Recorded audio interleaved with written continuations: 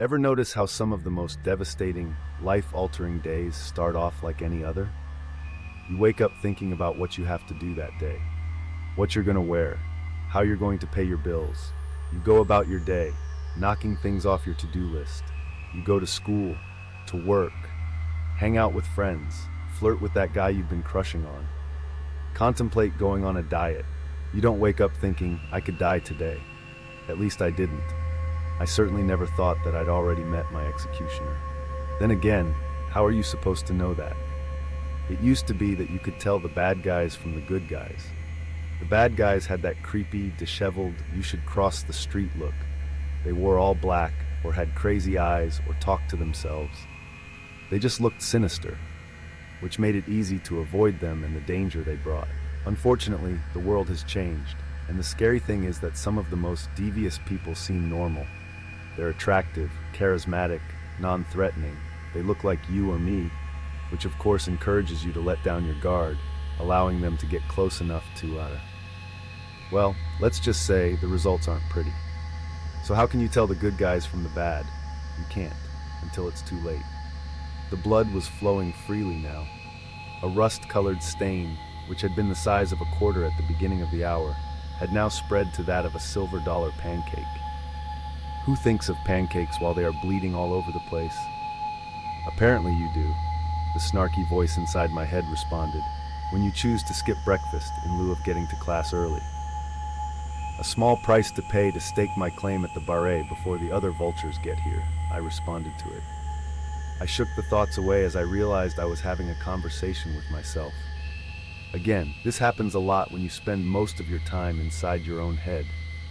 Sure, I had actual people to talk to, a few that I would even call friends, but more often than not, I was alone. There was only one thing that occupied my mind more than myself. Dance. Emmeline, you're up, a slight yet stern voice called out above the twinkling of piano notes. I turned to see my ballet mistress, Miss Diane, looking at me expectantly and counting out sets of 8 to the music. I'd been caught red-handed, or as the case was, red-footed, and I knew at once that all the extra time I'd spent in the studio that week had been nullified with this single stupid move on my part. There was nothing the teachers at the Richmond Ballet Company hated more than a dancer who wasn't paying attention. Well, except for a bad instep, maybe. With one last look down at my bloody foot, I pushed my thoughts and the pain I was feeling away and took a few delicate steps forward. Then, as if I were weightless and at 5'5" and 102 pounds, I moved across the floor, performing a series of turns and leaps until I'd reached the other side of the studio. Sauté arabesque, balancé en tournant, run, run, run, grand jeté, which in layman's terms meant slide hop, dancy grapevine with a turn, run, run, run, end with a big leap, only in French, and more graceful than it sounded. As I finished, I brought my feet together, toe touching heel, and let my arms curve down into a low oval shape near my thighs. I knew the combination had been damn near perfect, and had I not just pissed off my teacher, I would have been satisfied with myself. Instead, my face remained neutral as I tiptoed to the back of the line with my tail between my legs. The best I could hope for now was to remain invisible for the rest of the class. Or if I was lucky, another dancer would mess up and draw the focus away from me. I know that sounds horrible, wishing someone else would screw up, fall, forget the combination, sloppily land their quad turn. But if you were like me, a ballerina in one of the most prestigious companies in Northern California, you'd be thinking the same thing. I mean, you might feel bad about it, but you'd still think it. Way to piss off the miss, a voice said quietly in my ear. Are you trying to give the others a chance to snag your swag? I didn't have to turn around to know who it was.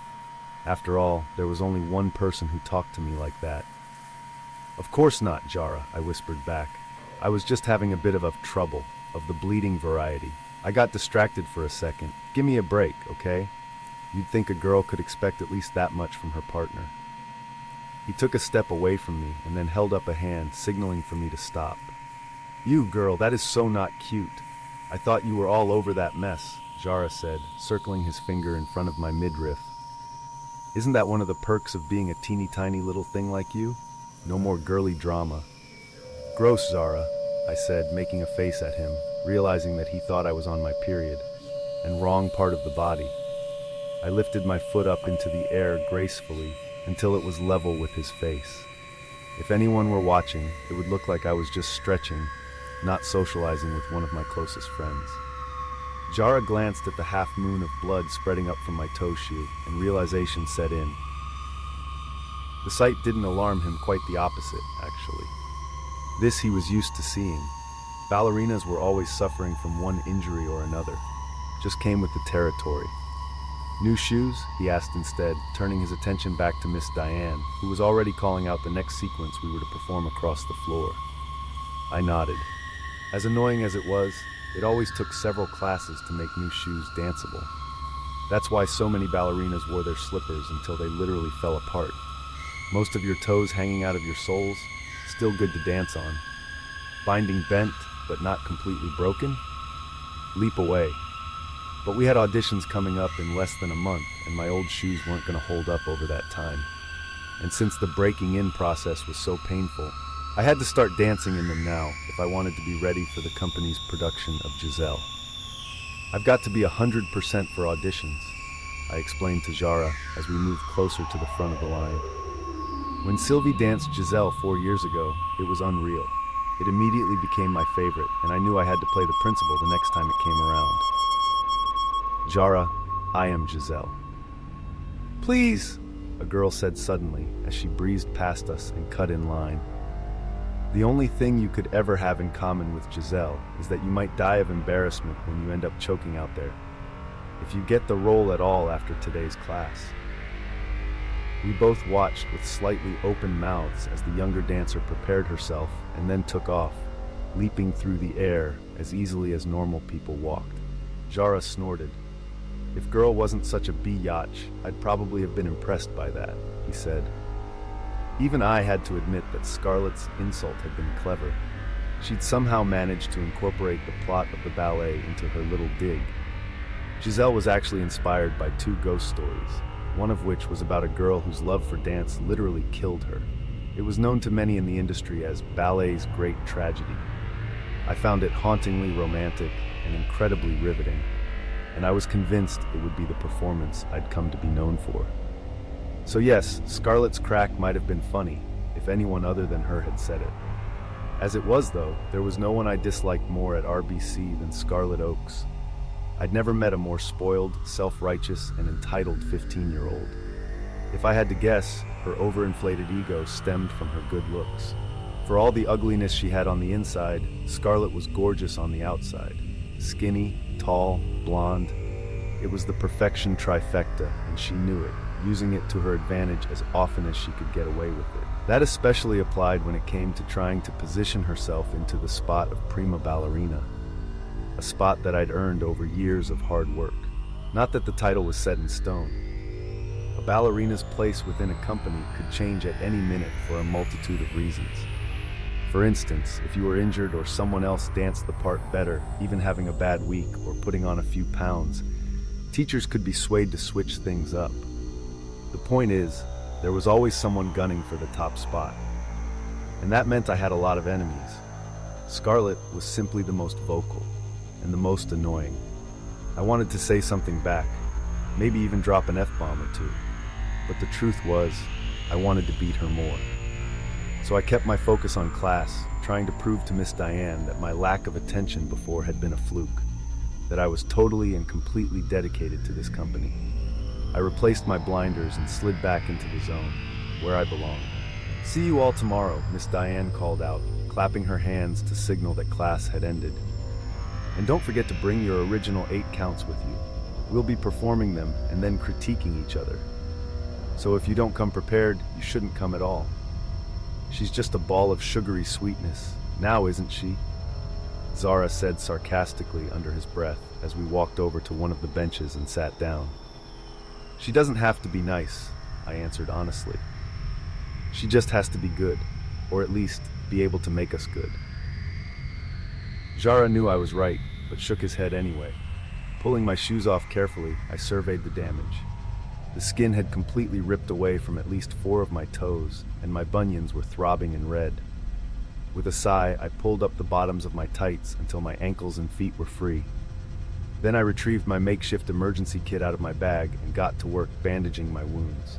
It didn't matter that the job wasn't perfect, because the real cleanup would come after I got home and showered.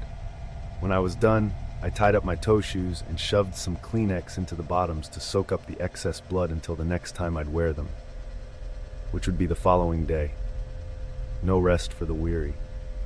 "Somebody needs a pet I cure," Jara said, sking at me. "You aren't going to pick up any honeys with beat-up, troll-looking feet like those." I rolled my eyes but smiled despite myself. Jara was always like this, showing his love and respect for our unusual relationship with playful digs and gentle coaxing meant to pull me out of my ballet bubble. He didn't actually expect me to change. He knew I was too set in my ways to do that, but in the off chance that his outgoing nature might rub off on me, he kept at it anyway. It was a dance we'd played for years, and we wouldn't have been us without it. "Well, it's a good thing I'm not trying to pick up any guys then, isn't it?" I answered, carefully slipping my feet into a pair of flip-flops.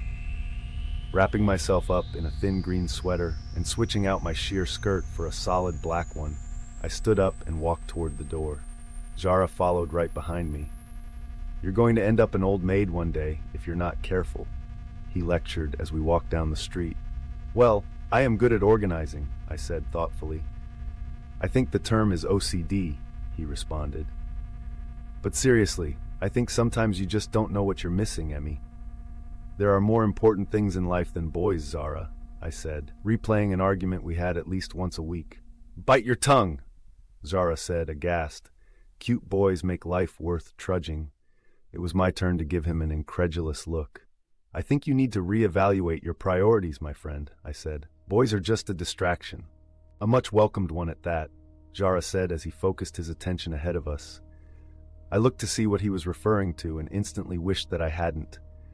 Not too far in front of us walked a slender but muscular guy, his black bag slung across his back carelessly, hands hidden inside the pockets of his fitted gray Abercrombie sweats. Even from behind, I knew who it was. Preston Vale. The newest addition to RBC appeared only to be half listening to a conversation Scarlett was having with the group of dancers around her. His thin white shirt clung to his body as if it had been made special for him, showing off back muscles that popped underneath. Just as my attention began to travel further south, he turned and caught us staring. My gaze dipped to the ground quickly, hoping Preston would ignore what he'd just seen. Unfortunately, when I dared to look up again, I saw that he'd stopped in the middle of the sidewalk. A playful grin spread across his face as he waited for us to catch up to him. "Zara," Preston said easily, giving my partner a bro-like nod when we were within talking distance. Jara smiled and nodded back before glancing over to catch my reaction. I tried to look anywhere but at the guy in front of me, thinking that if I just ignored him, maybe he'd go away. No such luck.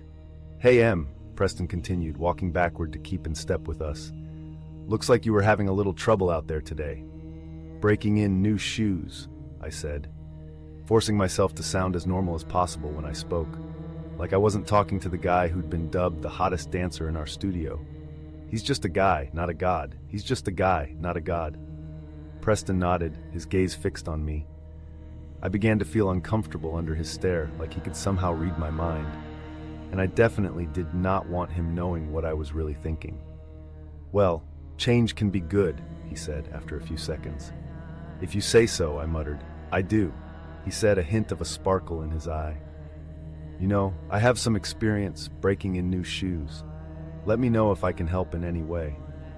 I nearly stumbled over my own feet as he shamelessly flirted with me. He wasn't even trying to hide it. My mouth went dry as I grasped for something to say to that. "I'm fine, thanks," I said quickly. "I've got Jara here if I need anything." Jara snorted beside me, and I resisted the urge to elbow him. Preston gave me an amused look, running his hand through his caramel-colored hair and letting it spike up messily in various directions. I wondered what it would be like to touch it myself, but then forced the thought away. "Okay, well, if you change your mind, you know where I am," Preston said, and then turned and jogged away. After a few seconds of silence, I let out the breath I'd been holding, and then looked over at Zara pointedly. "See? Boys are a distraction, I said forcefully. One I'm not willing to allow in my life right now. Zara let his mouth drop open in disbelief. Are you channeling the Virgin Mary? Because that's what you're going to be if you keep pushing away hot guys like that, he said, watching Preston admiringly as he rejoined Scarlett's group. Then, under his breath, he added, I would lick that boy's abs like a popsicle. I rolled my eyes. I'm not interested, I said aloud, trying to remind myself of this fact too. Girl, you're crazy, Zara said, shaking his head. Look, I admit he's attractive, I said, recalling his bright green eyes and perfectly chiseled jawbone. But he makes me flustered and clumsy, and he knows it, and he still flirts anyway. He draws my focus away from ballet. You say that like it's a bad thing, Zara interrupted. It is for me, I insisted. Getting involved in a relationship at this point in my career would be idiotic. I'm not willing to derail my chances of being prima, no matter how cute the boy is. I have greater aspirations than that. Over the years, I'd seen too many girls become sidetracked by love. And once the relationships inevitably ended, and they did end, the dancer would go back to her first love, only to realize that her place within the company had been scooped up by someone else. Someone who'd made her craft the top priority in her life. And that's what I was going to do, because I wanted to be the best. Without thinking, my eyes wandered back to Preston, who was now leaning over and saying something to Scarlett that I couldn't hear. Almost immediately, she tossed her bright blonde hair over her shoulder and looked at us. When she saw me, she scowled, before turning back to her entourage, all of whom were guys. 2 gay, 1 straight, and then, of course, Preston. Scarlett's choice of companions wasn't surprising, considering she wasn't exactly a girl's girl. To her, we were the enemy. Another obstacle she needed to conquer if she wanted to end up on top. Then again, this was the attitude of most of the females in the company. It was too hard to be friends with someone who desperately wanted you to fail. So most of the girls paired off with the male dancers, or chose to only have friends outside of the company. I was perfectly happy sticking with Zara. August 11th, I found another one today. She was working at a gas station I drove into, and as soon as I saw her, I was intrigued. She was just sitting there, behind the plexiglass window, reading something, or writing something maybe, like she'd been waiting for me to arrive. For a while, I just sat in my car and watched her. She was the perfect combination of youth and beauty, everything I like in a girl, in a potential. Her hair was pulled back into a tight bun, exposing herself to me in all her glory. I wondered if she'd done it on purpose, just to prove she wasn't afraid of me. Of course, she should have been. When she finally looked up, she seemed surprised to see me there, and motioned to me, asking with charades if I wanted her to come out and pump my gas. I did, but as much as I wanted to see her holding that hose, gripping it tightly as it spewed liquid into the tank, I realized she wasn't ready yet. I wasn't ready yet. Sometimes I don't like to strike right away. I want to enjoy the courtship. Usually, things happen so fast that I never got a chance to savor the moments. And then they were gone, left only as a memory that I'd have to play over and over again for a subpar payoff. With this one, I wanted to take my time. So, I shook my head with a smile and got out of the car to fill my own tank. Halfway through, I looked back in the direction of the dark-haired beauty in the booth and saw that she'd already gone back to whatever she'd been doing before. I imagined she was playing hard to get, and it turned me on. When I was finished, I paid at the pump and then got back into my car and drove to school. For the rest of the day, I thought of her. I imagined running my hands through her hair after pulling it out of whatever kept it perfectly in place. Bobby pins, maybe. I'd hold her lower lip between my teeth and bite down until I tasted blood, but only until she moaned with pleasure. Her body wriggling beneath mine, scared but excited at the same time, begging me to violate her again and again. Later, when I was doing this chick I met at a bar, I imagined it was the gas station girl I was in bed with. As I slowly choked her into unconsciousness, I thought of all the dirty things I'd do when I got my hands on the real thing. The girl was wasted, so she wouldn't remember any details in the morning. She might be sore, but they usually were after a night with me. The girl's just lucky I'm letting her wake up at all. I think I'll go by the gas station again. With class over, 17 of us, all RBC members, walked in tiny groups down the street in the direction of home. For most, this meant the collection of small apartments nearby, which we dubbed the Dancers Complex. In actuality, it was just a set of buildings like any other. Located feet away from the highway and less than 10 blocks from the studio, the group of individual living quarters housed all of the dancers who chose to live in while training. Since the Richmond Ballet Company was the only real dance company for hundreds of miles, it drew in ballerinas from all over. And unless parents were willing to move for their kids' craft or didn't mind spending hours on end in the car each day, the only other option was to send their kids to live on their own. Well, not completely on their own. There were adult supervisors who lived in the complex for those of us under the age of 18. And of course, plenty of the older dancers lived there too, so it wasn't like we had an all-access pass to total freedom. Still, we each had our own apartments, complete with kitchens, bathrooms, bedrooms, and living rooms. We lived our lives the way we wanted to for the most part, choosing what and when to eat, when to go to bed, how we wanted to socialize. Rent was expected to be paid on time, and we dealt with issues on our own as they came up. The only difference between living there and anywhere else was that all the tenants spent the majority of their time dancing. After joining RBC when I was only 13, my mom and I spent the next 2 years in a car, 3 hours a day, 4 days a week, driving back and forth to classes. Not only was commuting exhausting for both of us, but it was expensive too, and eventually my parents agreed to let me live at the studio full-time. While my rents weren't exactly pushing me out the door, the truth was, they had 3 other kids at home who needed their time and attention and resources too. So, even though they were sad to let their baby go sooner than expected, we all knew it was the right thing for our family. Of course, it helped that I'd always been the responsible one among my siblings, too engrossed in dance to act out in any significant way. That's why when the subject of emancipation came up, they knew it was more about practicality than the desire to cut the familial umbilical cord. At the time, I'd been just a little bit older than Scarlett was now. By 16, I'd graduated from school early, gotten a job at a local gas station, and was more or less paying my own way. My parents still helped out when I needed it, but it made me feel good to be able to lift that burden from them. And being on my own, focused all on myself, allowed me to dedicate everything I had to ballet. Well, if you decide you can suffer a little distraction, I'm heading to the Love Shack tonight if you want to join, Jara said, snapping me back to the present. It'll have the 3 Ds, drinks, dancing, and D. Please don't finish that sentence, I said, cutting him off, and closing my eyes since it was impossible for me to close my ears. Sometimes I thought that Jara said things just to watch me squirm. Most of the time, he succeeded. Jara may have only been 20 years old with a fake ID that said he was 21, but even I had to admit he looked older than that. He was always trying to get me to go out to dance clubs with him, and my answer was always the same. The truth was, even if I'd been into that sort of thing, I would have been too scared to break the law to actually do it. What I was trying to say is that it's going to be a fun time, he said. You know what that is, right? Fun?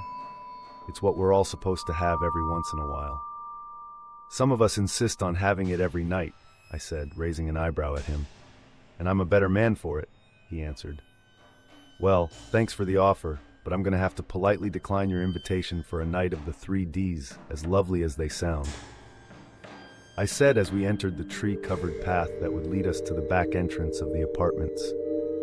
Besides, we've got class tomorrow and I still need to practice. We've got class every day, Emmy. That's sort of why we're here, right? I countered. I don't know about you, he said, but I'm here to dance with beautiful people and keep up this fine physique. We slowed down as we got to the door to my place, and Jara lifted up his shirt to flash his rock-hard abs. The guy wasn't wrong. He was what people might describe as a tall drink of water. With skin the color of dark chocolate and not an ounce of fat on him, he was the epitome of beauty. And it wasn't just his body that turned heads. With almond-shaped eyes and thick lips that spread into a perfect smile, he was the whole package. I laughed at Jara as he made ridiculous poses in the courtyard. Well, I'm here to be the best, I said. To be prima, dance Giselle. I don't have time to do anything else. This was what my life had been like for as long as I could remember. People might describe it as sheltered. I hated that word. It reeked of superiority, like my life was somehow inferior in comparison to others. But my life was exactly how I wanted it to be. All the hard work and focus was worth it. So what if I had to give up having a social life? I didn't want to be social half the time anyway. Work it, girl, Jara said, pursing his lips and then snapping his fingers. I laughed again and took a step toward my front door. I left it unlocked most of the time, and when I turned the knob, it swung open easily. You know I always do, I responded. Enjoy your night of going to bed early, he said. Enjoy your night of debauchery, I said playfully before stepping inside and closing the door behind me. I leaned against it a moment, letting my head tilt back until it touched the wood as I enjoyed the silence. We danced for 4.5 hours that day, and my feet were throbbing. I didn't know how Zara had the energy to go out at night after a full day of classes. All I wanted to do was take a bath and crawl into bed. With a sigh, I pulled myself away from the door and walked through my living room and into the kitchen, dropping my dance bag onto the tabletop. I was a long way away from sleep, though. I still had to practice my choreography for class in the morning, pay a few bills online, and do laundry. Tonight was my first night off of work in over a week, which meant my dirty clothes had been piling up. Nope, sleep would come much later. Ugh. Sometimes being an adult sucked. I grabbed a yogurt and a bottle of water from the fridge, and then trudged warily back to the bathroom. All I needed now was a bath. Once I was cleaned up, I'd feel better and could get on with my night. The sound of running water filled the tiny room as I peeled off my sweaty clothes and left them in a pile on the floor near my feet. I reached up and pulled the rubber band out of my hair, letting my deep auburn locks fall freely across my shoulders and back. It was one of my best features, people said. Full and shiny, my hair extended down to the space right above my butt. Not that many people saw it much, since it was pulled back most of the time. But on the rare occasion that I did let my hair down, it often got compliments. I leaned forward and studied my face in the mirror, noticing to my dismay that a few more freckles had popped up on my already spotted nose and cheeks. You've got to be kidding me. I drew my fingers over the little brown dots. I'd only been in the sun for 15 minutes without sunscreen the day before, and there were already more. Some people thought freckles were cute, but I hated mine. I hated that they could just pop up anytime without any notice at all. When I was younger, my brother used to tease me and say that it looked like I had dirt on my face. Ever since then, I'd been self-conscious about them. Luckily, my skin had a nice bronze to it, so the freckles sort of blended in if you were far enough away from me. Of course, I could have avoided it all if I'd just wear makeup to cover it up. But I hated the stuff more than I hated my freckles. The only time I gave in was when I was on stage, and even then, I was required to do it. I put one of my feet up onto the sink and began to remove my makeshift bandages. On the other side of the white gauze was a fresh coating of blood, but a quick look at my toes showed that they were already starting to dry up. Cleaning these is going to be a bitch. I started to uncover the other foot and winced as a piece of cotton stuck to mangled flesh. Just as I was about to lower myself into the steaming water, there was a knock at my front door. No! I moaned in frustration. I wondered if whoever it was would simply go away if I didn't respond. Another knock at the door, this time more persistent, proved that wasn't going to happen. Grumbling, I reached for my robe hanging on the back of the door and wrapped it around my body before stomping down the hallway to the entryway. This better be an emergency. I started as I jerked open the door. The sentence trailed off as I took note of the two men standing on my doorstep. "I'm afraid it is, miss," one of them said in a gruff voice, before taking a step toward me and holding something up in front of my face. I flinched as I tried to make sense of what I was seeing. A patch of leather and metal mashed together to form something I knew instinctively was a badge, though I'd never seen one in person before. On it were 3 little letters, FBI. One of the men on the porch was dressed in a faded black suit, worn but still professional looking. The younger of the two wore a pair of blue jeans, a white button-down, and a blazer. Both had on sunglasses and serious expressions. They were still waiting for my response, and finally I moved to the side and gestured for them to come inside. I looked out the door at the space the men had just vacated, and saw Scarlett sitting across the courtyard on a bench. She was by herself now, magazine in hand, head tilted up toward the sun. I bet she wouldn't even get any freckles from it either.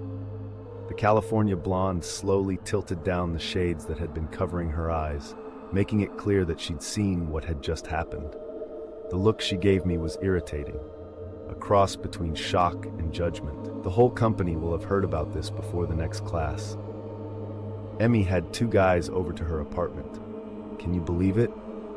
The rumors themselves would be sordid and not at all accurate in their details, because whatever Scarlett came up with in that active imagination of hers, it wouldn't compare to reality, which was. Closing the door, I joined the suits in my small living room.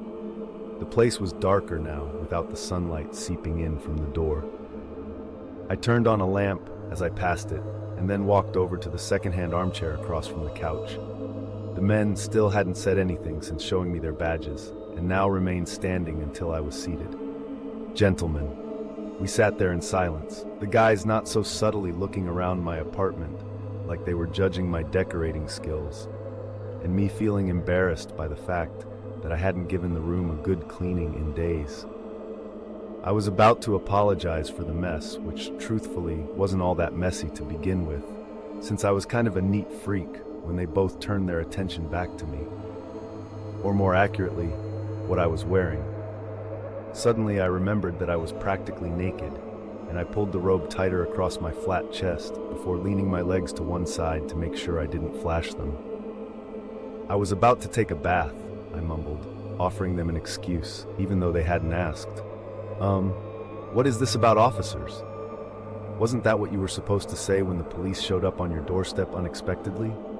As if on cue, the two took off their sunglasses, folding them up expertly and placing them in the pockets of their jackets. Had they rehearsed that? Spent hours practicing to make sure they hit every motion like a pair of synchronized swimmers? It was sort of bizarre, and I glanced around the room, almost expecting a judge's panel to appear, holding up a row of perfect 10s for the performance.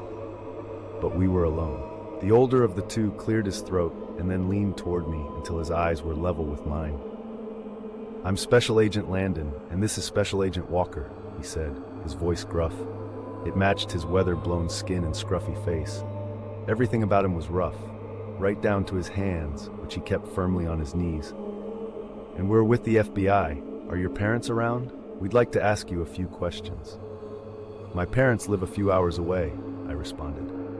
Though their faces remained mostly expressionless, I swore I could see a flicker of surprise in the younger one's eyes. I'm emancipated. You can ask me whatever you want, but are you sure you have the right person?" "You're exactly the person we need to talk to, Emmy," the guy who'd been introduced as Special Agent Walker chimed in. Again, I couldn't fight the feeling that all of this had been meticulously rehearsed. I searched Special Agent Walker's face to try and get a read for what they could possibly be here about. Upon second glance, I realized he was young, probably only a few years older than Zara. His dirty blonde hair was on the longer side, but was slicked back and swept off to the side so it gave the illusion of professionalism. It didn't look greasy, like those Guido guys or anything, though. He looked put together, sophisticated. He was staring at me now, his wide eyes fixed on mine curiously. They were light blue and almost looked like they were about to pop out of his head. I could see how people would find him oddly attractive, like those models who had a quirk to their looks, making them stand out. He wasn't jarringly cute like Preston, I noted, but he wasn't exactly unpleasant to look at either. I turned back to the other one and took a deep breath. "Okay," I said slowly. What do you need to know?" Almost as if he'd been expecting this, Agent Landon produced a brown, unmarked folder, and then took his time untying the twine that held it closed. When it was finally free, he pulled out a piece of paper and handed it over to me. "Some of this might be a bit alarming or difficult to talk about," Agent Walker said. I didn't look at the paper I had gripped in my hand. I had a feeling that once I did, I wouldn't be able to unsee its contents. Are you sure you don't want someone here with you? It's all right if you do. What could they possibly have to tell me that I'd need to bother Zara or one of the teachers about? The sooner the agents said what they needed to say, the sooner I could get on with my bath. I shook my head. I'm fine, I insisted. Do you know that man? Agent Landon cut in, barely waiting for me to finish my sentence. Slightly annoyed by the rudeness in his voice, I looked down at the paper. It was glossy and held a photo of a man mid-stride. He had dark hair, wore black-rimmed glasses, and was standing outside a building I didn't recognize. The jeans and nice jacket he had on were similar to the outfit that Agent Walker was wearing, only it didn't quite work for the guy in the picture. His jeans were just a little tighter than they should have been, and the whole look seemed far too young for the middle-aged man. Even though the photo wasn't a close-up, I still knew who it was. That's Kyle, I said, curious why they were asking about him. And how would you describe your relationship with Mr. Grafton? Agent Landon asked evenly. I handed him back the photo and settled into my chair uneasily. I wouldn't, I said flatly. The two gave me a confused look, so I continued. We don't have a relationship. He comes to the gas station where I work every couple of weeks to fill up. He's tried to hang out a few times, but nothing's ever happened. Nothing's ever happened? Agent Landon asked, raising his eyebrow at me. No, I said, surprised and sort of grossed out by what he was implying.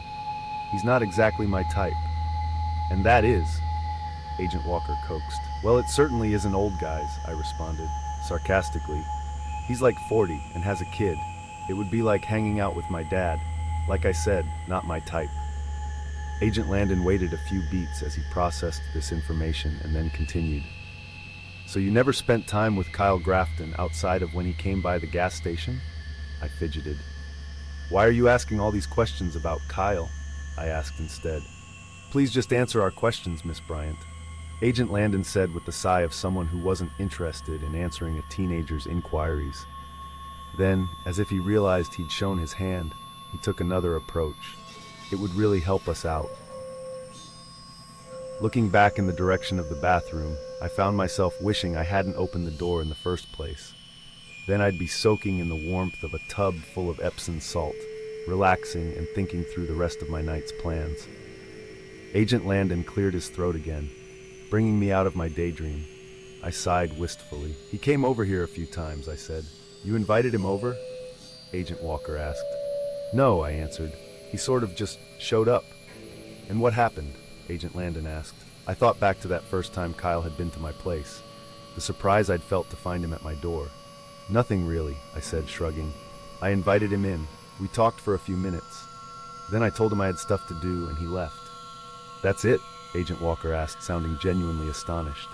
Yep, pretty much. What did you two talk about? Agent Landon asked. I reached down to itch at one of the blisters on my foot. It was throbbing and I contemplated taking some Advil since it seemed like we would be there for a while. But I stayed put. We mostly talked about his daughter. She's 8, and he was always asking about things he could buy her. Stuff a girl her age might like.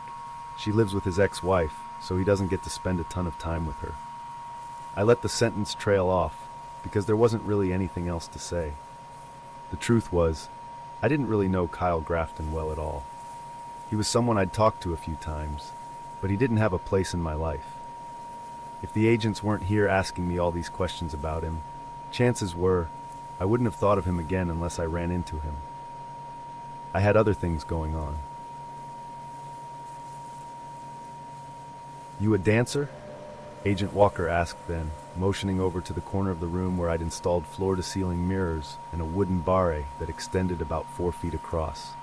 It was where I practiced when I wasn't in the studio. A ballerina, I said. The agents shared a knowing look that I couldn't decipher before turning back to me. What did Kyle do? I asked finally, sick of playing this roundabout game where I talked and didn't get any answers. And what does it have to do with me? This time, Agent Landon didn't shoot me down right away, but only looked at me with pity in his eyes. It made me scared, though I wasn't sure why. Miss Bryant, we arrested Kyle Grafton a few days ago on suspicion of murder, he said, watching my reaction. I almost laughed, literally out loud, because this had to be a joke. People I knew didn't kill people. That sort of stuff happened in movies and on TV, not in real life. Not in my life. You're joking, right? I asked. When they didn't answer, the smile I wore began to fade. It must have been an accident then. It wasn't an accident, Agent Walker said, shaking his head like he couldn't believe I wasn't getting what they were saying. We have reason to believe that Kyle Grafton murdered at least 17 girls over the last 2 years, Agent Landon said, no longer sugarcoating things.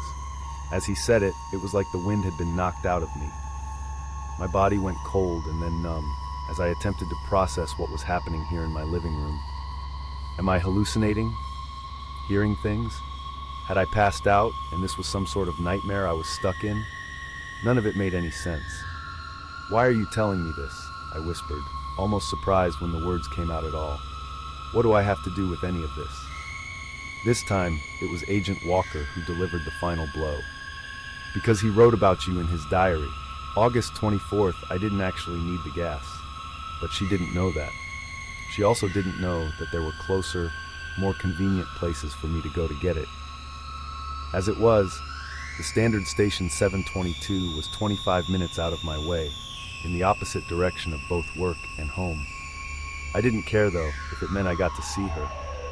I'd already driven by the station 3 times since our first meeting, hoping to catch her in the booth again. All beautiful and distracted. So far the trips hadn't paid off, but today she was there. This time she saw me as I drove up, walking out of the booth as if to greet me. By the time I'd put the car in park, she was there, standing next to me, peering down into the driver's seat. She'd smiled, smoothed her hair back, even though none of it was loose. She was happy to see me, I could tell. Fill her up, she'd asked me, her voice even sweeter than I'd imagined. It was high-pitched and eager, like a little girl. Her body, too, was like a teenager's before she'd hit puberty. Barely there breasts, so small that she didn't need a bra. Her nipples poked through 2 layers of shirts, which were slouchy on her, but did nothing to hide how thin she was underneath them. Her legs seemed to go all the way up to her neck, so long they went on forever.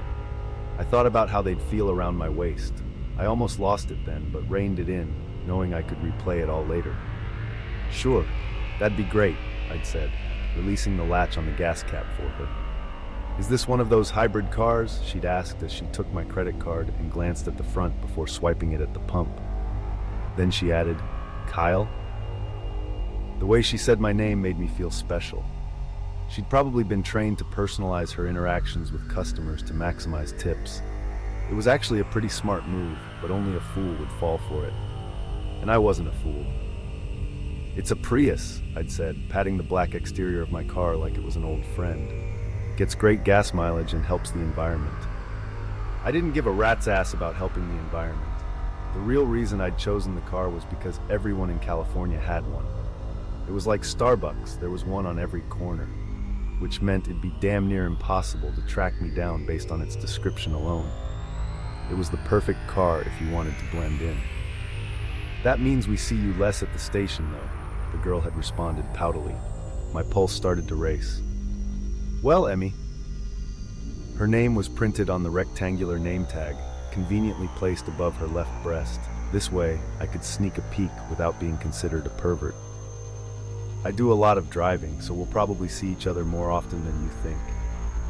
She crinkled up her nose, trying to figure out if I was hitting on her or not. After assessing me, taking in my clean-cut outfit, my well-crafted hairstyle, and the dimples I was flashing, she smiled.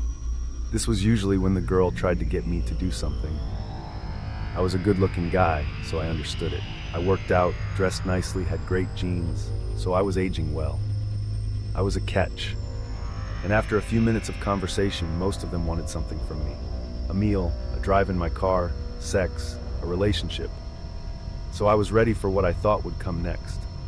Instead, she'd pulled the hose out of my tank and placed it back in its holding space. Then she handed me my receipt. Well, that's good, because I can't afford to lose my job, she'd said with a wink. Then she started to walk away. I stopped her by calling out her name. When she turned around, it was like looking at a work of art. The sun shone behind her, making her dark hair glow an intriguing shade of red. She stood there with her legs crossed and her arms delicately down by her side. There was something graceful about the way she moved, and I wanted her to come back to me. Now. I held out a 20, watching as her eyes went wide with surprise, and then she was there next to my car again, accepting the bill shyly. "Thanks," she'd said. It was clear she hadn't expected the tip, and I wondered if she wasn't different than the others. Special, even. Then she pranced away, looking back to give me a little wave before disappearing once again into the booth. Emmy. I'd never had an Emmy before. "Did Scarlett put you up to this?" I asked, this being the only explanation that would remotely make sense as to why two guys would be sitting in my living room, insisting that one of my customers had killed a bunch of women. I got up and went to the kitchen to get some Advil and another bottle of water. My mouth was suddenly dry. When I came back, the two agents hadn't moved from their spots, but were watching me carefully. "I can't believe she'd go this far just to try to get my part," I muttered and then knocked back the pills with a swig of water. "I can assure you, Miss Bryant, nobody put us up to this," Agent Landon said. It was like he was used to this kind of reaction. "We're here investigating a serial murderer. You were named in his personal diary. We need to find out what you know and what your involvement might be with our suspect." Serial murderer. Suspect. He was so matter-of-fact about the things he was saying that it was getting hard for me to cling to the theory that they were just actors playing a childish prank on behalf of an immature teen with a vendetta against me. If what they were saying was true, that meant, well, I didn't want to think about that. "How many times did Grafton visit your home?" Agent Walker continued. I'd zoned out for a second, almost forgetting he was there. The sound of his voice startled me, and I nearly dropped my water. Like 3 times, I think?" I answered, my head feeling fuzzy. Could this be real? Were people really dead? And why were they acting like I had something to do with it? "He wrote about me?" I asked them in a whisper. "What did he say?"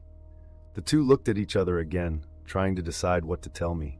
When neither of them answered, I sat up straighter and said it again. "What did he say?" I asked more forcefully this time. Agent Walker swallowed and then grabbed at one of his fingers, fiddling with it absently before answering. "Most of it's too, graphic to share with you," he said. "And of course, this is an open case. But if he wrote about me, I have a right to know what he said," I argued, not knowing if legally this was true, but thinking it sounded right. It at least seemed fair to me. Agent Landon sighed as he opened up his brown file, this time keeping the contents to himself. "Grafton talked about a particularly special night he spent with you, how you two made love," he said in that scratchy voice of his. I felt nauseous as he said the words. "He wrote about how happy he was in his relationship with you, that he was in love with you, and that you loved him too."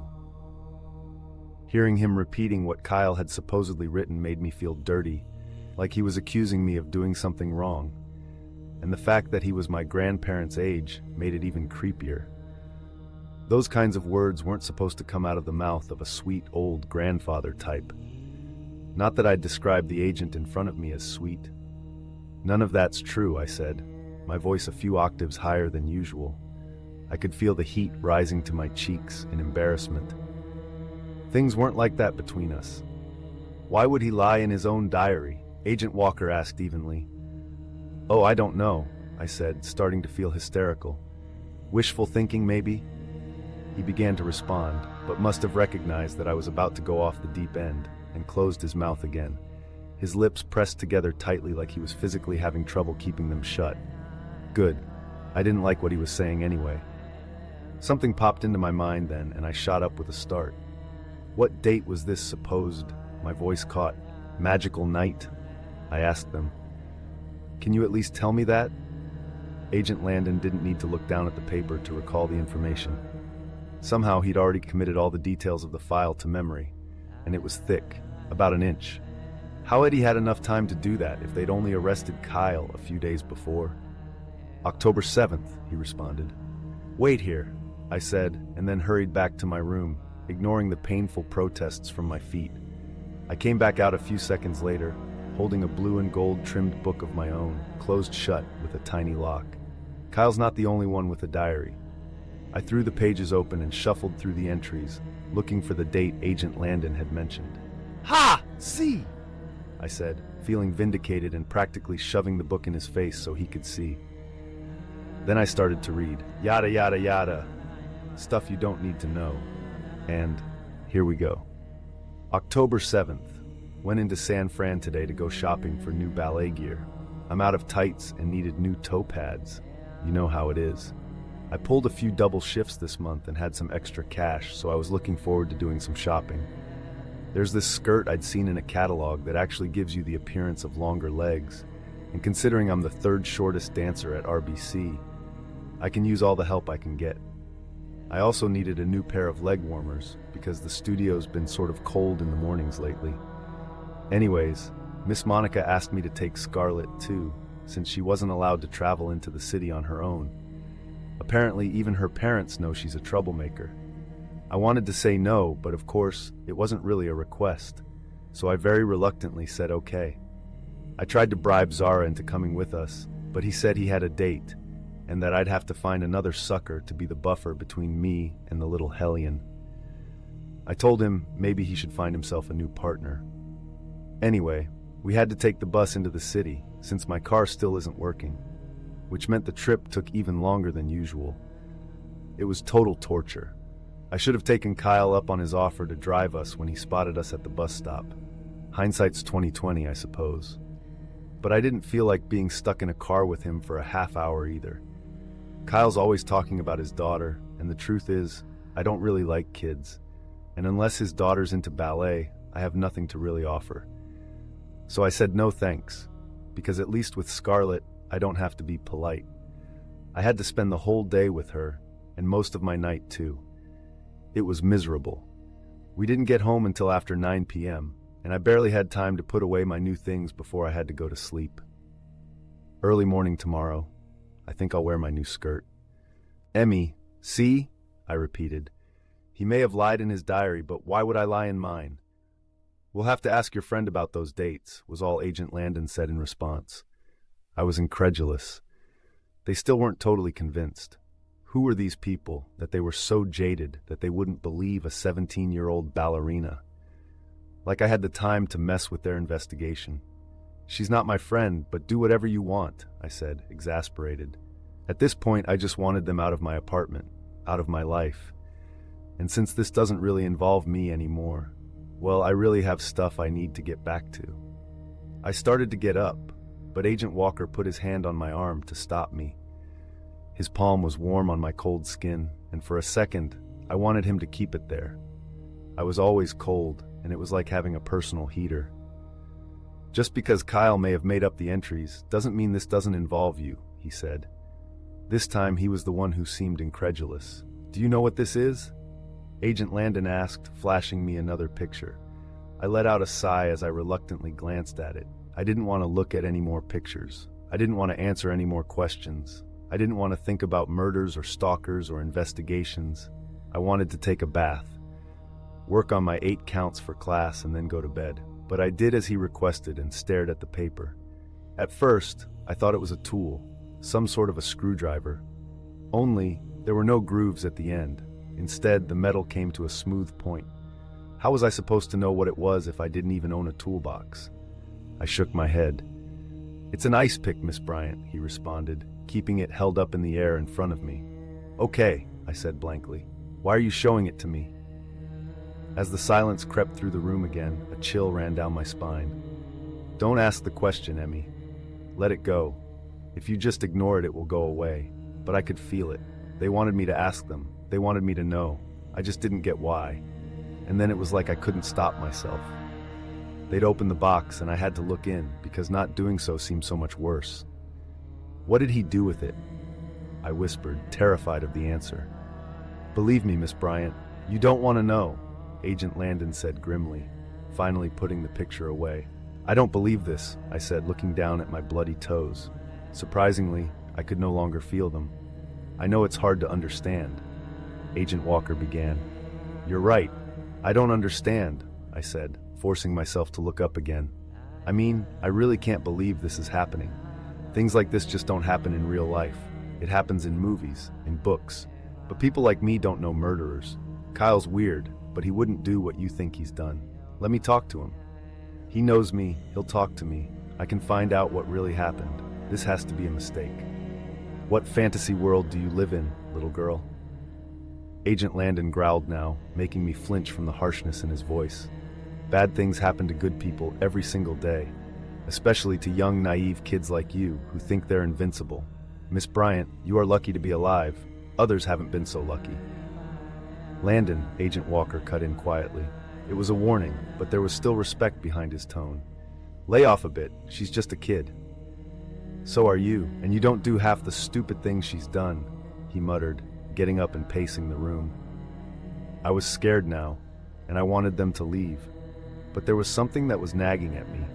Something I hadn't thought of until Agent Landon had gone all, "You can't handle the truth" on me. Why didn't he kill me?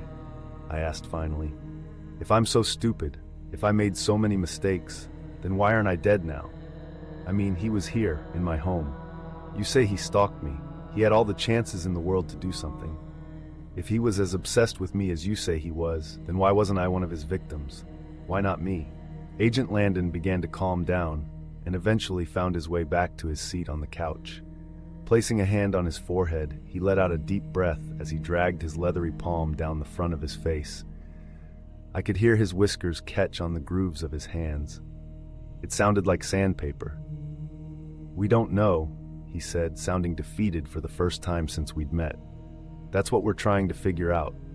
As far as we know, you're the only one he's encountered that he chose not to kill. Could be that you weren't scared of him, Agent Walker suggested calmly with a shrug. Could be he felt comfortable around you, or it might have even been something as simple as you didn't fit his MO.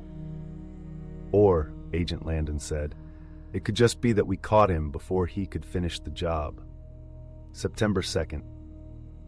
Went by the station again today, hoping to see Emmy. She wasn't there, but one of her co-workers, this black kid a few years older than her, was. This was actually fine, because I'd wanted to check out the scene anyway. So I chatted the kid up as he pumped my gas.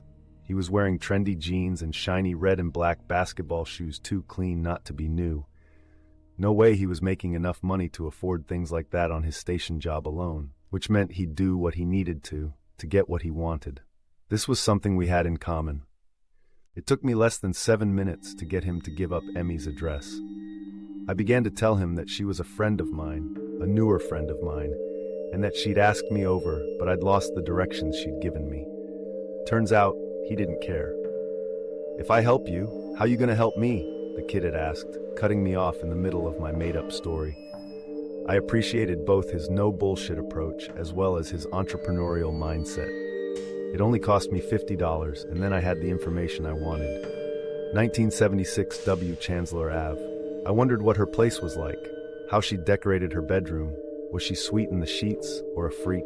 I wasn't sure which prospect made me more excited. The kid at the station gave me some other information too, like that she's a dancer. Not pole or anything, but ballet. All proper. I can see that now. Something about the way she moved, pretty and soft like. When I drove by her house that night, the lights were on. I imagined her in there, cooking herself dinner, wishing she had someone to share it with. I wanted to drop by then, but I had something else I needed to take care of. Something more pressing. Veronica. I'd met Veronica at a coffee joint just off of campus a few days before. She was a grad student at the college, not in my department, but in a fellow colleague's. At first, it was nice. We talked about school, movies, the park they were remodeling on campus. She was pretty, in a homely way. A little chunky, like she'd never fully recovered from the freshman 15. But she had a nice face and a good smile, so I was willing to overlook her other shortcomings. That's what gyms were for anyway, right? But then she screwed things up. Not once, but twice. Like she thought I was stupid or something. And I'm not stupid. She needed to know that. She needed to be taught a lesson. Learn that she was lucky I was talking to her at all. So, after driving by Emmy's, I'd gone over to Veronica's. She lived alone, so I didn't have to worry about anyone seeing me. It was clear that she was happy I'd shown up. And when I asked her to join me for dinner, she got this look on her face like she'd won. She didn't even change before she followed me out the door. I drove her toward the mountains, and when she started to ask me questions about where we were going, I punched her so hard that her head hit the passenger window, and then finally, silence. The girl liked to talk, and sometimes a guy just wanted to be alone with his thoughts, or at least not hear the nagging of some chick. When we finally got there, I dumped her body in the living room and blindfolded her before screwing her. I've learned that it's scarier for them when they can't see it coming. Brings up their childhood fears of monsters hiding in the dark. Once she woke up, I had her again. More slowly this time. Then I asked her to scream for me. At first, she didn't want to comply with the unusual request, so I had to give her some incentive. Her bones cracked as I hit her with the sledgehammer. That got her screaming, and it was music to my ears. I taped her, and then listened to the recording in my car on the way home. Later, she begged for her life. They all do. It's one of my biggest pet peeves. How do they not realize that they're not in a position to ask for anything? "Please don't kill me," she'd wailed, her arms hanging limply by her sides, looking a lot like tenderized pieces of meat. "I'll do anything you want." "You'll do anything I want anyway," a voice that sounded nothing like mine had responded. "I promise I won't tell anyone," she'd said. They always tried this too, like their death was up for negotiation. Like they had any control over what was going to happen to them. Like their fates hadn't been sealed hours before. "I know you won't." Because it was over. I delivered the killing blow, and because of the blindfold, she'd had no idea it was coming. Well, except for the sound the metal made as it scraped against each other. It would be the last thing she'd hear. And then it was done. Veronica was number 11. I drove by Emmy's place on my way home later. This time her lights were out. Maybe he just hadn't gotten around to killing me. I ran the possible explanation over and over in my mind. If Agent Landon thought this was at all comforting, he was sorely mistaken. In fact, it did nothing to settle my darkening thoughts. And of course, it was at this exact moment that they decided to leave my apartment. I'd wanted them to go practically from the start, yet here they were, ditching me only after they'd delivered this terrifying theory. "We'll be in touch if we have any additional questions, Miss Bryant," Agent Landon said suddenly, scooping up his classified files and heading toward the door. But he was gone before I could get the rest out. I turned to the younger agent. He seemed less anxious to leave, and as he reached the entryway, he turned back around to study me. Then, as if by magic, he produced a rectangular business card with his name and number on it and slipped it into my hand. Again, I welcomed the heat from his fingertips. "If you need anything, feel free to contact me," he said. Then, almost as an afterthought, he added, "Start locking your doors, okay?" And with one last grim smile, he followed his partner out into the courtyard. I fixed on the back of their suits as they walked away. Once they disappeared, I closed my door, leaning back against the wood, exhausted. Then, doing as Agent Walker suggested, I locked myself inside. I was already at the bar stretching when Zara showed up to class the next morning. Kicking off his shoes and dropping his dance bag onto the floor near our bench, he rushed over and stood right in front of me until I acknowledged his presence.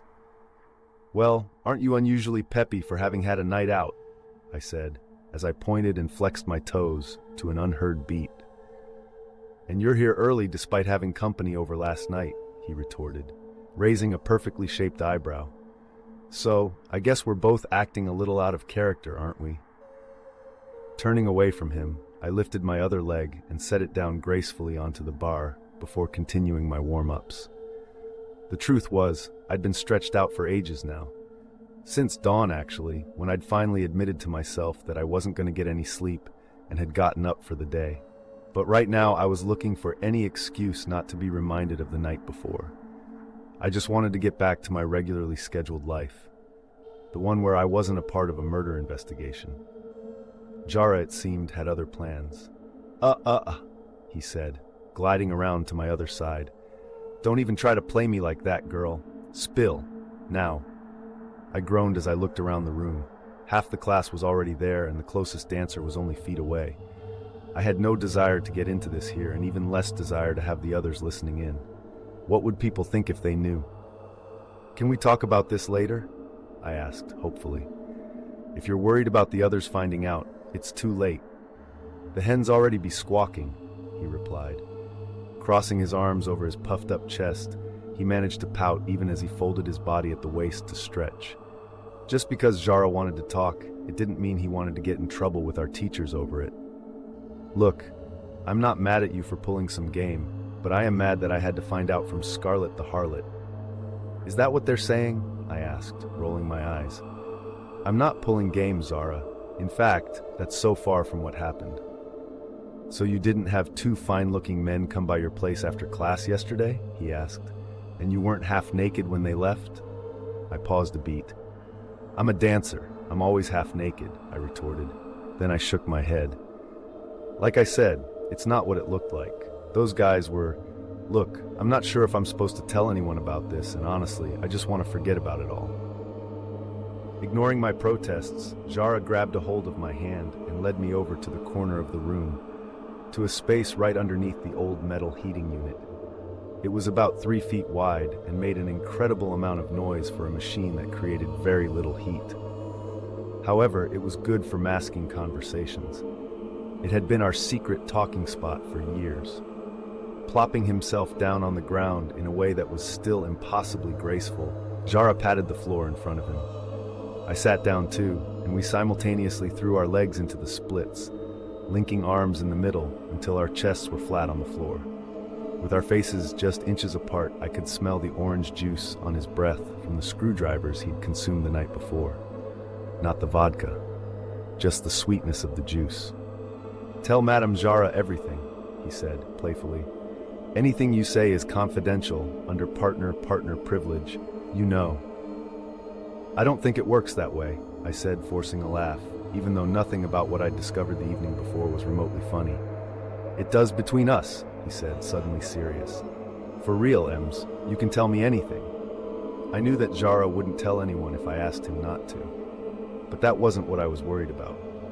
What was holding me back was this.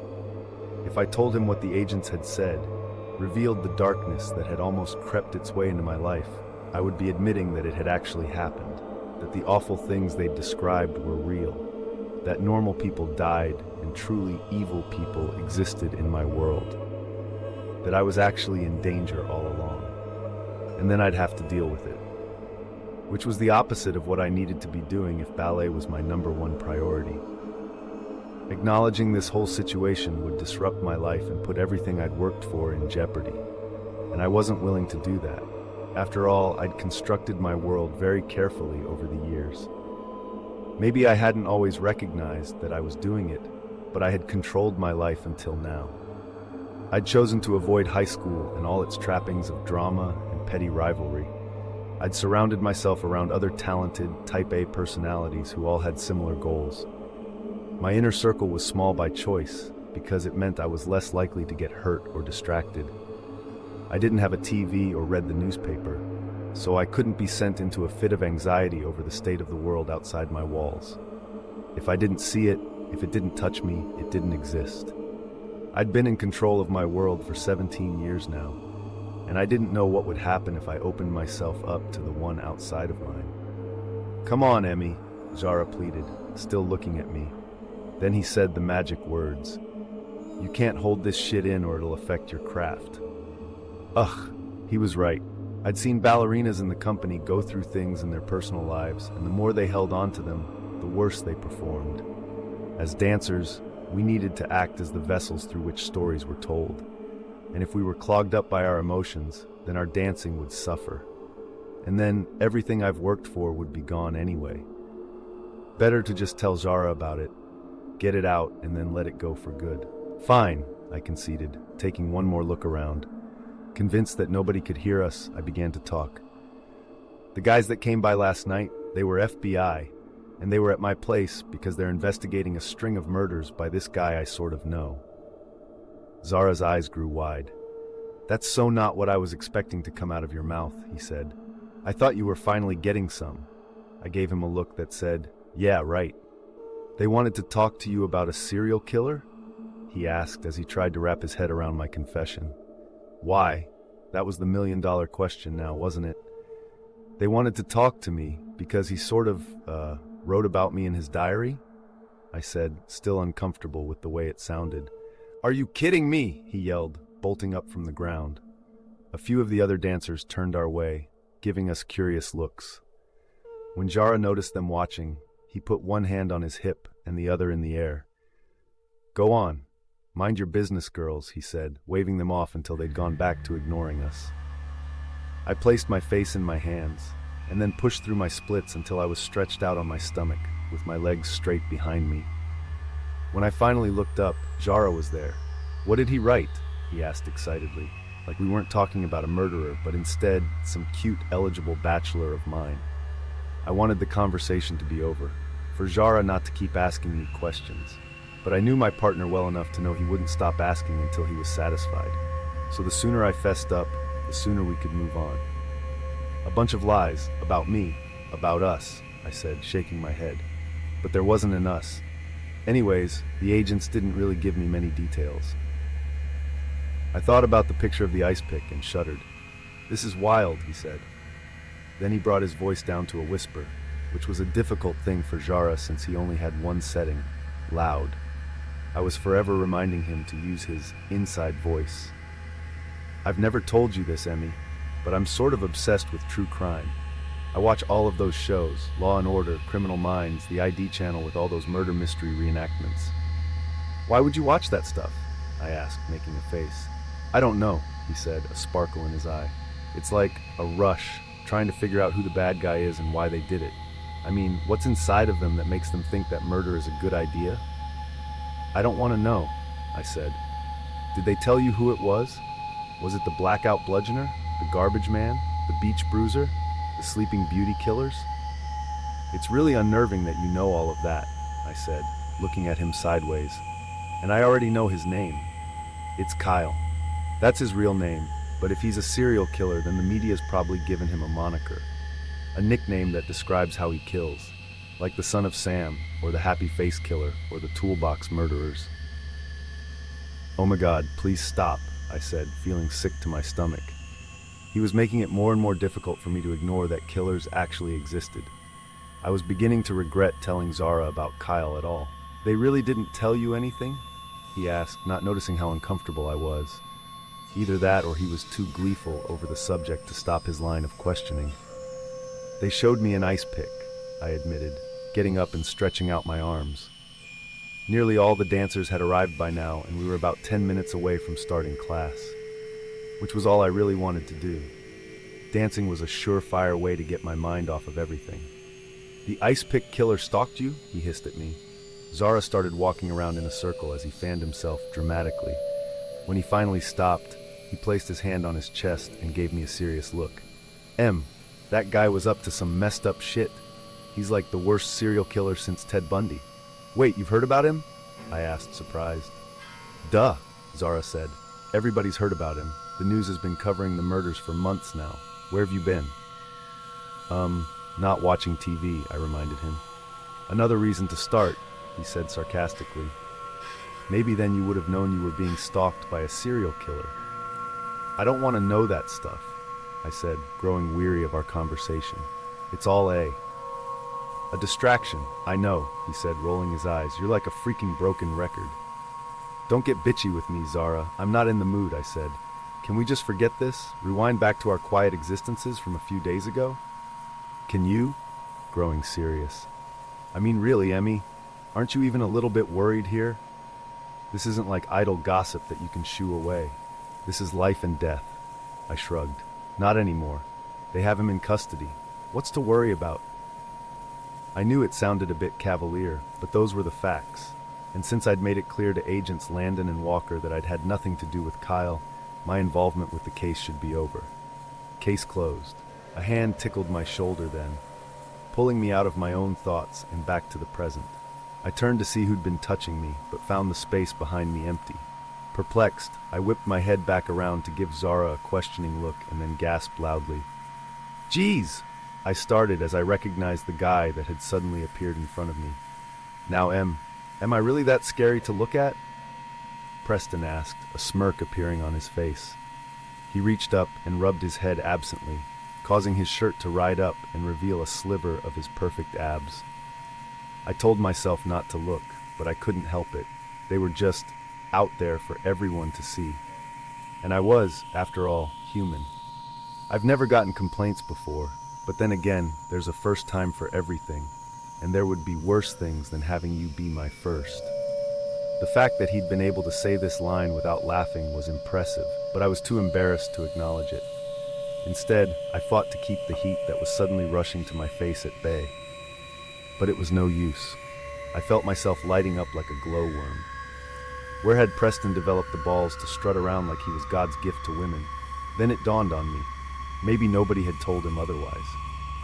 "You shouldn't jump out at people like that," I said, ignoring his bad line and the exposed skin. "Just keeping you on your toes, Em," he said, playfully. "Get it, on your toes?" He gestured to my toe shoes and then winked at me. This made my breath nearly catch, and then I felt like my body was betraying me. "Pull it together, Emmy. He's just a stupid boy playing stupid games. Preston is not worth it." Right then, 2 loud claps rang out through the room, and we all turned to see Miss Diane breeze inside. As she made her way over to the music equipment, she surveyed the class and gave us a nod. "I trust you're all warmed up?" she asked. It wasn't a question, it was a warning. She expected all of her students to be ready by the time class started, and we all knew that meant getting to the studio early to stretch out. Suddenly aware that Preston was still standing close to me, I'd never been more excited to see Miss Diane before. It meant I had an excuse to slink away without having to talk to him. It meant I'd be able to focus again. I started to walk to the middle of the room to wait for class to begin, but to my dismay, Preston followed. Watching his reflection in the mirrors in front of us, I frowned as he settled into a spot just behind me. I swallowed nervously and then busied myself by pulling at my tights and adjusting my leotard. Truth was, my clothes were perfectly fine where they were, but I needed something to occupy myself with. Something that wasn't the class flirt. I was still primping when I felt a warmth spread unexpectedly across the back of my neck. "What are you doing after class?" Preston asked quietly enough so that only I could hear. I nearly jumped again, but settled for taking an awkward hop away from him before glancing at him sideways. What was he doing? Class was about to start, and I was clearly trying to get into the zone. And what about our last interaction had welcomed more of the same? "Why?" I asked, the question catching me off guard. Preston smiled at me and then took another step toward me, once again invading my personal space. I looked over at Jara uncomfortably, but all he did was raise his eyebrow curiously. No help there. "Because I was thinking maybe we could do something. Grab a coffee, take a walk," he said, letting his eyes roam across the naked skin around my neck. "You know, hang out." His gaze finally rested on my clavicle. Instinctively, I reached up and placed my fingers on the bone that protruded right above my chest. Did he know it was my favorite spot on my body? The moment suddenly felt oddly intimate, and it needed to stop. I racked my brain to come up with a suitable list of plans that would prove to him that I was too busy for him. But my mind had conveniently gone blank. "Damn you, mind." Finally, I blurted out the first thing I could think of. "I don't drink coffee," I said. Preston's eyebrows raised and then knitted in confusion. "And I don't have sunscreen on, so I can't really go outside. Also, I've got a lot of stuff to do at home, laundry and other things," I muttered, searching around frantically for Miss Diane. She was still fiddling with the playlist that she kept on her computer, so I wouldn't be able to count on her to end this painful conversation. So I just said, "Sorry," and shrugged before going back to preening in private. After a few moments, I sensed him walk away. When I was sure he was gone, I took a deep breath and finally faced Jara, who was standing nearby and staring at me dumbfounded. That was like watching a car wreck. "You know it's going to be ugly, but you just keep looking," he said, shaking his head. "What's your problem with the kid, anyway? A yummy treat like that is practically begging for you to eat him up, and you keep turning him down?" With a big sigh, I surveyed the room to make sure Preston was out of earshot. Luckily, he'd wandered back to where Scarlett and her flock of Rodzies were chattering quietly before we started. A twinge of annoyance filled me as I saw him circle around Scarlett and then place his hands on her shoulders. Without turning to confirm it was even him, the blonde leaned back into his body like they were a couple. I turned away, sticking my chin higher in the air and refusing to care about the public display of affection. The gesture wasn't unusual. They were partners, after all.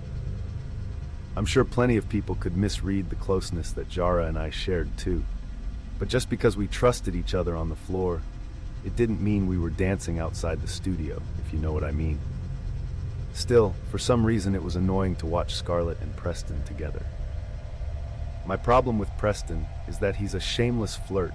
He thinks he's so charming and so good-looking, and he doesn't seem to respect that this is a studio, not Tinder, I said, feeling myself getting worked up. And it's not like he's really even interested in me. He'd hit on a sock puppet if he thought it would show him some attention. He is hot though, and you know it, Jara said, admiring Preston over my shoulder. Don't think I don't notice how red your face gets whenever he comes around, or how you suddenly get tongue-tied and flustered. You may say you're not into him, but girl, somebody needs to tell the rest of your body. I felt myself blush again, and then scowled at my partner. Sometimes I hated how well he knew me. Fine, he's hot, I admitted, the words feeling like acid on my tongue. But I'm not going to be a slave to my emotions. I control what is worth my time and energy, and it's certainly not going to be Preston Vale.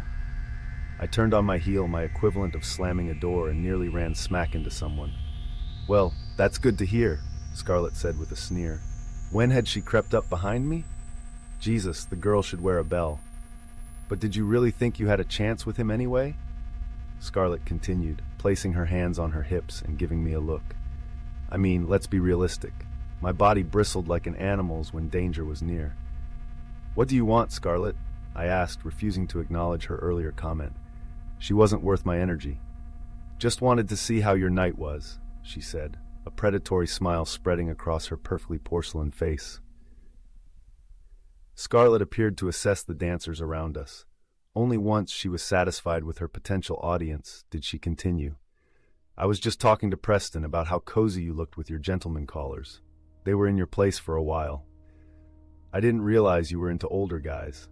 Makes sense, though. You already act like a golden oldie. Might as well date someone in your league. I gritted my teeth and told myself not to react. It was obvious that Scarlett was just trying to get a rise out of me. And hey, if she could humiliate me in the process, that would simply be a bonus for her. You don't know what you're talking about, I said, not flinching as I stared straight at her. Don't I, though? Well then, enlighten me, she challenged, enjoying our little game of cat and mouse. I had no idea how someone so young could be so manipulative. All I wanted to do was concentrate on dance. I didn't want to participate in any of this high school, mean girl bullshit. But could I really just ignore her when she kept pulling me into it? If the instructors found out there was petty drama going on, it could reflect poorly on me and ultimately influence my standing in the company. Scarlett's extreme dislike of me could prove more detrimental to my goals than I'd originally thought. I knew we all secretly wished each other would fail so we could step up and take our place in the spotlight. But was she really willing to do anything to take me down? And more importantly, how far would I go to stay on top? Not that I owe you an explanation, but what you saw was a business meeting, I lied.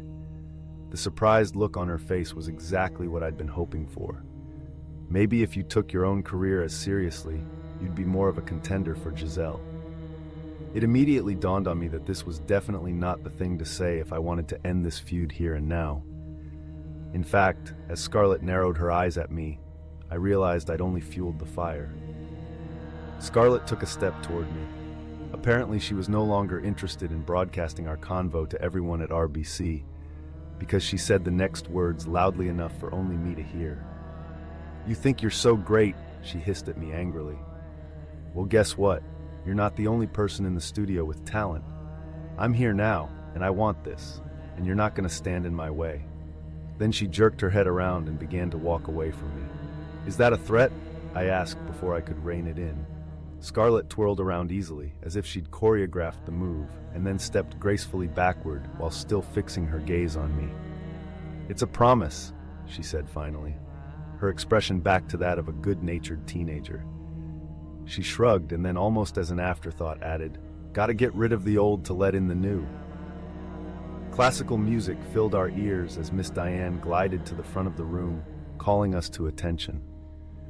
But I just watched as Scarlett rejoined Preston and her other minions, as if nothing had ever happened. "Girl is cray-cray," Jara said, coming up beside me. "Certifiable," I nodded. Out of nowhere, Jara started laughing, causing me to switch my attention back to him. "What are you laughing at?" I asked, confused. "You might have to worry more about being sabotaged by a 15-year-old brat than the serial killer who's stalking you," he said, shaking his head. "I just think it's funny. I mean, not in a ha-ha kind of way, but in a, well, morbidly ha-ha way." "Gee, thanks for your insight. I thought wisdom came with age," I said sarcastically. "Hey, I can't be everything to everyone," he answered without missing a beat. Miss Diane called out a sequence, and we began to perform on command. I tried to clear my mind and only think about the steps I was doing. But I couldn't stop ruminating about what Jara had said, because he might have been right. The biggest threat wasn't always the obvious one. September 10th. I got Emmy's schedule from her coworker, the same kid who'd sold me her address. This time, I slipped him an eighth of weed for the info. He seemed more excited by this than he had about the money, and he should have been. It was solid shit. My own personal stash. But I figured it'd impress him enough to keep his mouth shut. People like us needed the distraction of drugs or booze. It was like air for us. Not that the kid was exactly like me. I was educated, intelligent, good-looking, upper class. To put it bluntly, I was just better than he was. But the station kid had a restlessness about him I recognized. I could see it in the way his eyes darted around, pupils dilated and flighty, like he was ready to take off at any second. And he never stopped moving. Like, he was afraid that if he stopped, the reality of his life situation would settle into his mind and he'd drop dead from the hopelessness of it all. People like me and the station kid will take anything if it gets us out of our reality. I don't even remember the last time I was truly sober, thank God. It made what I did in my spare time easier, like a moral lubricant. Which brings me back to Emmy. Sweet, pretty, dancing Emmy. According to her schedule, Thursday was her only day off. This created a bit of a problem for me, since I teach media affairs in the morning and then again in the afternoon. I'd been by her place often enough lately to know that she usually went to bed early. The ultimate good girl, the station kid had said when he described her. Even good girls have a little bad in them, I'd told him. You've just got to look deep enough. So given Emmy's propensity for early nights and my full class schedule, I had no choice but to try and fit my visit in sometime between it all. It was difficult, but not impossible. I drove up to her apartment, this time parking about 10 feet away from the entrance to the complex. It was the first time I'd actually stopped and gotten out. All my other visits had been for recon purposes, seeing where she lived, checking out her habits, catching a glimpse of her in the window. This would be my first time inside. I was giddy with excitement. The chase is always the best part. There are so many possibilities still, so many ways it can all play out. Nobody's disappointed me yet. Once it's over, I'm always left with a hollowness inside, because reality rarely lives up to the fantasy. And then there's nothing left to look forward to, until the next one. So I love the before. Looking at myself in the rearview mirror, I adjusted my black-rimmed glasses and smoothed down my hair. I'd gone to the gym that morning, so my muscles were still taut under my white tee. I left my jacket in the car because I thought I looked younger without it. Less old professor, more cool, older man. I wanted her impressed, not afraid. Not yet. Showing up unannounced and uninvited was risky. Today's women are less trusting of strangers and assume everybody is a threat. Ted Bundy ruined this for us. Before him, no one would have ever expected someone like me to be anything other than what I looked like on the outside. What I chose to show people. But Ted changed all that. He was good-looking, smart, seemed normal enough. When people realized that a killer could look like a good guy, it made it harder for people like me to stay hidden. Now I have to work twice as hard to get my marks to trust me. It was annoying, but a necessary evil of the job, I suppose. The fact that I'd done this dozens of times before without being caught just proved that I was better at it than most people. Fuck you, Ted. I'm twice the man you thought you were. My heart was racing as I stepped into the space right in front of Emmy's door. As quietly as I could, I placed my hand on the doorknob and gave it a turn. I was surprised when I got no pushback from the lock. I smiled. She'd left it open for me. Letting the latch slide back into place, I took a breath and knocked on the door. Not so hard that Emmy would be alarmed by it, but friendly and light. Experience had taught me there was a difference. I glanced around the courtyard as I waited. There was nobody outside, no noise coming from any of the other apartments. I had to strain just to hear Emmy coming to the door.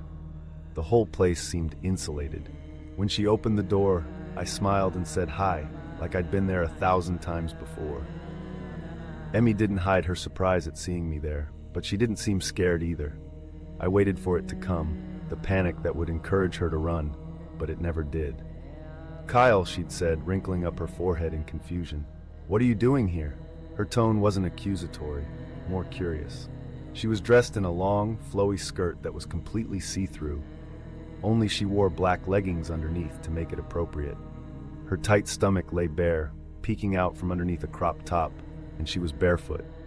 Her hair was high up on her head, twisted and pinned into a messy bun. She looked perfect.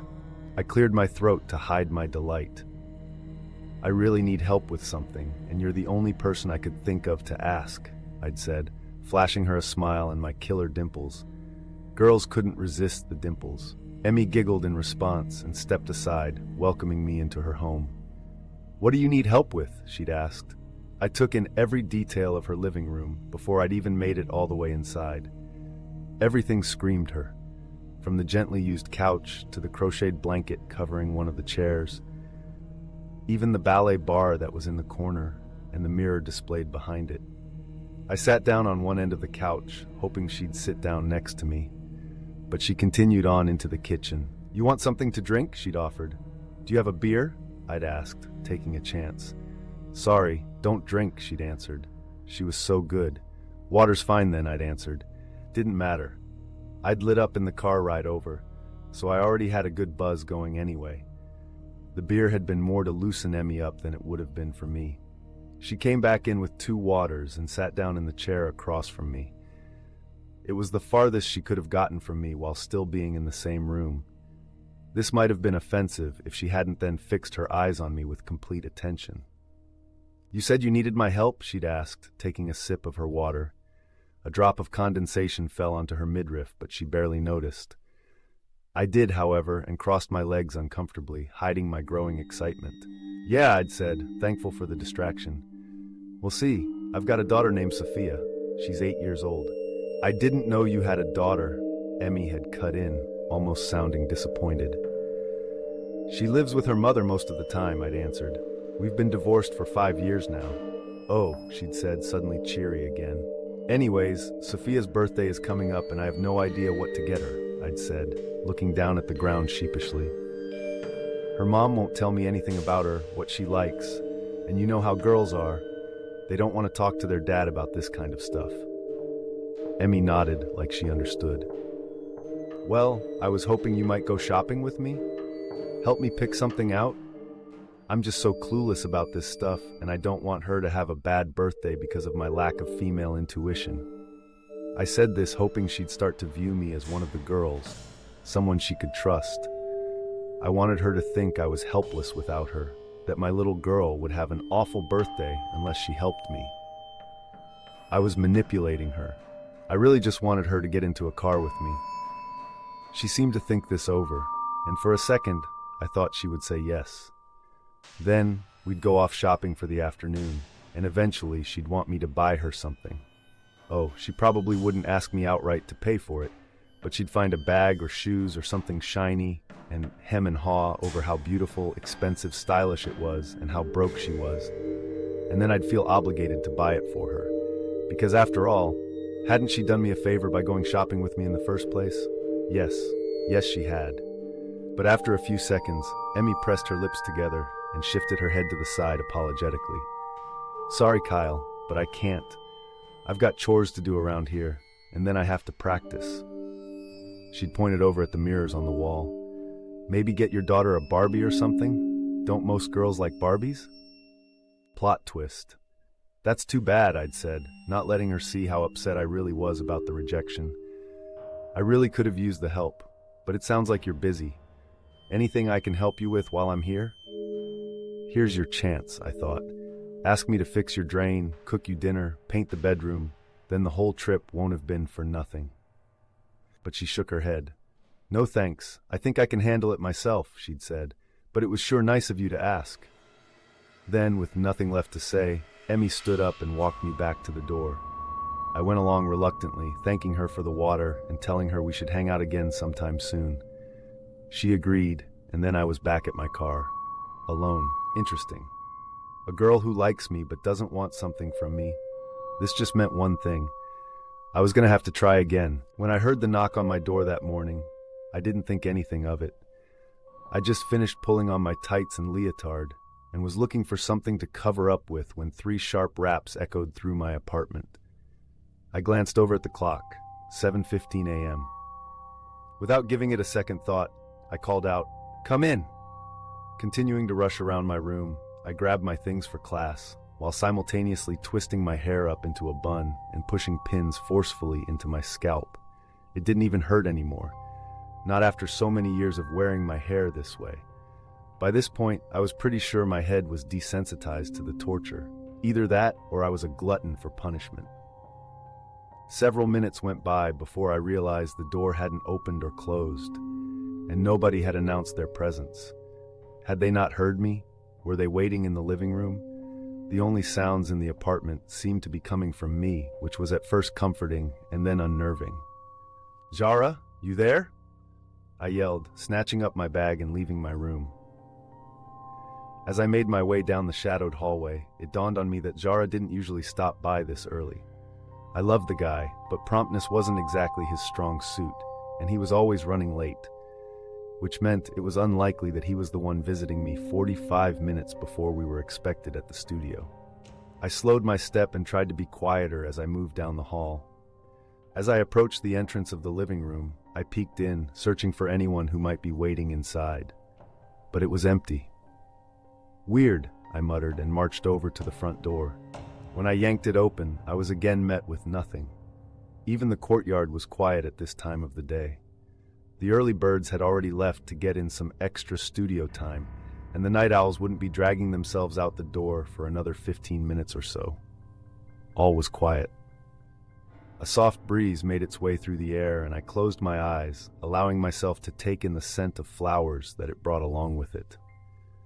I tried to enjoy the moment, since I knew it might be the only relaxing one I got for the day. Then, with a sigh, I opened my eyes again and began to close the door, but stopped short when I heard a noise. Surprised by the sudden sound, my head flitted around nervously as I took a step back into the safety of my apartment. "Ah!" A guy yelled, jumping out from where he'd been hiding just out of my view. I screamed, and tried frantically to shut the door on my attacker before he could get to me. Unfortunately, I hadn't been prepared for the ambush, and he managed to get an arm inside before I could close it completely. Whoa, hold up. It's me, Emmy. Don't take my arm off." That's when I noticed that the hand on my side of the door was holding a stack of papers, and not a weapon. And unless he was trying to threaten me with paper cuts, I most likely wasn't in danger. After a few more pleads, I was finally able to place the voice, and the realization only made me angry. I contemplated the consequences of giving the door another good shove, but decided that doing so had the potential of hurting me more than him. And what would be the point of that? So instead, I stepped back and let the door swing open, watching as Zara fell into my entryway. "What the hell?" I said, crossing my arms over my chest as I stared him down. My body was still tingling with fear, and I was thoroughly pissed. Zara gave me the kind of guilty look a little kid gave his parents when he knew he'd done something wrong, but thought he was too cute to be punished. Luckily, I was immune to his cuteness, and only glared back at him. "It was just a joke," Zara said, laughing. When I didn't answer, he added, "Come on, Emmy, don't be mad. I brought you your mail." He extended his hand, holding my letters up to me like they were the equivalent of a white flag. "That wasn't funny, Zara," I said, my anger turning to annoyance. "You can play pranks on anyone else around here, hell, I'll even help you, but I'm off limits. Capiche?" I stepped forward and snatched my mail from his hands before retreating into the living room. What are you doing here so early anyway? I muttered, folding my legs underneath me as I sat down on the couch. I tossed the mail on the coffee table in front of me. Don't tell me that hell has finally frozen over and you've decided to be on time for once. You're funny in the morning, Zara said sarcastically as he joined me in the living room. Nah, that's the other reason I came over. I wanted to let you know that I'm not going to be in class today because I have an appointment with the doc. Everything okay? I asked, worry quickly taking the place of anger. Zara waved off the concern. Just my annual, he said. Anyways, I know you'll miss me, but try not to cry. Somehow I'll survive, I said flatly. Not to nag, but couldn't you have maybe scheduled your visit after auditions were over? I mean, these next few weeks are really important. How am I supposed to practice our scene without you there? I'm starting to feel like you only want me for my partnering skills, he said, acting hurt. Mostly, I agreed, nodding seriously. Then I gave him a smile to show him I was kidding. Okay, I'll dance alone today, but you owe me an extra practice sesh. No complaining. Zara stood up. Fine, he said, making it seem like this was the worst thing in the world. He turned his back to me and walked to the door to leave. But you're bringing snacks, I snorted. He was always eating my food anyway, so this wouldn't be much different. The unspoken deal was, Zara supplied the fun and I supplied the nourishment. I sat on the couch quietly for a few seconds after he left, until my eyes settled on the pile of letters Zara had left behind. Reaching forward to scoop them up, I looked through them one by one and separated them into 3 piles: bills, trash, and open now. The bulk of the mail I got were bills the price you pay for legally being an adult. And then there were those pesky coupons, advertisement postcards, and credit card promos that nobody ever really looked at before throwing out. But every once in a while, I got actual mail. A card, gift certificates, even a letter. Those I always looked forward to opening. So, when I saw the handwritten envelope addressed to me, I got excited. Smiling, I turned it over quickly and shoved my finger into the tiny opening at the corner of the rectangle and drew it across its length, exposing the paper inside. As I pulled it out, the faint smell of cigarettes emanated from the pages. I'd heard of girls spritzing love letters with perfume, but I'd never gotten something that smelled like smoke before. There was only a single page inside.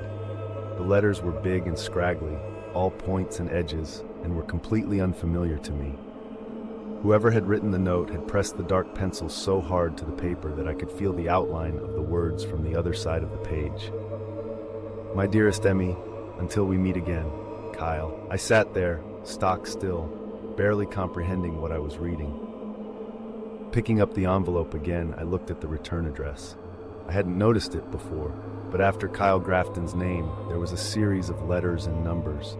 And to the right of that was a stamp that read, "Mailed from a state correctional facility." Suddenly, I felt ice cold, like someone had turned the air conditioning on in my apartment. But I knew they hadn't, since I always kept it warmer than usual.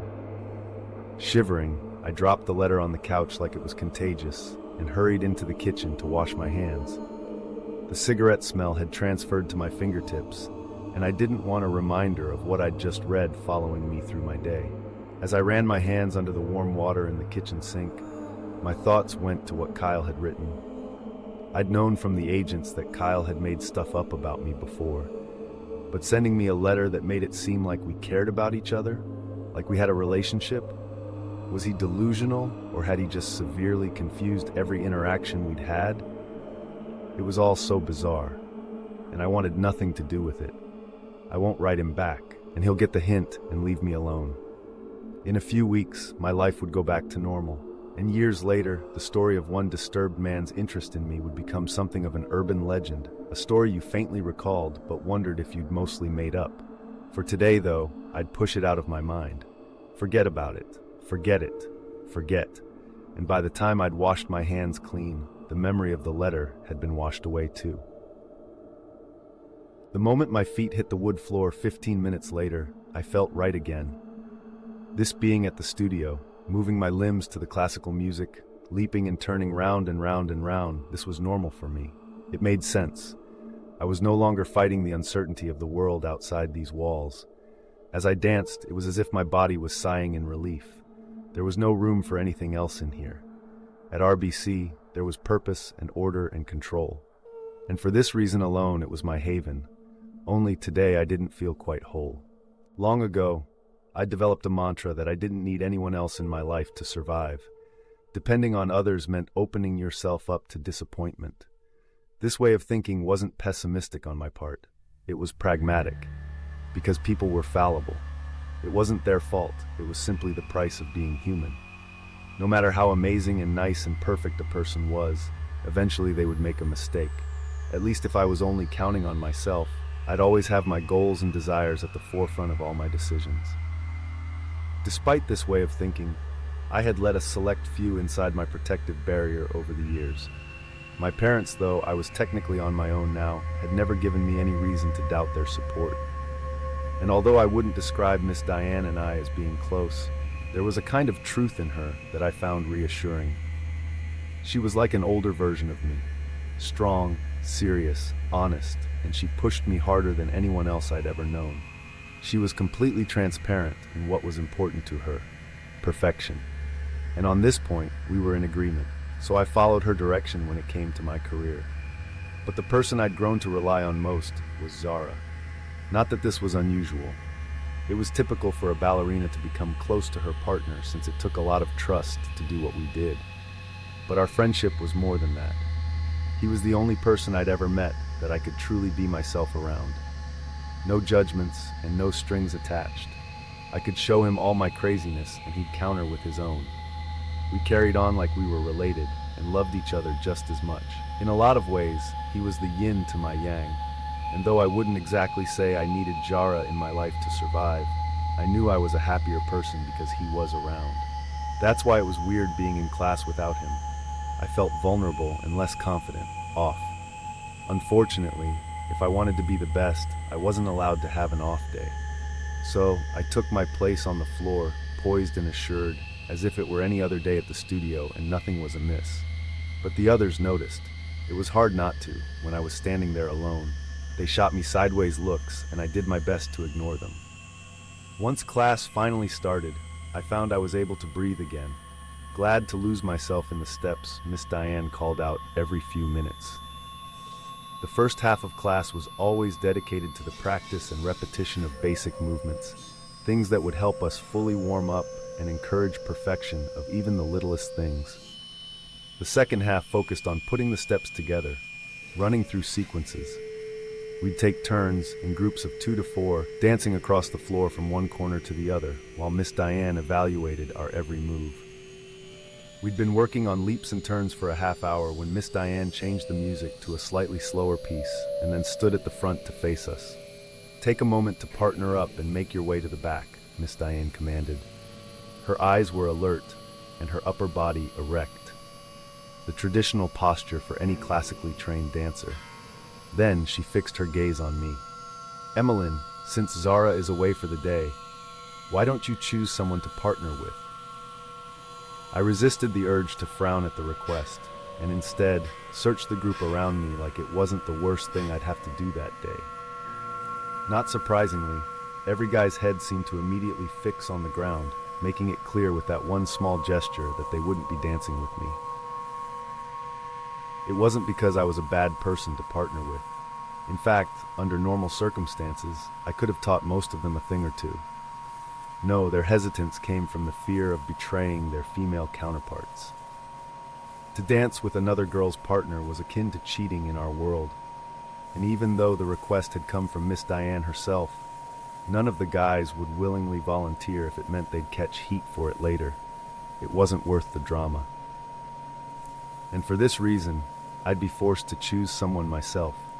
This simple act would result in one guy being annoyed at me for making his life more difficult, and a girl giving me nasty looks for weeks because she thought I was trying to steal her partner. "Zara, you are so gonna pay for this." Before I could choose my victim, someone's voice called out over the music, "I'll do it."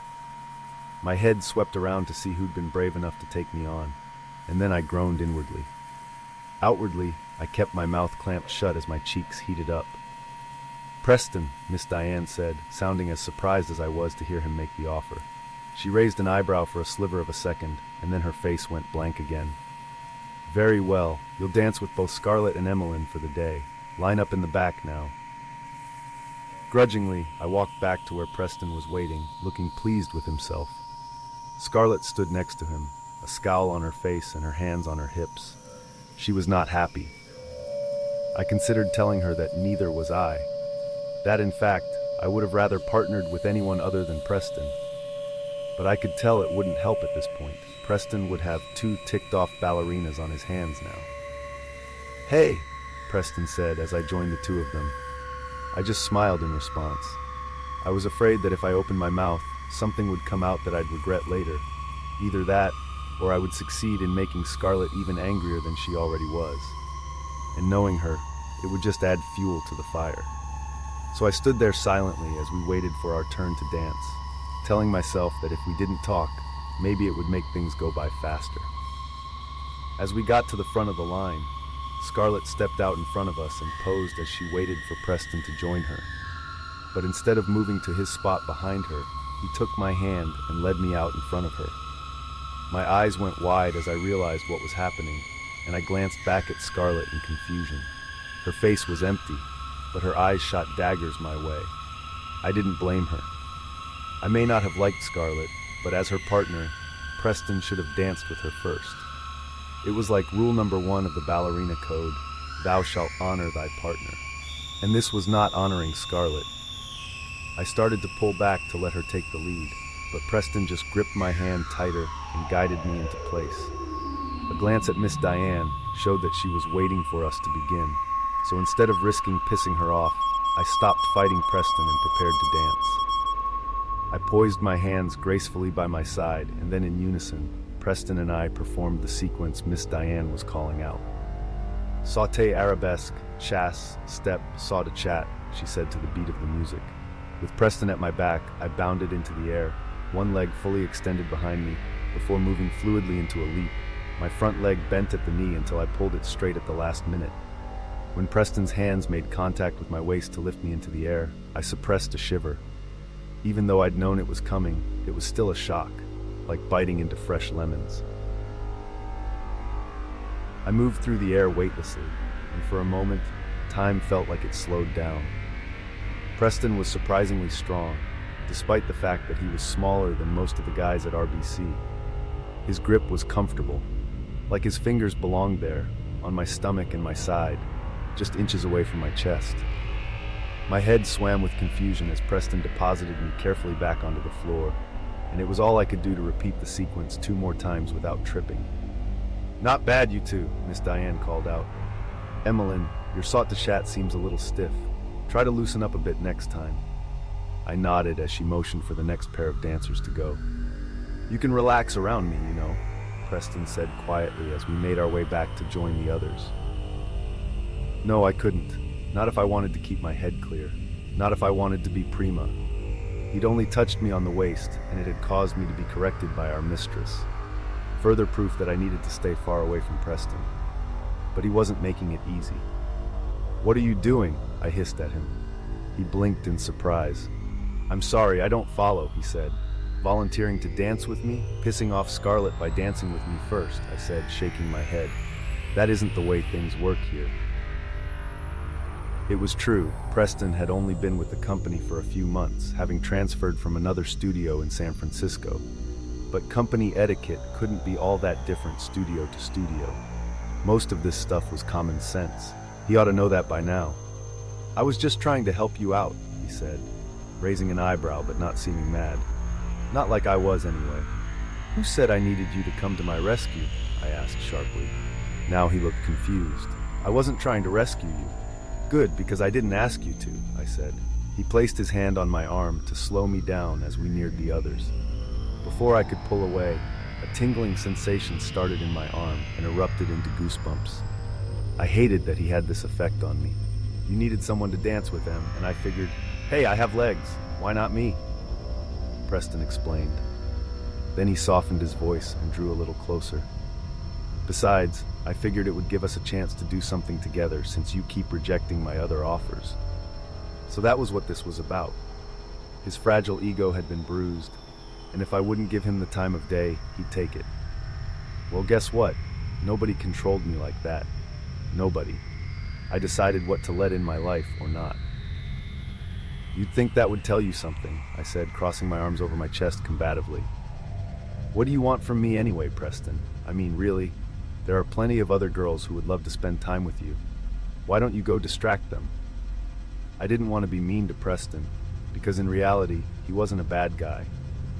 But I'd tried being nice, and he just didn't seem to get it. Zara had always told me that guys were clueless, that you practically had to beat them over the head with something before they'd understand what you were trying to say. And now I could see he was right. I had to be as blunt as I could and hope he'd catch on. He ran around me, blocking my path as I stalked to the back of the line. Then, with a playful smile, he cocked his head to the side and stared at me. "Are you saying that I distract you?" he asked happily, completely missing the point. I wanted to scream in frustration, but I felt myself growing embarrassed instead. This had to stop. "Look, Preston, I'm sure you're a nice guy, but I don't have time to date. The truth is, I'm currently in a relationship with ballet. I have no room or patience for anyone or anything that might derail that," I said, hoping this would be clear enough for him. "I hope you'll respect that, and if you don't, well, it's your time that you'll be wasting." Preston's smile never wavered, even as he began to walk toward where Scarlett was waiting for him to escort her across the floor. The other dancers were acting like they hadn't been listening, but I knew they had. This just added to my existing embarrassment. "See, that's the thing," he said, "not finished yet. Nothing about you would be a waste of my time." My mouth dropped open, and the dancers around us began to whisper. I couldn't believe he was being this forward. Didn't he worry at all about what the other dancers would think? What Miss Diane thought? Didn't he care about his career at all? "And FYI, I have no desire to get in the way of your goals," he said.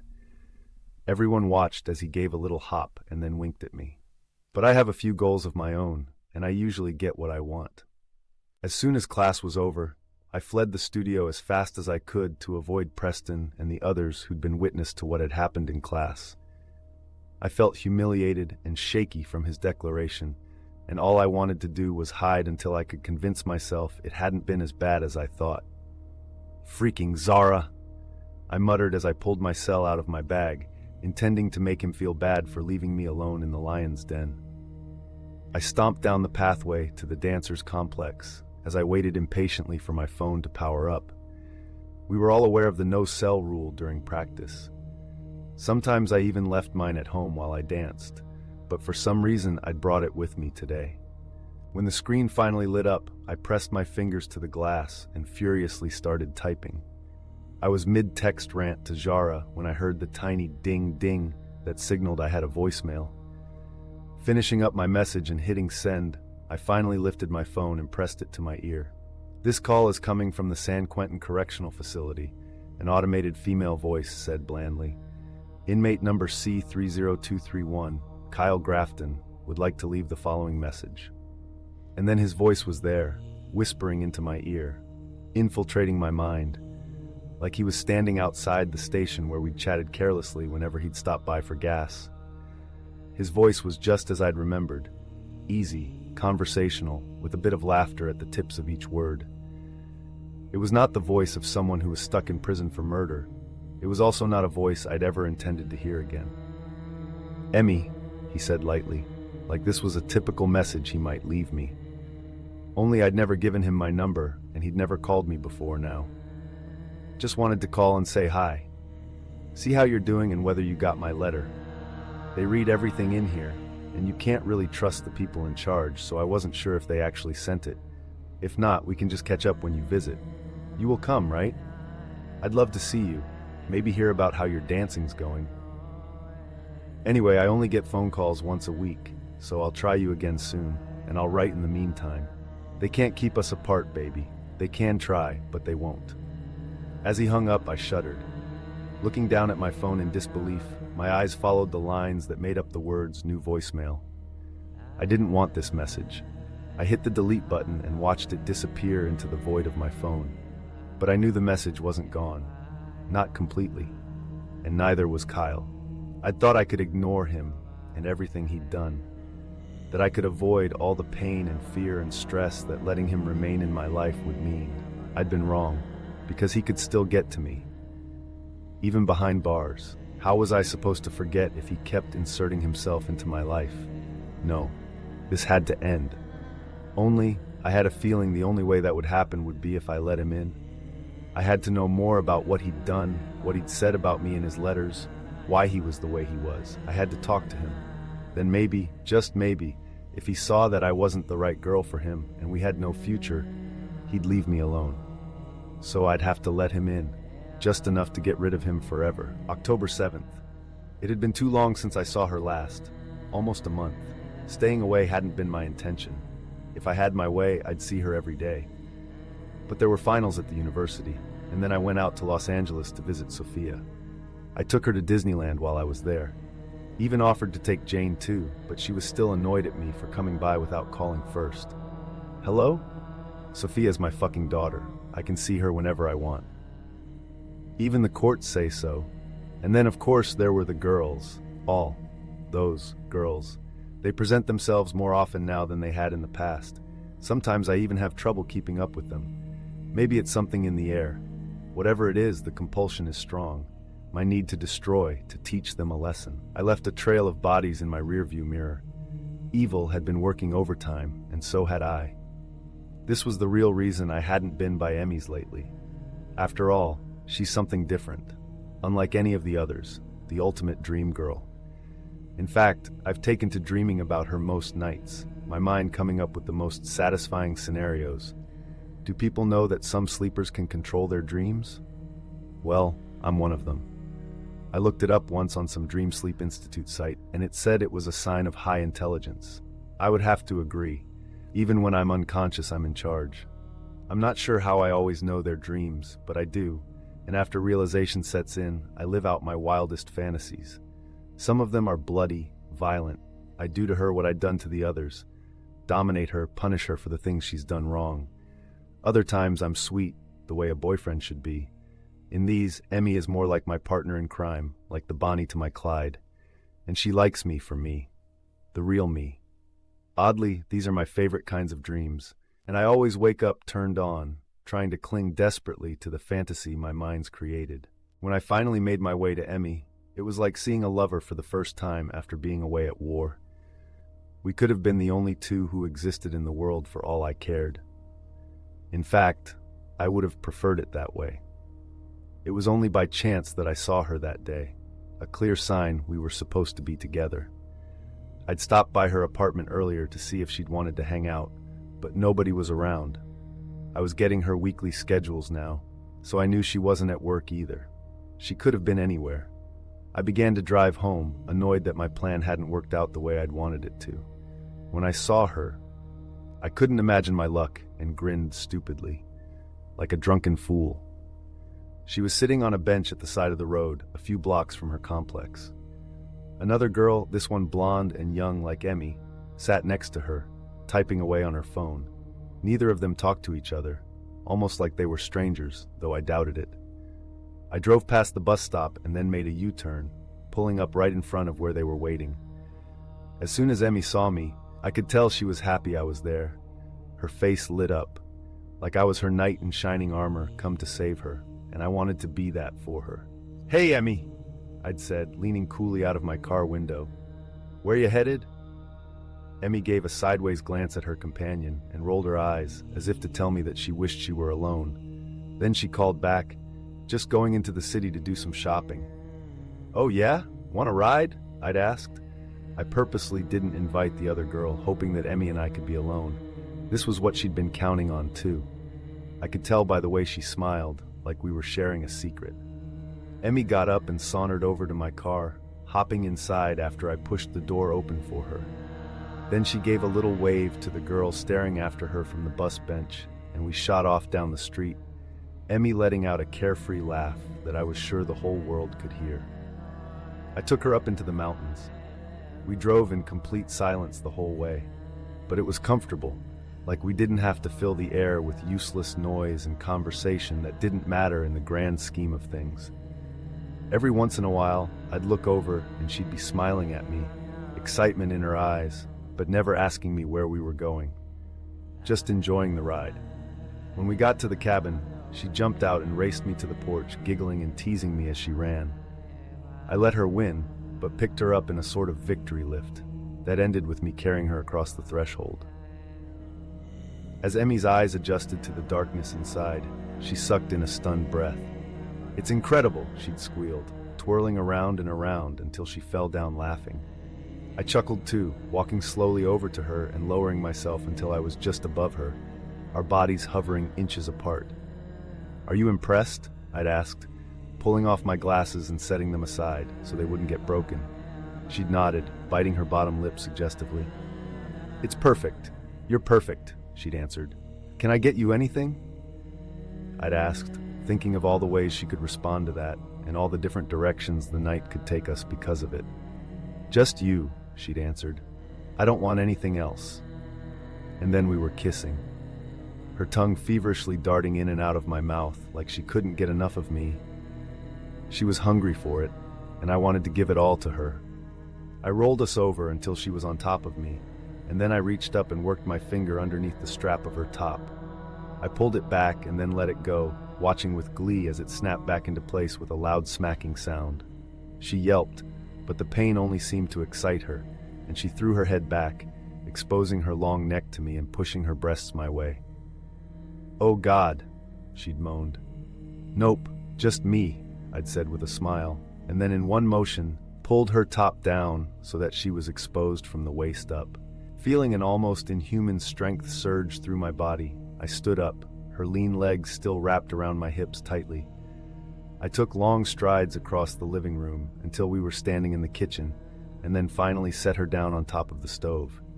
There were counters nearby, a table, plenty of places to do what we were about to do, but I wanted her on the stove. She was kissing me again now, running her fingers through my hair, pulling it hard like she was reminding me of how she liked it. Rough. I tried to pull her top up and over her head, but it wouldn't budge, and after a few seconds I realized it was attached. She was wearing one of those leotards, the ones that look like a one-piece swimsuit that ballerinas danced in. "It's more fun on," she whispered sexily, and then put my hand in between her legs and helped me push the material away. I couldn't get my pants off fast enough, and then I was in, moving as fast and hard as I could, the metal stove shifting and screeching beneath us. One wrong move, and the burners could flicker on, leaving Emmy screaming and scarred.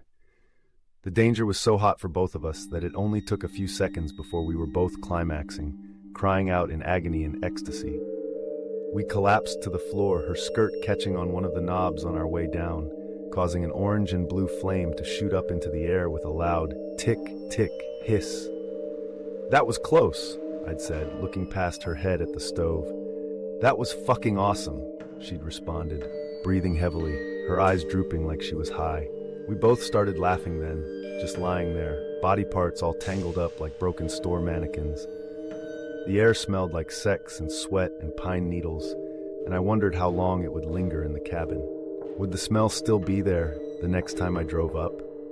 Was there a way to preserve it somehow? Capture a piece of our special night together? The night we'd first made love? But then I remembered that over a dozen women had been put down in this same cabin, and those smells hadn't stuck around.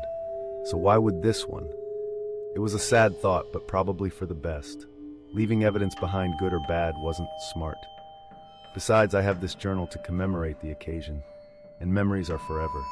We spent the night together, screwed a few more times, had breakfast, and then I dropped her off at her place the next morning. It was the perfect night. It's too soon to tell Emmy this, but I'm really happy with our relationship. It's exactly what I've been looking for, and yet never knew I wanted all at the same time. Could this be love? Could it change everything? I pulled at the blinds and peered outside, just to make sure nobody was out there watching me, waiting. But I saw no flash of dark hair ducking out of sight or a grin punctuated with deep dimples peering at me from the bushes out front. All appeared normal, but then again, what did I know? This wasn't exactly my area of expertise. Searching for signs of danger, that is.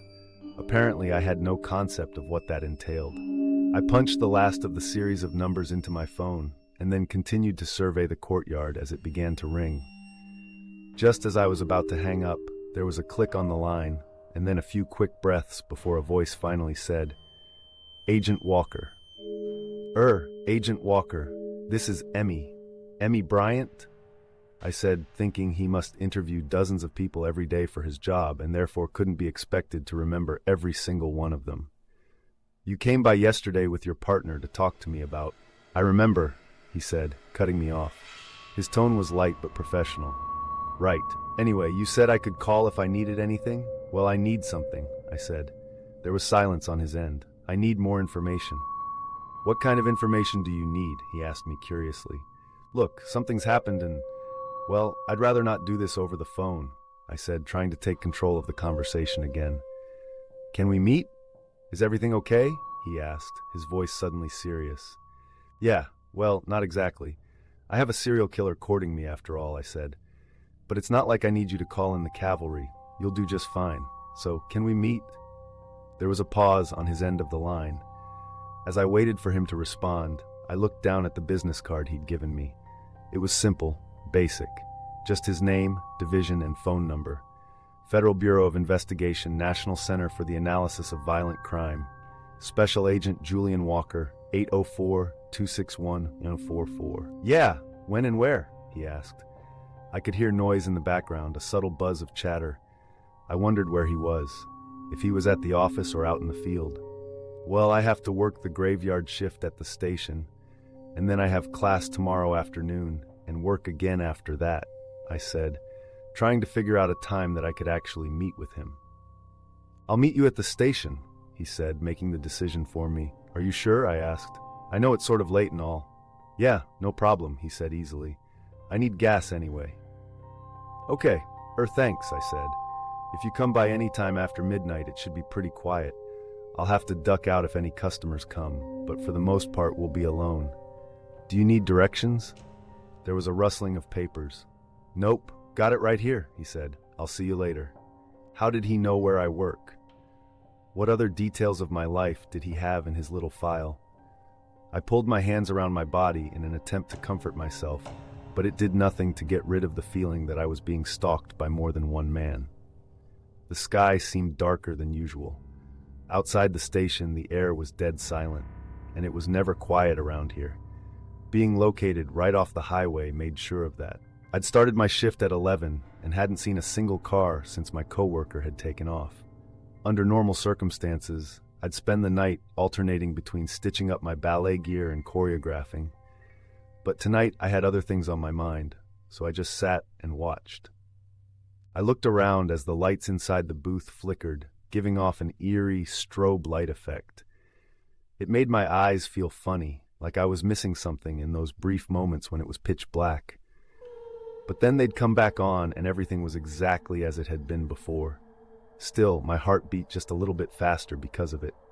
Had the lights always done that, or was this something new? Logic told me I was being silly, that I was just shaky after reading Kyle's letter and then getting his message. Even so, my stomach felt the same way it did before going on stage to dance. Nervous, high on adrenaline and fear. I went to check my phone again to see if I'd missed a call or text from Agent Walker. He still hadn't shown, and it was almost 1 a.m.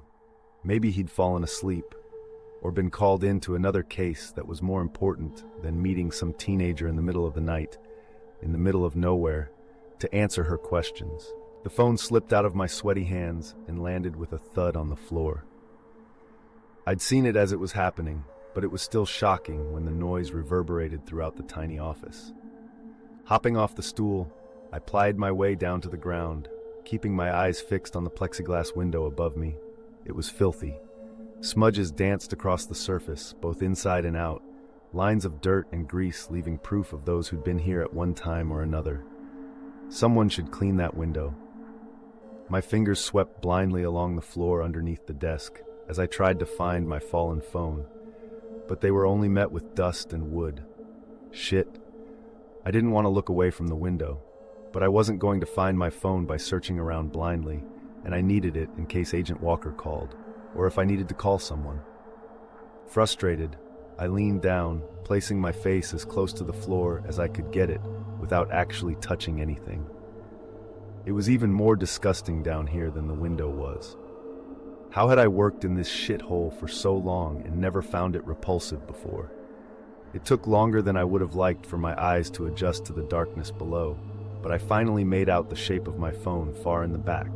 Accepting the fact that I was really going to have to reach in order to retrieve it, I took a deep breath before letting my arm disappear underneath the old metal furniture. I had the urge to cough, but knew I'd end up with a face full of dust balls, so I held it in even as I ran out of breath. I grasped the cool plastic in my hand and pulled it out from where it had been hiding. Making a face, I brushed off the dust and hair and God knows what else that was now covering my phone, and stood up. Firing up the screen, I saw that there were still no new calls. Frowning, I looked out the dirty window again, silently cursing Agent Walker for not at least giving me a heads up that he was canceling on me. As I did this, my eyes fell on a car parked in one of the spots furthest away from the office and pumps, and I froze. I was almost positive it hadn't been parked there before. The lamp above that area was blown out, leaving the space mostly in shadows. I couldn't tell whether someone was sitting inside it or not. I couldn't even make out the license plate from here. If someone had driven up, I would have heard it, wouldn't I? It's not like the booth was soundproof. I sat stone still for 15 seconds, waiting for someone to get out of the car, then 30. A full minute went by before I allowed myself to move again, letting out a breath I hadn't realized I'd been holding in. Someone had probably just parked there for a few hours as they went into one of the nearby bars. "Emmy," a voice said behind me. My head jerked around to find the door to the office open and a man standing in the doorway. I jumped backward on the stool, knocking it over and barely catching myself before it clanked to the ground. And then I screamed. "Whoa, I thought dancers were supposed to be graceful," Agent Walker said with a smile. "What are you, a freaking ninja or something?" I shouted, simultaneously angry and happy to see him. "You shouldn't sneak up on people like that." He raised an eyebrow at me as I scolded him. I had a feeling people didn't do it very often. "Sorry, it's sort of a habit," he said carefully. "As an agent, you learn to be stealthy. It's easier to assess a situation that way." "I'll be sure to remember that," I muttered, still clutching my phone in my hand. I was gripping it so tightly, my knuckles were turning white. Noticing this, I placed it on the counter and righted the stool before sitting on it. "Is it okay if I come in?" Agent Walker asked. "Could I stop you if I wanted to?" I snapped back, feeling stupid for being so jumpy before. "No," he said, still not moving, but it's still polite to ask. I opened my mouth to say something snarky, but saw that he was being sincere. The fact that he could go from sarcastic to professional at a moment's notice was unnerving. It meant he could adopt any emotion a situation called for, which made him excellent at manipulation. Was that a government thing? Something he was taught to do? Or was it a special talent that only he had? The reason he'd been recruited in the first place? Studying him carefully, I motioned for him to come in. "Sorry. There's not really any place to sit." I started. There was only ever one attendant in the office at a time, so there wasn't any need for 2 chairs. We probably weren't even supposed to have visitors while we were on a shift. Another thing I hadn't thought about when I'd invited Agent Walker here to talk. "I don't mind standing," he said, leaning against the counter just a few feet away from me. There wasn't much space in the office, and it was impossible to ignore how close we had to be to fit inside. How close I had to be to this man I barely knew. Agent Walker seemed comfortable though, like our proximity didn't bother him at all. I studied him as his eyes wandered around the office, taking in all the little details of where I spent most of my nights. As I watched, he touched a place on his hand over and over again. He'd been doing the same thing at my apartment. When he saw that I'd noticed, he stopped the motion and placed his hands back on the counter behind him. It was then that I saw the ring on his middle finger. And he hadn't been rubbing it, he'd been turning it. Spinning it around and around methodically. "So, you wanted to talk about something?" he asked, pulling my attention away from his jewelry and back to why he was there. I blinked and then focused my eyes on his. "Yes," I said. You and Agent Landon sort of surprised me the other day when you showed up at my apartment and told me about Kyle and everything he's done. Agent Walker nodded. Well, there was so much to take in at the time that I didn't get to ask you any of the questions that I had, I said. It doesn't really work that way, Miss Bryant, he said. Emmy, I insisted, cutting him off. I wasn't sure how far I could push him before I pissed him off and landed myself in trouble, so I tried to keep my voice level. And with all due respect, I need it to work that way.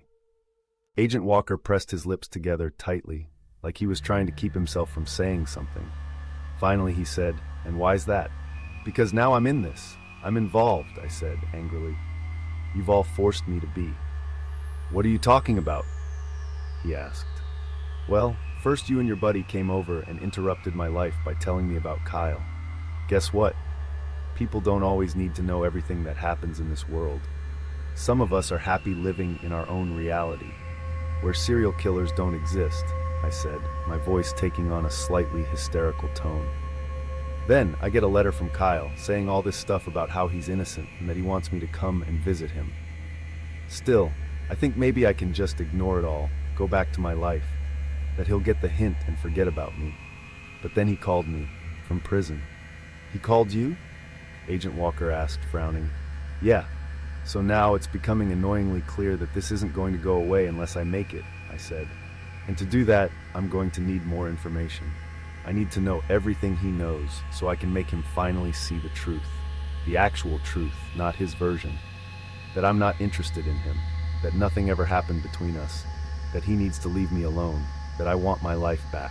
So I need to know everything, everything you think he did, everything he said we did, everything." He remained silent as I pushed through the speech I'd been working on since that morning. I'd forgotten a few points I was sure of that, but the gist of what I'd wanted to say was there. And by the look on his face, Agent Walker had heard me loud and clear. "You finished?" he asked when I was quiet again. I nodded. "Okay. First off, I'm sorry if our presence in your home popped the Disney princess bubble that you live in, but this case is bigger than the comfort of any one girl. We're trying to save lives here and find justice for dozens of others whose lives have already been stolen," he said, his eyes boring into mine. I opened my mouth to speak, but he held up his finger to quiet me. "Second, I empathize with what you must be feeling after Kyle contacted you while in custody. I even understand your interest in having all the details of the case, but don't forget that this is a serial murder investigation, and a very brutal one at that. You can imagine how motivated we are to nail this guy to the wall for what he's done. It might not make sense to you now, but that means we can't show our hand to every person who pops up in the duration of this case." The pride I'd been feeling after giving my speech began to slip away. "Now, with that said, I'm going to answer some of your questions, the ones that I feel won't hurt the case for you to know. Because as much as I want to tell you that Kyle will never be able to bother you where he is, I can't promise that. The system isn't perfect, and people have a way of getting messages out even when they're not supposed to. So, sadly, I think you may be right. If he's fixated on you, I don't see him leaving you alone on his own accord," he said grimly. "But I would highly recommend that you not go and visit Kyle in jail. Even though he's locked up and there will be guards around him, he is still a violent killer and a sociopath. If you make him angry, there's no telling how he'll react and what he'll do. If you think your life has been interrupted so far, confronting him could be worse." I hadn't thought this conversation would end with me being more fearful than before, but none of this was making me feel empowered. Quite the opposite, actually. Now I was just plain scared, and Agent Walker wasn't finished. "Now, from what I've gathered, you're someone who's used to being in control. You don't like it when people get in the way of what you want, and when you've put your mind to something, it's damn near impossible to steer you from it. So I know that even though I've warned you about how dangerous it is for you to get in the middle of this, you're probably not going to listen to me," he said, crossing his arms and placing his hands underneath his armpits. "All I can hope is that after you have more of the facts, you may be less likely to do something stupid like get yourself killed. At the very least, you'll know what you're getting yourself into. and I won't have to feel guilty over whatever happens if you choose to ignore my warnings. This time, when he finally stopped talking, I had nothing to say. I was stunned. What he'd said had been mean and totally harsh, but also probably true.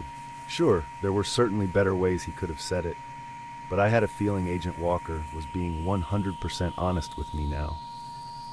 His job was to focus on catching the guy who'd butchered 17 girls. Girls like me, not to cater to the whims of a teenager with control issues. But he'd also admitted that I was right, about Kyle not leaving me alone at least. So as scary as it was to go down this rabbit hole and possibly let more madness into my safe, comfortable life, it was the only answer I had right now. I didn't mean to be insensitive about the situation, Agent Walker, and if I came off that way, I apologize, I said, choosing my words carefully. You're right. This isn't just about me, and I certainly don't want to get in the way of your investigation. But those girls aren't the only victims here. I need to be able to move on and have some semblance of a life. I'm just trying to make sure Kyle doesn't ruin my life too. The warmth from our breath had made the temperature inside the booth rise, and a light layer of condensation was building up on the mucky window. As if he'd just realized this too, Agent Walker ran his hand through his hair and began to pace the tiny room, helping to circulate the air as he moved. Self-preservation, he said, his voice back to normal. Then he stopped and looked at me. I can respect that, and you should have a healthy dose of that if you're considering getting involved in this. In the end, your focus should always be on staying alive. If you keep that at the forefront of your mind, at least you'll have a chance. The advice seemed a little dramatic to me, but instead of telling him so, I let it go. For the moment, we had an understanding. He would let me in on the parts of the investigation that involved me, and I would try my best not to mess up his case. It wasn't everything I'd wanted, but it was enough for now. When Agent Walker finally stopped pacing, he returned to his place near the counter and crossed his arms over his chest. "What do you want to know?" he asked, calmer than before. Now that we'd both laid all our cards on the table, we could finally move forward. I swallowed hard before pulling a notebook out of my bag and opening it to a page that I'd earmarked. Once I found what I was looking for, I glanced up to see Agent Walker smiling at me again. His lips pursed together while one corner of his mouth pulled up with glee. "What?" I asked, demanding to know what was so damn funny. "You wrote your questions down?" he asked, not laughing, though I knew he wanted to. "In a notebook? How very Nancy Drew of you." I squirmed as he teased me. He didn't realize that this was what I did. I obsessed. Even though I resented having to get involved with this whole thing in the first place, once I decided to do something, I went after it with the same zeal I did everything else. Seriously and single-mindedly. I didn't do anything half-assed. Nothing ever got accomplished that way. I didn't want to forget anything. How do you keep everything straight if you don't take notes? I challenged. He pointed up to his forehead. "Photographic memory," he answered. "Fine. Whatever. Not everyone has that superpower," I said, losing patience again. "Some of us have to write things down. Can we move on?" Agent Walker chuckled and then nodded. I consulted my list. It was long, longer than I'd expected it to be when I'd first started. But once I'd begun to write, it was like I couldn't stop. They just kept coming, some questions building off of others, while a few were so long and detailed you'd think I were doing a research paper. I started with the first one, the most important one. "Are you sure you have your guy?" I asked flat out. He flinched and then narrowed his eyes at me. It wasn't the reaction I'd been expecting. "Jumping straight into the deep end, are we?" he said. "You've got bigger balls than I thought." I was tired of being teased. "You have no idea how big my balls are," I responded, my comeback more comical than impressive. "Just tell me the truth. Are you positive it was Kyle?" He cocked his head to the side and I heard his neck crack 3 times, like he was getting ready for a run or a fight. It was intimidating, but I refused to let him know it. "Without a doubt," he answered. "Between the diary and the other evidence we have, it couldn't be anyone else." "Then why haven't you announced it to the public yet?" I asked. "Let everyone know that you've caught him?" My friend Zara said the murders have been all over the news, but there's been no mention of the killer being taken into custody. because we're not in the business of getting ahead of ourselves. Like I said, we're in the middle of talking to people who might have information we can use against him. Until we've got an airtight case, we'll be keeping his arrest under wraps. You should too, by the way, he added, jutting his chin in my direction. I hadn't even thought about what my telling Zara would do to the case. But in my defense, Agent Walker and his partner hadn't said to keep quiet, and Zara was my best friend. There wasn't much that I kept from him, and I wouldn't be starting with something of this magnitude. I just have to tell Zara not to discuss it with anyone but me, and enact the partner-partner confidence he'd mentioned before. What exactly did Kyle say about me in his diary? I asked, moving on. I wanted to know how much of it was true or made up. Whether he mentioned the other people in my life, like Zara or my parents. Did he ever break into my apartment? Follow me to dance class? Watch me as I undressed? As scary as it was, I wanted all the details. I wanted to know what he thought happened between us, so I could set him straight. I had a feeling you were going to ask about that, Agent Walker said, pulling some papers out of the inside pocket of his suit jacket and handing them to me. I unfolded them to see handwriting scrawled on the pages. There were about 20 sheets in all. You can't take them with you or anything. I could get in major trouble for that, but you can read them while I'm here. Let me know if the entries spark anything I should be aware of. I shivered. In my hands were the secret thoughts of a possible murderer, a serial killer, my stalker. I almost didn't want to touch the pages for fear that his sickness would somehow seep into my skin and poison me too. But the papers were only copies, black lines decorating the edges from having been Xeroxed. Only 17 Vicks have been tied to this string of murders, yes, but Grafton's not talking, so there could be others we don't know about yet. What did he do with the ice pick? I asked, my voice coming out smaller than I'd intended. Agent Walker shot me a pained look, like he didn't want to be the one to put the image in my head, but it was already there, waiting in the dark recesses of my mind until it could be confirmed. He impaled his victims with them, straight through both ears, he said with a sigh. They were dead instantly after that. Jesus. But not before he strangled them, beat them, and sexually assaulted them, he added solemnly.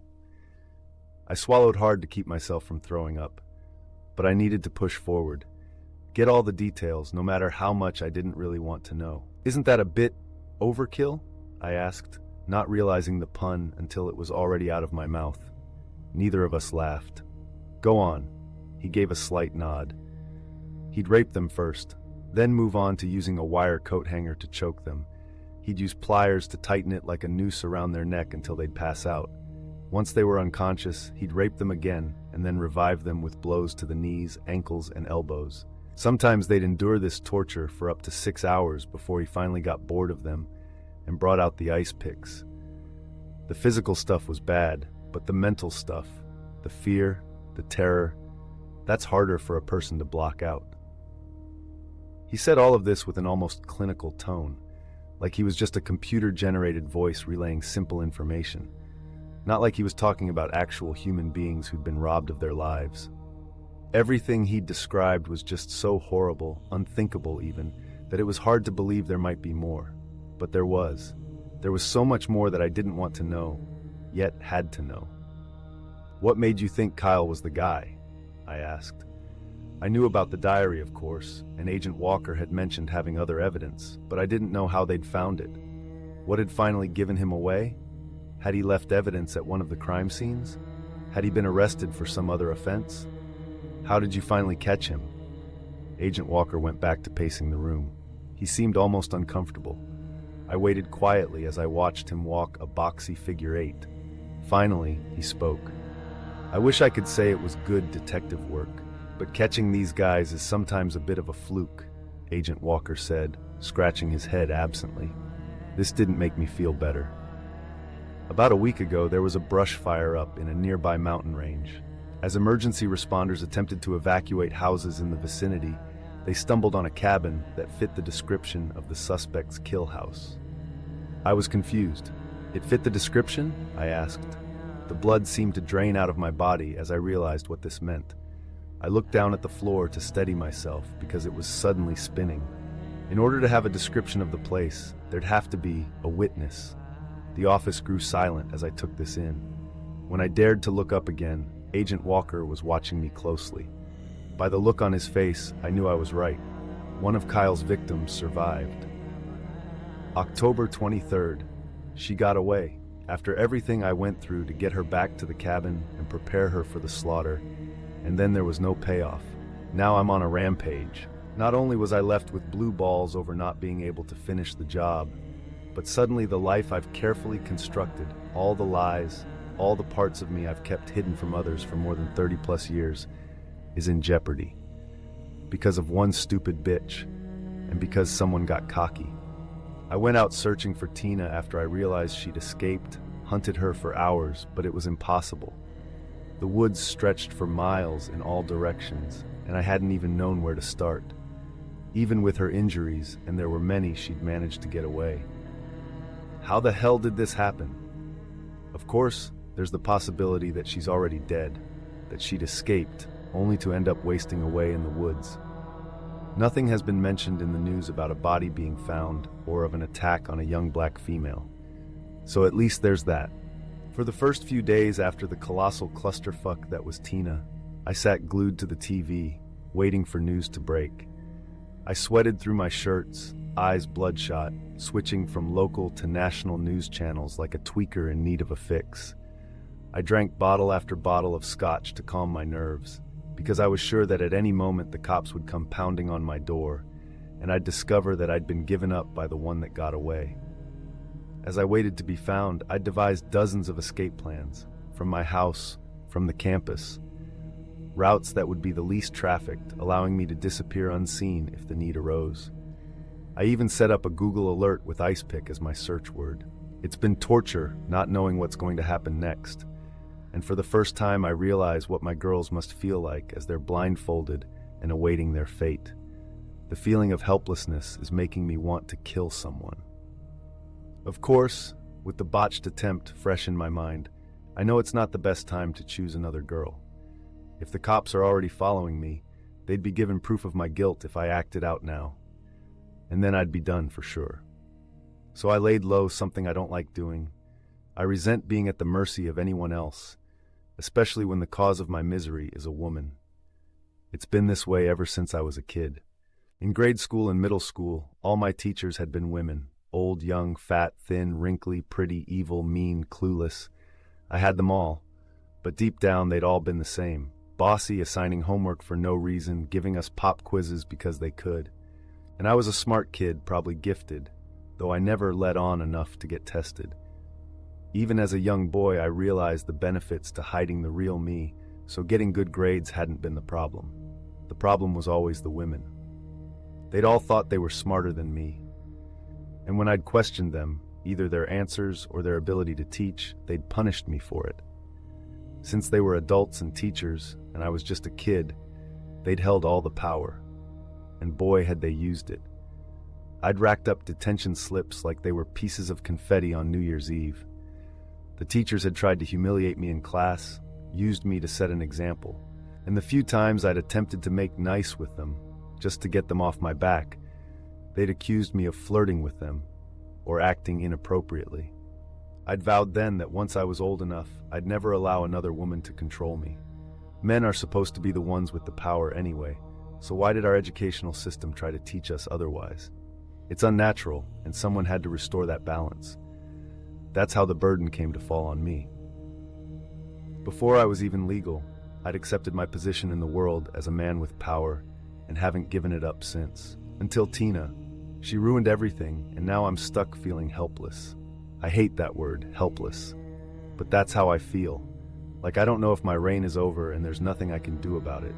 It fills me with dread and rage. Since I never got Tina's last name, and she refused to tell me any personal information about herself, I can't even search for her to find out if she made it out of the woods alive. And that means I can't hunt her down and finish the job if she did survive. Somebody got away, I whispered, thinking about what this meant. How could you not mention this before? You guys have an actual witness. Well, there's your case right there. She's got to have all the answers. Case closed. We thought the same thing. Agent Walker said. And don't get me wrong, she's the reason we have any details at all, but she's so damaged and traumatized that we're not sure she'll make it through a whole trial. For some victims, just the idea of being in the same courtroom as their attacker is enough to make them clam up for good. Maybe if you made her feel safe, I blurted out harshly before softening my tone, and were sympathetic to what she was going through, she wouldn't be so hesitant. What are you implying? He asked, frowning. Come on, Agent Walker, I said, fighting the urge to roll my eyes. If you guys interviewed her the way you interviewed me, then I could see why she'd be less than helpful. You guys aren't exactly comforting. We're not here to comfort people, Agent Walker said. We're here to catch killers and keep the public safe. They don't teach you how to have a good bedside manner over there at the FBI, do they?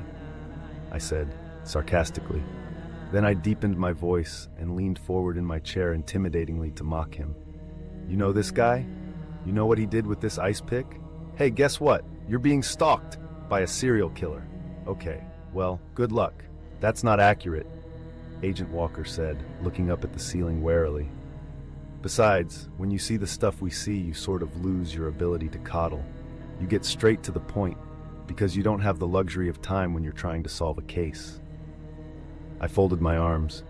It takes just as long to be pleasant as it does to be crotchety, I said. Crotchety? Agent Walker repeated, then snorted loudly. Actually, that's a perfect way to describe Landon, he said, shaking his head before moving on. Would you rather us be nice or solve the case? Why can't you do both? I asked. Life's not fair, he retorted. You can't always get what you want. He was almost as stubborn as I was. Now I could see why Zara got annoyed with me sometimes. I got up from the stool to stretch my legs, rising up on my tippy toes and then back down again, working out my calves which were tight from class. Agent Walker noticed the movements and pointed at my feet. Your feet better now? Huh? I asked absently. Your feet were pretty banged up when we came by the other day, he said, shrugging. You noticed that? I said, surprised. I'm FBI. I notice everything, he said seriously. Then he loosened up and smiled. Besides, it was kind of hard to miss. You were practically bleeding all over the floor. It wasn't that bad, I said, thinking about how I'd had worse wounds over the years. I could smell it when we walked in, he said in a strange voice. I was suddenly embarrassed.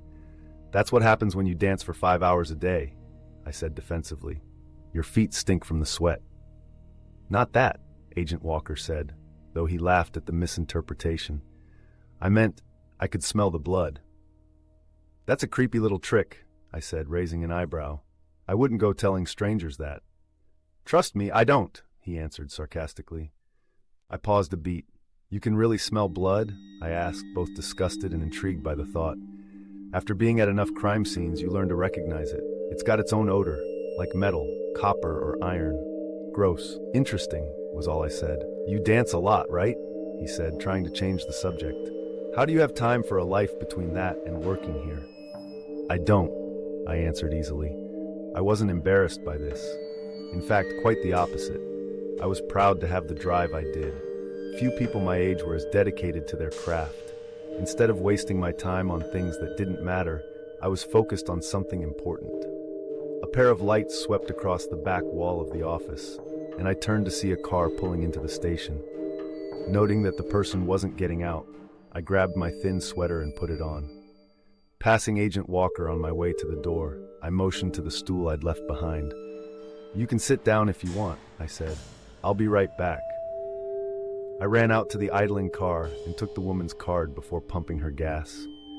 In the back were 2 kids out cold in their car seats.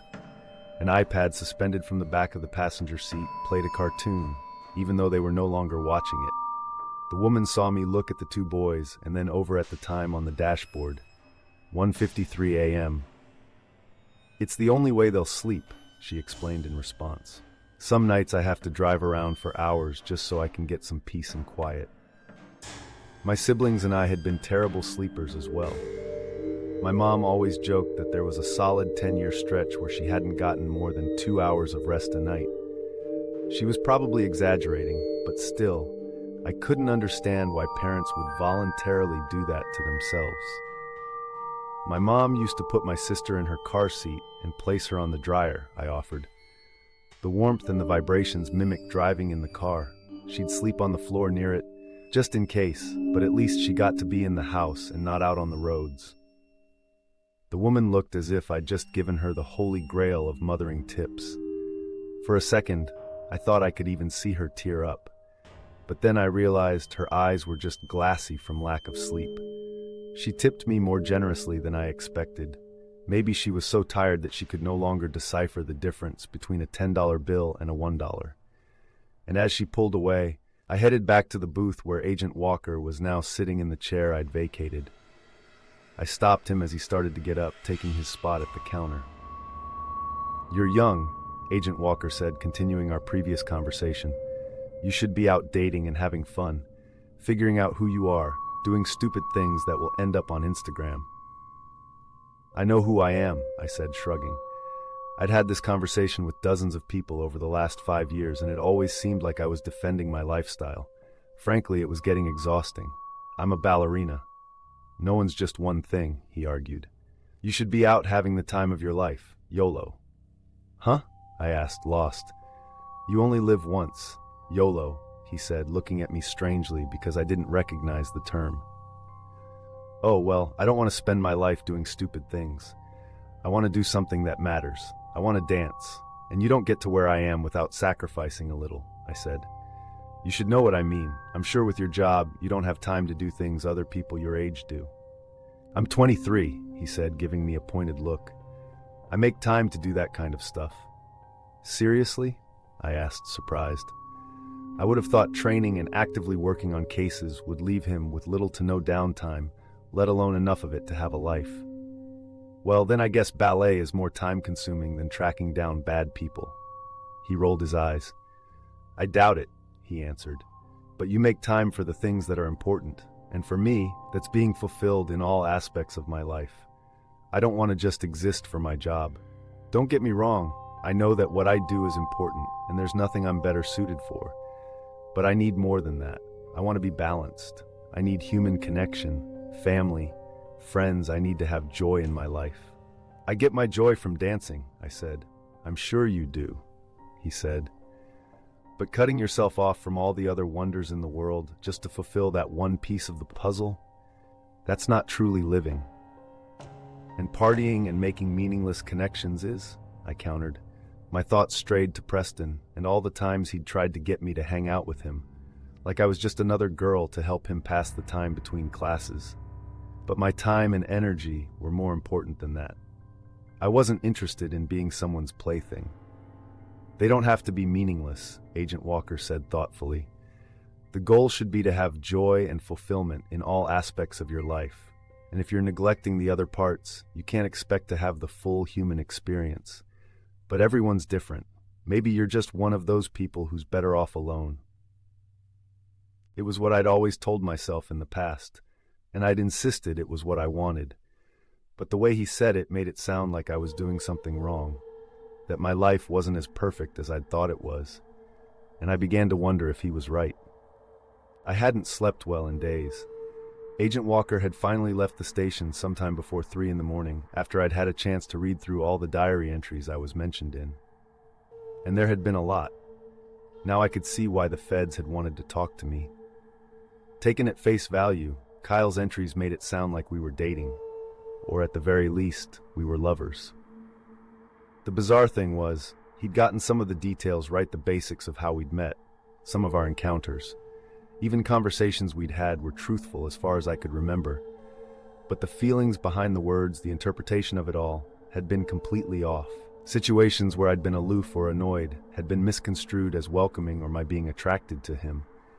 He'd made up interest where there'd been none, created fantasies out of the tiniest bit of kindness on my part. It was scary how easily my words and actions had been twisted to fit his sick mind. And it made me second-guess myself. Had I led him on in some way? Should I have been clearer about my disinterest? Some people needed to be beaten over the head with the truth, but this was ridiculous. Poor choice of words, I know, but still accurate. I'd almost been unable to get through the entry detailing our special night together. Though nearly all fictional, it starred a version of me that didn't exist in this universe. And even though I knew it was a lie, I still felt sick over it, like I'd been violated. Not physically, of course, but the way he'd discussed my body and the things he'd done to it, it had all been without my permission, and I'd been powerless to stop it. When I'd finished reading, my biggest question was whether Kyle actually believed that it had happened the way he said it had. Everything had been so detailed, almost as if it were a memory, and not just something he'd made up. Was he delusional? I mean, clearly he was delusional, but maybe he suffered from a form of schizophrenia, which made it seem real to him? Or was he just so caught up in his own lies that he no longer saw them as that? It was all so confusing, and brought up more questions than answers. Agent Walker hadn't been much help. He just shrugged when I asked him why Kyle might have made up the entries. Like I said, Grafton's not talking, he said. Your guess is as good as ours right now. After that, the sleepless nights had begun. Luckily, Zara was around to keep me sane, though I still wasn't sure his disturbing interest in true crime was a good thing. But at least I had someone to talk to about what was going on. And he didn't shy away from the ugliness of the situation, which came in handy more often than I would have thought. He even helped me write the letter explaining to Kyle why I wouldn't be visiting him in prison. In it, I'd tried to let him know that I had to move on, and so did he. That he should focus on his upcoming trial. I wasn't nasty to him, but I also didn't want to be his obsession anymore. I'd ended it by asking him not to contact me again. We'd both agreed that I'd been kind but firm. No need to taunt the serial killer, Zara had warned, hovering over me as I wrote. It's like poking the bear in its cage, because you think it won't ever get out. If that bear gets angry enough, he'll bite your arm off as soon as you get close enough. Doesn't even need to break free from the bars. Resourceful mothers. That had been a few days ago, and I hadn't heard anything since I'd sent it.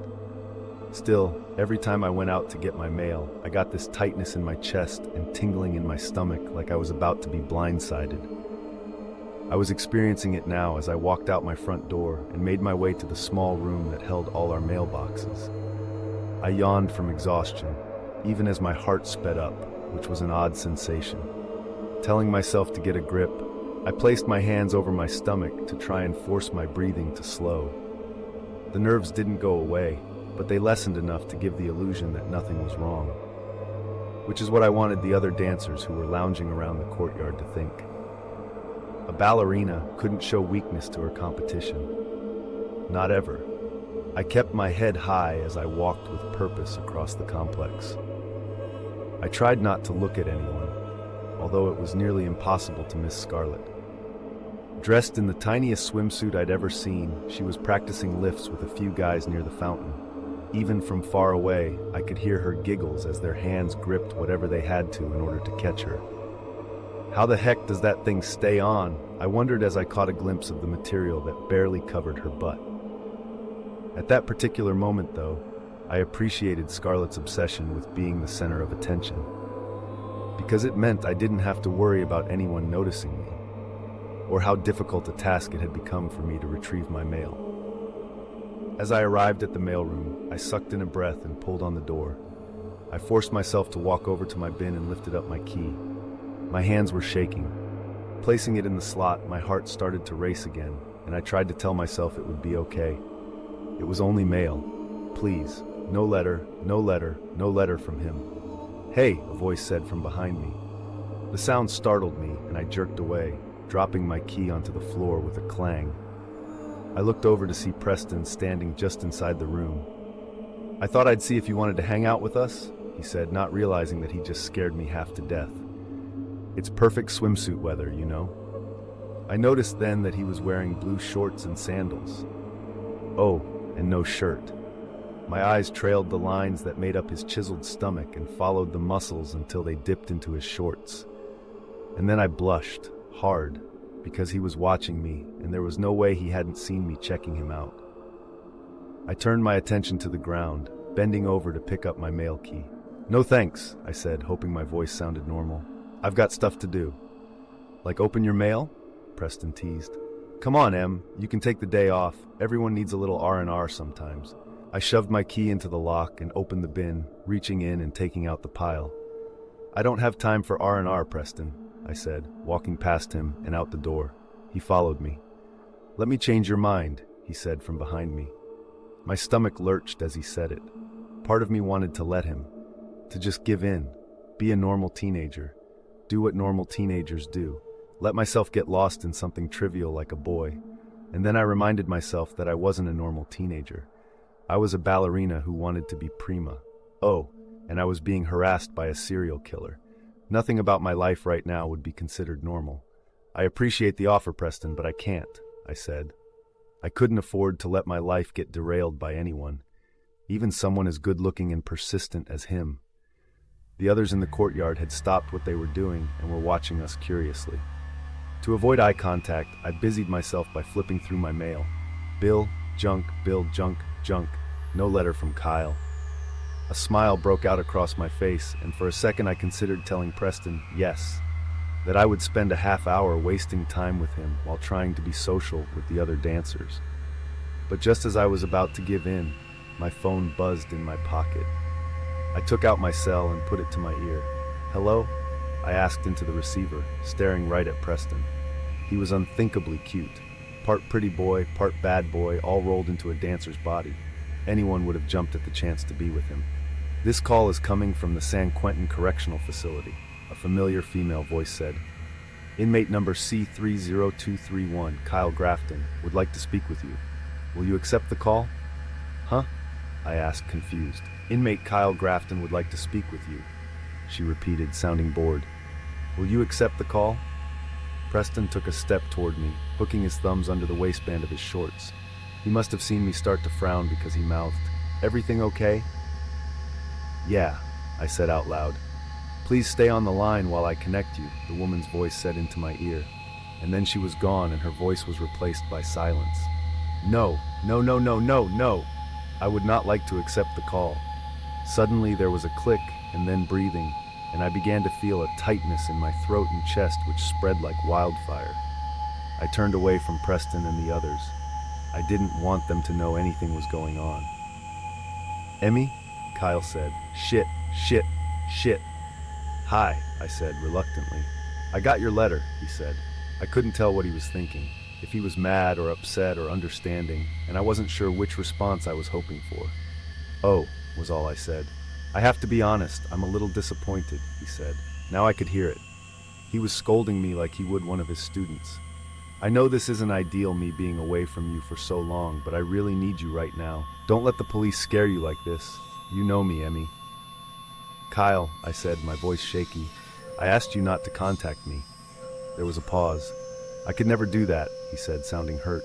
"Just abandon you like that, and I can't believe you'd do that to me either. Who's making you do this?" I was growing frustrated now. He wasn't hearing me. "Nobody's making me do this, Kyle," I said curtly. "I want you to leave me alone. I need you to come visit me," he said. "We can talk about this in person, and then you'll see." "No," I said, losing my patience. "Goodbye, Kyle." "Don't hang up on me," he yelled into the phone, angrily enough for me to listen to him. After a few deep breaths on his end, he continued. "I think I've been pretty patient with you, Emmy, but you listen to me now. You will come and visit me in here. You will, or else." And then he hung up, leaving me shivering in the California sun. When I finally arrived at San Quentin, the officer assigned to checking in visitors told me I had to lock up all of my personal belongings, cell phone, wallet, chapstick, keys in one of their lockers. I was given a paper with a number on it, the kind you'd get after leaving your jacket at a coat check. Beside the metal grate that separated the officer and me was a single printout stating that the prison wasn't at fault if belongings were stolen. Somehow that didn't seem right. We were required to leave our things with them, but we couldn't expect them not to be stolen. While they were in their custody, if they couldn't keep people from stealing my wallet while it was locked up, how was I supposed to trust them to keep me safe from the inmates inside? My nerves began to bubble. I was escorted through a metal detector, like the ones you saw at the airport. When the alarm didn't go off, I was ushered inside the gated area and then issued a visitor's pass, which displayed my full name, the photo from my driver's license, the date of my visit, and the words "visitor" in big block letters. Looking down at the pass, I felt like the words should have been bright red or covered in neon. just so everyone inside was clear that I didn't belong there. Unfortunately, I had the feeling that the man to my right, whose hand appeared to be permanently attached to his gun, wouldn't appreciate my request for a highlighter. So, I remained silent and tried to stay out of the way as the armed guards checked in another 6 or 7 visitors before bringing us to the first set of metal bars. We'd go through no less than 4 gates on our way to the visitors area, and each time the door clanged behind us, I felt more and more like I might not make it out. A few of those around me looked as shell-shocked as I felt, while some seemed to be old pros. I wondered how long their loved ones had been locked up and why. The air was stale as we walked down the linoleum-paved hallways, passing the occasional guard along the way. Surprisingly, the interior looked eerily similar to a school when class was in session. Ironic considering so many people described high school as a prison. Except here, there were no lockers and bars covered every window. When we finally got to the visitors' room, we all shuffled inside and were asked to sit in a group of chairs located at the back of the room. This was the designated waiting area, a place where we could sit while others finished up their visits. I'd been nervous about this part. I hadn't known whether I'd be face to face with Kyle in an open room, with only a pair of handcuffs keeping him from attacking me, or separated from him completely. Turns out, in maximum security, inmates were kept behind glass windows, and communication was done through black phones placed on the walls. This only gave me a modicum of comfort, though, considering I would still be sitting in front of the man who'd stalked me for nearly a year and killed over a dozen girls. It was at that moment that I began to question whether this had been a good idea after all. My heart raced as I sat stiffly in the hard plastic chair. I attempted to slow it down by focusing on the one thing that brought me comfort: ballet. I danced already that morning, choosing the afternoon for my visit with Kyle, so I wouldn't miss class. Only a few weeks were left until our teachers would cast Giselle, and I knew I had to show up, even if doing what Kyle said was vitally important too. With my eyes closed, I ran through the scene I'd be auditioning for. It was known as the mad scene in the ballet, where Giselle experiences grief over the loss of her true love and dances her way to death. It's less dance-heavy and relied almost entirely on a ballerina's acting skills. It wasn't hard to get into the mindset of feeling helpless while sitting inside these walls, I noted grimly. "Bryant!" A gruff voice called out across the room. "Already?" I wasn't ready for this. I shot out of my seat, trying to identify where the sound had come from, and finally saw a guard standing over near the wall of cubicles set up for visits. He wrote something on a sheet of paper attached to a clipboard and then hung it back up on the wall. I hurried over to him, afraid of pissing him off by keeping him waiting. I was pretty sure he couldn't punish me the way he could the prisoners, but I didn't want to take any chances. "I'm Emmy Bryant," I said to him meekly. "Go to slot 7, he barked. "Your inmate will be along shortly." "Okay," I said, wanting to tell him that Kyle wasn't my inmate, that we weren't friends or family, but I couldn't seem to find my voice. When the officer saw that I wasn't moving, he looked back down at me annoyed. "Do you need something?" he asked.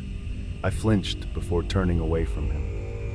It was becoming clear that it wasn't just the criminals I needed to watch out for in here. My body began to shake as I approached slot 7, and I clumsily pulled out the chair and sat down, no longer trusting my legs to hold me up. This was it. I was finally going to confront him, demand that I be given my life back. I looked around the tiny cubicle, noticing all the things past visitors had carved into its walls. CC plus Lewis equal forever. "I was here 2/14/2003, fuck the police." He didn't do it. The messages went on and on, proof that others had been there before me, that their memories would be etched within these walls forever.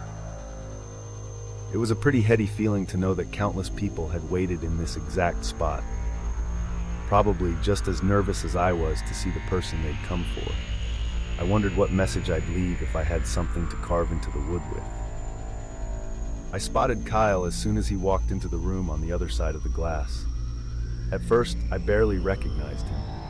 This version had at least a week's worth of stubble. His hair was all over the place, and he was dressed in clothes that were a couple sizes too big for him. His black-rimmed glasses were gone, giving off a completely different vibe than I was used to. But then he smiled, and his dimples appeared, and it was him again. My heart raced and I thought about running, but even if I did, I wouldn't get very far. The guards had explained that we'd all be escorted back through the gates together. As a group, we were not free to leave at our convenience. That much had been made abundantly clear. All I'd succeed in doing by running away would be to allow Kyle to continue to stalk me from inside the prison. Placing my hands on the edges of the chair, I gripped the bottom of my seat to ensure that I wouldn't get up. Kyle was walking toward me now, shuffling one foot in front of the other.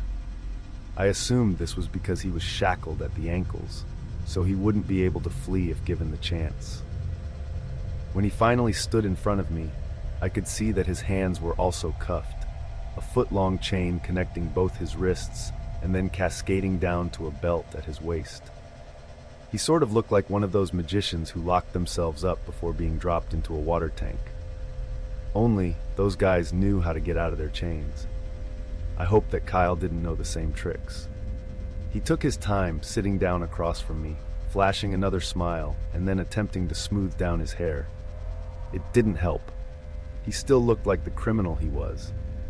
He was no longer the good-looking older man who drove a Prius and taught at the nearby university. Now he was just a killer. Kyle didn't reach for the phone right away, and I didn't either. It was like we were playing a messed-up game of chicken to see who would make the first move. I got the feeling that whoever did would be giving up their control over the situation. So I waited, and so did he. For a full 90 seconds, I sat across from Kyle as he stared at me, smiling, reveling, enjoying himself. I could tell he wasn't surprised to see me. Happy, yes. Surprised, no. He'd known I would come. Finally, Kyle picked up the black phone hanging on the wall and placed it against his ear, nodding for me to do the same. I did, and for the first time in months, I heard Kyle's voice. "Emmy," he said, "it's really great to see you." I felt like all the blood had drained from my body. Here was Kyle in front of me and talking like we were long-lost friends. It was totally bizarre and infuriating and surreal all at the same time. When I finally found my voice, I straightened up in my chair, attempting to show a strength I wasn't feeling. "I wish I could say the same," I said, making it clear this was not a friendly visit. "Aw, don't be like that, Em," he answered, cocking his head to the side like he was hurt. I hated that he was calling me by a nickname and cringed as he said it. "Look, I know you're probably upset by all of this," he said, gesturing at his surroundings, like it was our current location that had me bothered. I think the murder stuff is sorta getting to me more," I hissed, the hysteria in my voice betraying me. I fought to regulate my breathing, stay in control. I wanted him to know that he didn't have power over me. He paused and searched my face. "You don't really believe I did it, do you?" he asked quietly. "Kyle, I saw what you wrote about me in your diary," I said, staring straight at him, daring him to challenge me. "How could I believe anything you say anymore?" October 30th, I'm being followed. I haven't actually seen the person yet, but I've stalked enough girls to know when it's happening to me. The only difference between them and me is that I know it's happening. I can also make it more difficult for my shadow to do his or her job. I've been laying low for a while now, an annoying side effect of losing Tina. She still hasn't shown up anywhere, dead or alive, which means that my stress is just being prolonged. But as the days pass and the cops still aren't beating down my door, I'm starting to feel like I may have gotten away with it. That I've been lucky after all, and the problem has taken care of itself. Yet, it hasn't stopped the nagging feeling that I'm being watched.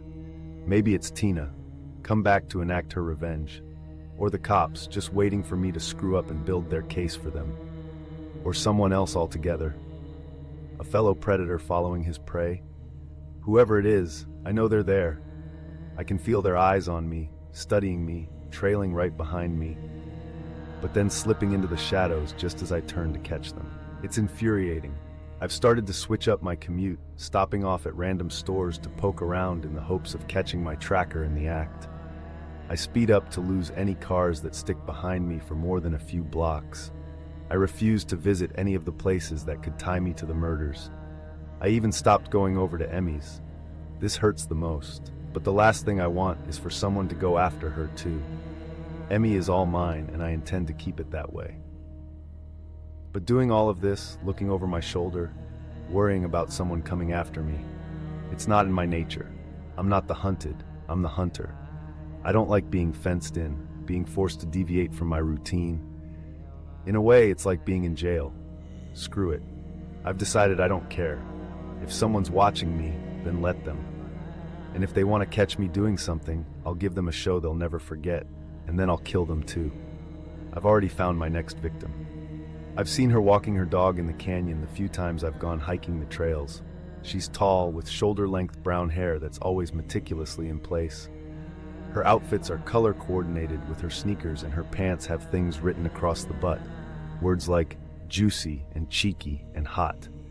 If I had to guess, I'd say she's in her early 30s, recently divorced, or maybe even some old guy's trophy wife. Definitely a trophy wife. The yappy dog she always has with her seems more like an accessory than a companion. And she was always talking on her cell phone. I wore my headphones in my ears to make it seem like I was listening to music, even though nothing was coming out of the speakers. This way, I could listen to the conversations around me without people feeling like they had to censor themselves. Not that the trophy wife seemed to be concerned with whether others could hear her or not. I got the sense that she liked being the center of attention. In fact, she was the exact type of person that a reality show might choose to follow around. Loud, fake, and not just her tits by the looks of her, and completely self-absorbed. We actually had a lot in common. Well, except that I'd rather die than have cameras following me around. It's much harder to kill someone that way. Dawn invited me to that premiere party they're having at the Mac on Saturday night, but I don't know, trophy wife had said, chomping on her gum as she walked. Harry's out of town, and it's the only time I ever have to myself. You know, without someone totally on me all the time. Maybe I'll just stay home and read a book. She was talking about the bar in the Hotel Mac. I'd been to the place a few times. Great food, cold beer, nice old feel to it. And rooms were always available upstairs if you didn't feel like risking a DUI driving home. It wasn't at all on the level of the clubs in Los Angeles, but it was usually a good time. The Mac was as upscale as you could get out here in Point Richmond, that's for sure. Trophy wife had snorted and then started laughing like a hyena. Totes kidding? Me? Yeah, right?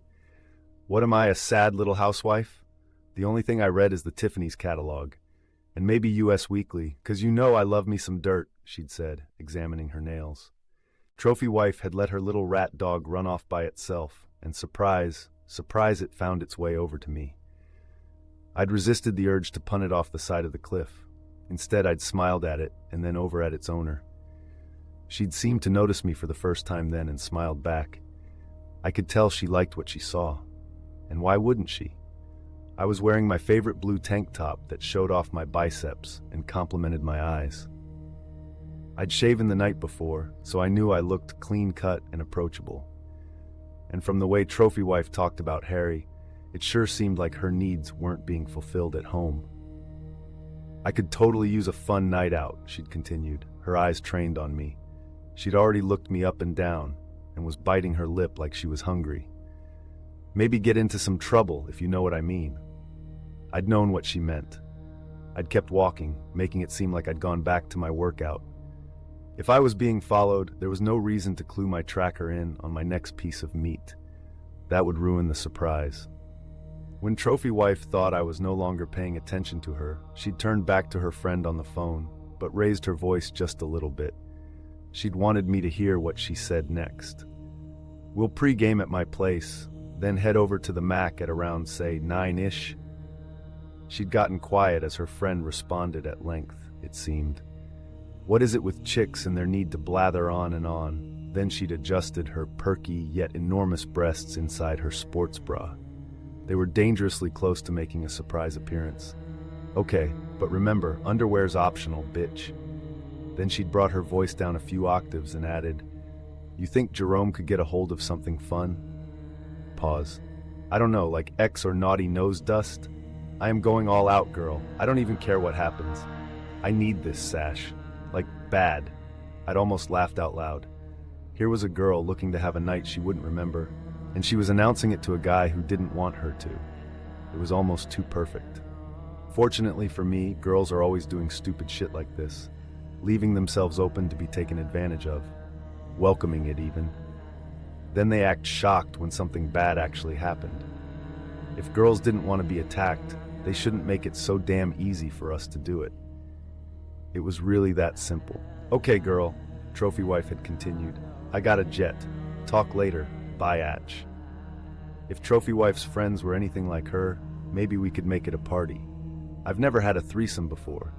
It could be fun. The sex could be good too. It would also help me accomplish another goal, sussing out what the cops really knew. I have a feeling they've got Tina whether she's dead or alive. I'm still not sure, but they purposely aren't divulging anything to the media. They probably think they're being sneaky, that the less I know about what they know, the better off they are. And I hate to admit it, but they're right. Not knowing where I stand with law enforcement makes my job much more difficult. I have no choice but to force them to show me their cards. And to do that, I'm going to dump the next body somewhere public, where there's no chance for the cops to cover it up or hide any of the grisly details. My next victim will become infamous. The first of the Ice Pick Killer's victims to be laid out for all to witness, displayed like a work of art and lauded by the masses. They'll have to cover it on the news then. They'll have no choice. It'll already be out there. Very little can be hidden in today's world, what with social media leading the way.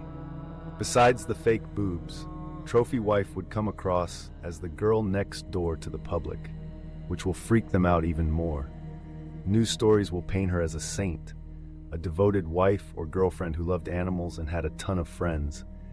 The fact that she was a gold digger who often got blitzed out of her mind and fucked the first guy who came along, they'll conveniently leave those parts out of the story. And the idea that even an innocent housewife can be on the Ice Pick Killer's hit list will cause county-wide panic. It will be glorious. Saturday it was. It's harder to get into prison than you'd think. I had to take 3 separate buses to get there, which unfortunately gave me plenty of time to think about what I was walking into. I'd never been to prison before. That was a sentence I never thought I'd say, and the trip there felt a lot like I was heading to my own execution, which ironically made Kyle my executioner. The night agent Walker had come to the station. I'd assured him I wouldn't go there, that I wouldn't see Kyle face to face, and I'd honestly planned to follow through with my promise. But Kyle's last phone call had made it practically impossible for me to do so. You will come and visit me, or else. It was a threat I had no desire to challenge him on. So I'd called the prison and made my plans to visit, despite the warnings I'd been given otherwise, because I didn't feel like I had another choice. If I was being honest, there was a part of me that thought I could reason with him. He was an academic, after all. Maybe if I gave him all the facts, he'd come to the most logical conclusion that I wasn't worth focusing on. Then again, he was also psychotic, so any plans I had could be a crapshoot. His smile slid into a frown. Without his dimples, he looked every bit as dangerous as he was supposed to be. I started to wonder if the glass was enough to keep him from getting at me. What if he went ballistic and threw himself at it? Would it break under the pressure? I imagined him bursting through the glass and wrapping his hands around my throat, squeezing the life out of me before the guards could get to him. I knew it was unlikely, but I leaned farther back in my seat anyway. "You read my diary?" he asked, clearly upset. "Nobody was supposed to read that. It's private." "It was also made up," I said.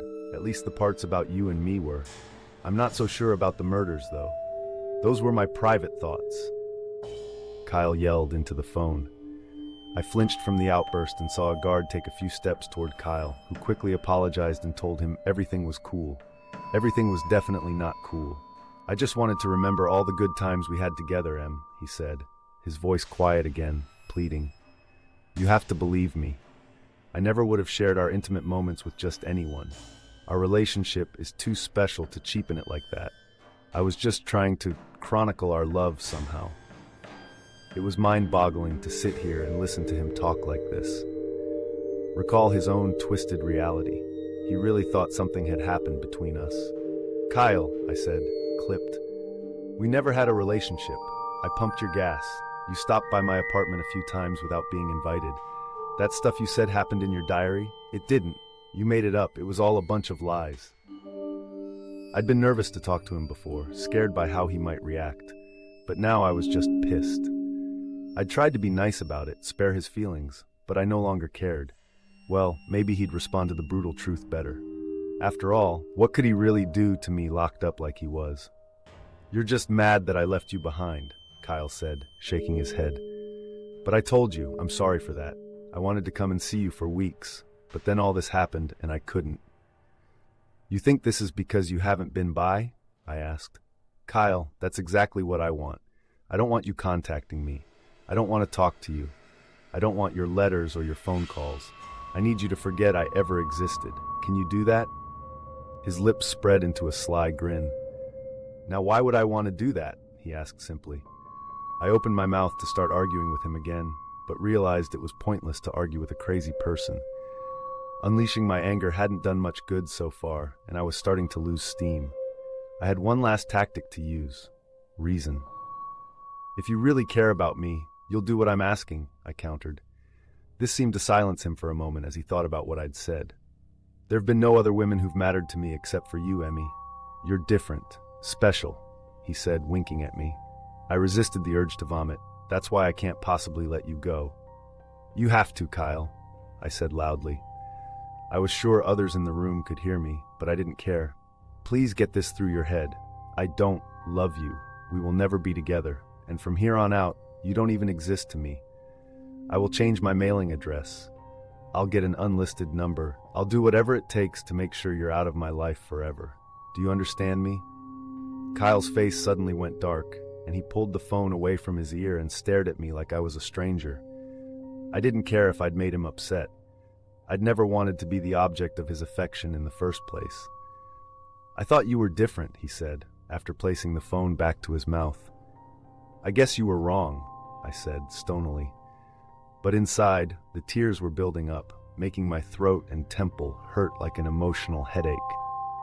I hadn't even been aware it was happening until it was almost spilling out of me.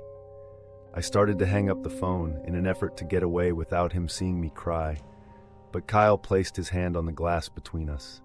"Emmy?" he asked, before breaking out into another blinding smile. I brought the phone back to my ear carefully.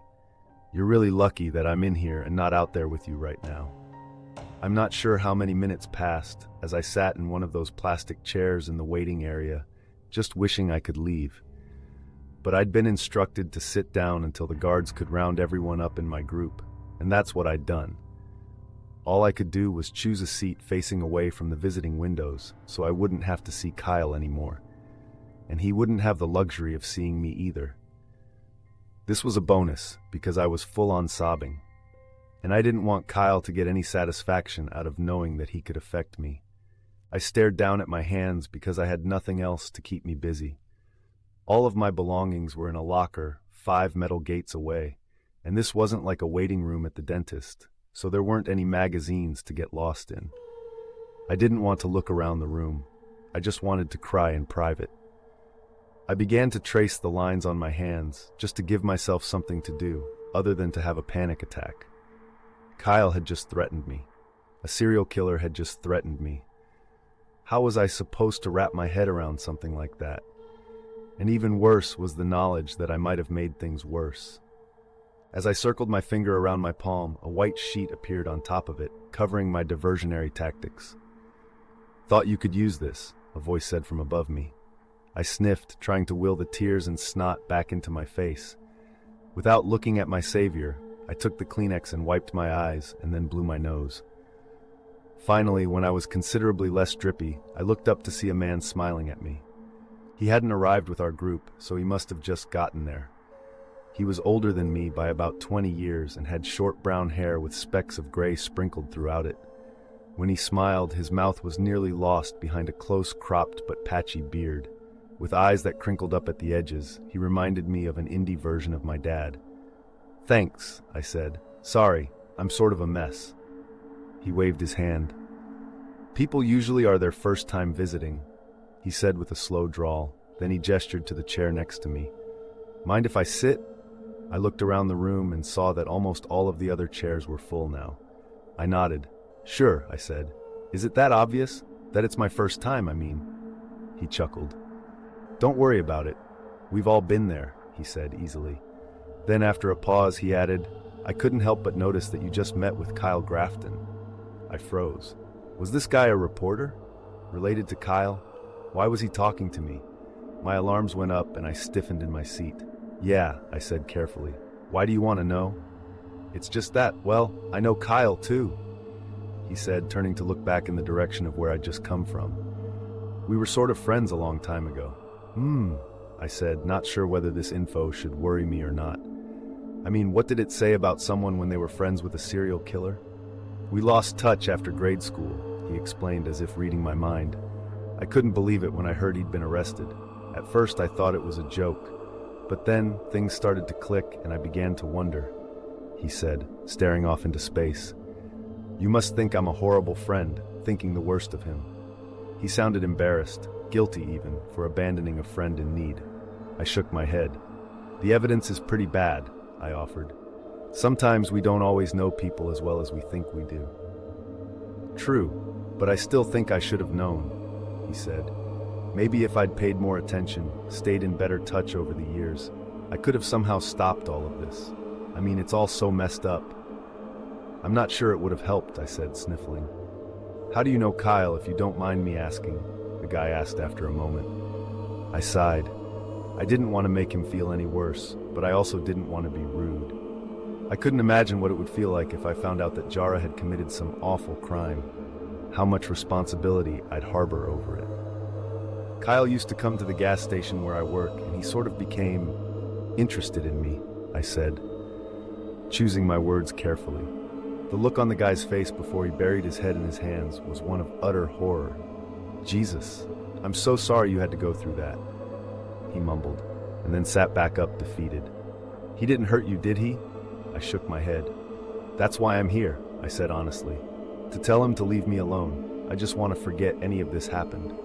I want answers, he confessed to me. This isn't the guy I knew. I can't figure out what happened that would make him do all those awful things. Well, maybe you'll have better luck with him than I did, I said. One of the guards called out the names within our group to let us know that we'd be leaving to go back to the prison entrance soon. It was all I could do not to run to the door and push my way out. He didn't give you any kind of explanation then? He asked. I wasn't exactly looking for one, I said. I just want him to let me go. Another call for our group, and this time I stood up. Well, I gotta go. Good luck, I said, forcing a smile. Thanks, he said. And I really am sorry for what Kyle has put you through. If I can ever be of any help, please don't hesitate to ask. It's the least I can do. He walked me over to the guard and convinced the man with the clipboard to write down his number in case I wanted to get in touch with him at a later date. The guard looked like he had no desire to grant his request, but in the end, scratched down the number anyway, growling that he'd give it to me on my way out. My name's Levi, the man said, reaching out to shake my hand. Emmy, I responded, before trudging slowly back to freedom. No. This wasn't supposed to happen. The girl who visited me today was not the girl I knew. She's changed. Something had to have happened to make Emmy turn into the others, become the overbearing, demanding bitch that sat across from me. She acted like our relationship was nothing to her. Like I was nothing to her. God, I need a drink. I'd even take bucket booze right now if it meant I could drown out everything that just happened. Nothing is going right. When I got back from our visit, I paced around my 10x8 cell, muttering curse words under my breath. I wanted to destroy something, crush the life out of the next person who talked to me. Instead, I grabbed my pathetic pillow off my bunk and took to smashing it against the wall until I grew sweaty with exhaustion. Breathing heavily, I collapsed onto my bed, ignoring the loud squeaks that the springs made as I landed. Then I stared up at the ceiling for a few minutes, trying desperately to collect my thoughts. Nobody was doing what they were supposed to anymore. If they would have just let me handle things like I'd planned, then it all would have worked out. I wouldn't be dealing with any of this bullshit. Now I'm being backed into a corner, forced to take action. And after everything I've done, all the ways I've proved myself to be superior, they want to take everything from me. And then there's him. He's always there, always wanting more. More bodies, more blood, more. Not that I'm not cut from the same mold. I'd wanted to do the things I'd done. Killing seemed to fill up the darkness in my soul. Until he'd begun whispering in my ear, though, I hadn't fully realized my potential. How good I'd be at it, and how satisfying it is too. Killing, defiling, disposing. He makes it easier to do what I've always dreamed of. We're a team, and he's the only one I've ever trusted. The only one who truly understands me. He's a part of me, and I of him. Yet still, I'd wanted to keep something for myself. Emmy, she was meant to be all mine. I'll never let him touch her. I never even told him that she existed, because she'd been perfect. A representative of the life I wish I had, with a girl who loved me like no one else could. So, because she was my perfect little girl, I never told him about her. I knew what he'd want to do to her if he knew she existed or what she meant to me. He'd want to have her too. Well, he met her today, saw the real Emmy for the first time. And just as I suspected, he wants her now too. Said she'll only cause problems for us. And after our visit, I can't disagree. But even though I know this to be true, and Emmy's no longer my perfect little girl, I still don't want him to have her. That's why I need to get out. I'd planned on going through the system, fighting it out in trial, because in the end, I knew I'd win. Now there are other circumstances to consider, like time. It's ticking down. In my cell, I'd gotten up from my bed and walked over to the sole window in the room. It was the size of a toaster, but it was enough to see outside. The courtyard is large, but completely enclosed by concrete walls, which extends at least 30 feet into the air. San Quentin is a maximum security prison, one of the toughest in the state, maybe even in the US. It won't be impossible to break out of here, but it will be complicated, and I prefer to take the easy way out if at all possible. That way I can focus my attention on Emmy. I'd ambled over to my cell door, which was open since we were free to walk around the cell block for a few hours each day. Heading several doors down, I'd slowed and then stopped at another bunk, leaning against the cold metal and crossing my legs at the ankle.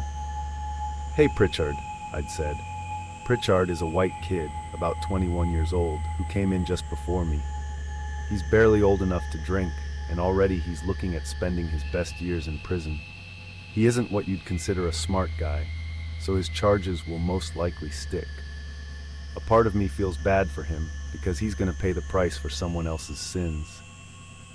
He'd been the getaway driver for a few buddies who'd killed a man during a robbery. He hadn't even been with them when the murder had occurred, and yet he was doing their time. Poor schmuck. "Grafton! Yo," he'd said, surprised to see me at his cell door. He's a little scared of me, though he tries to hide it behind youthful bravado. He has nothing to worry about, of course. I have no real interest in him, and he isn't a threat to me. He's just background noise. Well, he was until now. Now Pritchard could actually be of some help to me. "What's up?" the kid had asked, suspicious but not hostile. "You had your arraignment the other day, right?" I'd asked. "For sure. Bitch-ass appointed lawyer tried to burn me up. Kept telling me to plead guilty," he'd said, leaning back on his bed like we were hanging out at his house. "I mean, what kind of shit is that, anyway?" "Which courthouse they take you to?" I'd asked. "Marin County," Pritchard had said. I remember, because my buddy had to appear in court there once. He was lucky and got off, though. "Focus, Pritchard." "What was it like?" I'd asked, still trying to keep things light. But Pritchard knew something was up. Boy isn't a genius, but he isn't a retard either. Luckily, he just gave me a funny look, but didn't call me out. Typical court, lots of suits, metal detectors, dick cops, horrible coffee. The holding rooms weren't all that bad, though. Even got a piss on my own for once. Lunch they gave us was better than the shit they serve here, and that was out of a vending machine. "I'll have to keep that in mind," I'd said, though the last thing I cared about was what I was going to eat. Truth was, at that moment, I'd known how I was going to get out. But I didn't need someone like Pritchard going around telling people I'd been grilling him about the facilities. If I were caught before I made a run for it, I'd be done. So I made like I was just taking an interest in his life, like a normal person might. You end up pleading guilty, my lawyers are telling me to do the same thing. They all had, only I'm not stupid enough to do it. I hoped for Pritchard's sake he wasn't either. He'd shrugged and suddenly looked sheepish. The other side came and made a deal. Said if I gave specifics, they'd only give me the minimum. Figure, I can do 15 months easy. Make me look hard when I get out too.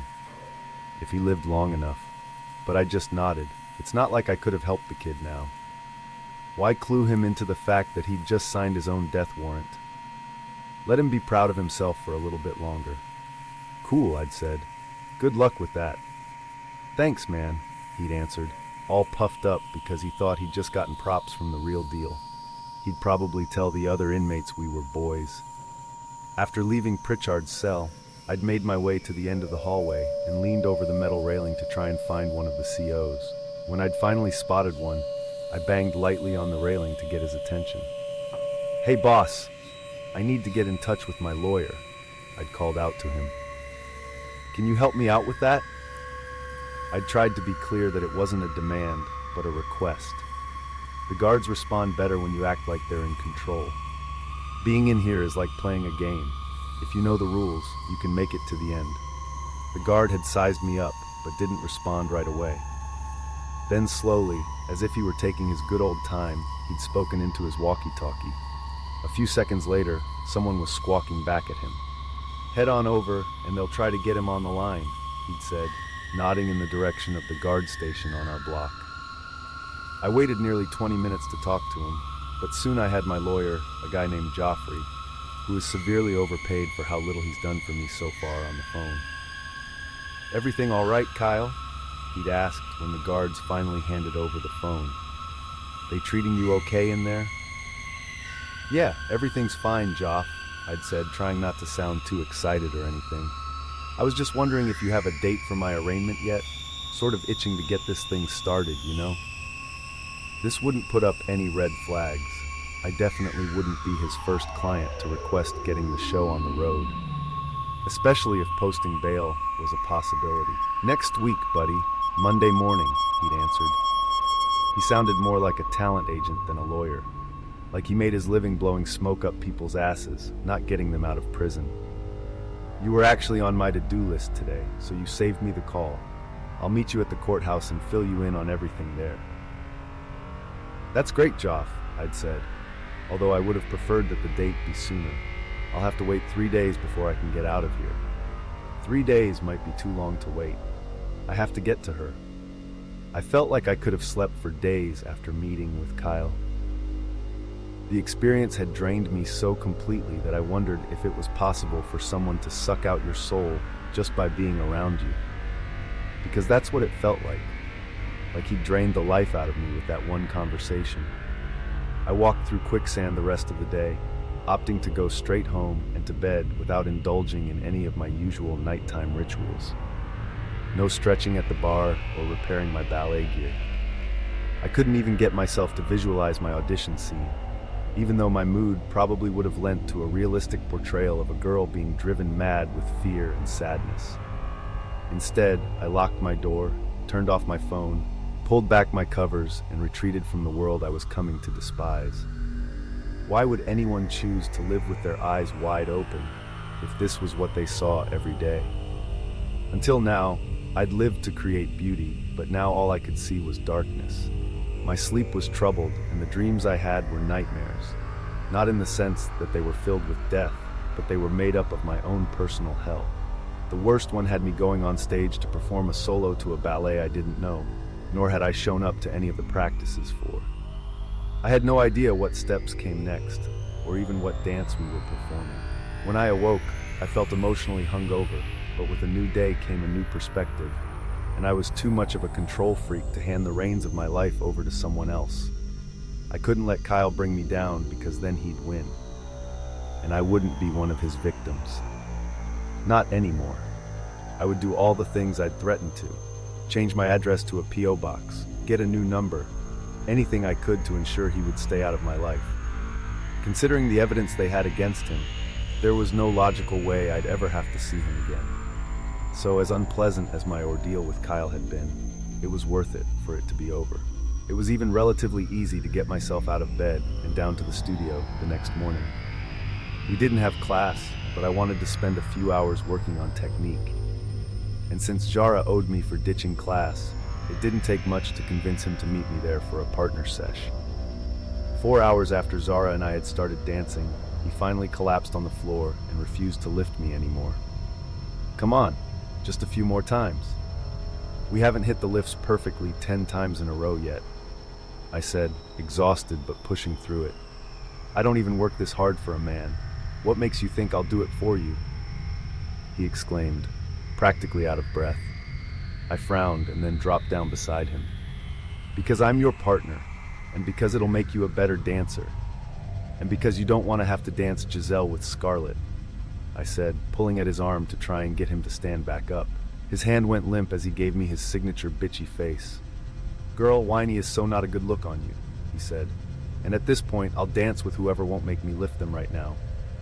Zara, I complained, though I was growing tired too. No means no. I'm done being your chocolate jungle gym. Find another man to climb on, he said. Humph, I said, lying down on my back dramatically. There are better ways to work out your aggression, by the way, he said, turning his head and looking at me as we lay on the floor a foot away from each other. What are you talking about? I asked, my face pulsing with heat. I mean, seriously, find a man to climb on, or under. Either one will work, he said. Whatever's going on with you, whether it's fear or anger or frustration, a little good, old-fashioned physical action could go a long way to curing it.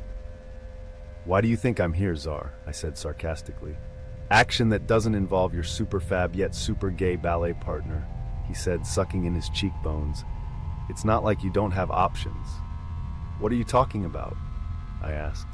I'm talking about your not-so-secret admirer, Preston, he said, twirling his finger at me. He doesn't really like me, Zara, I said, trying to explain the situation to him.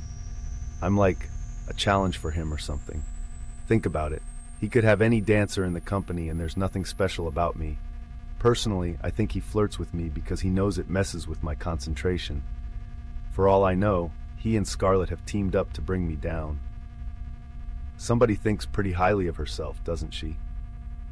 Zara said, out of the side of his mouth. What else could it be? I said, growing exasperated. Maybe he's actually into you? Zara said, though I'm starting to wonder why. I took off my leg warmer and threw it at him. He didn't even flinch as it hit him in the face. Instead, he picked it up and wiped the sweat off his face with it. Gross! I screamed, and then we both started laughing in the way you do, only when you're really tired.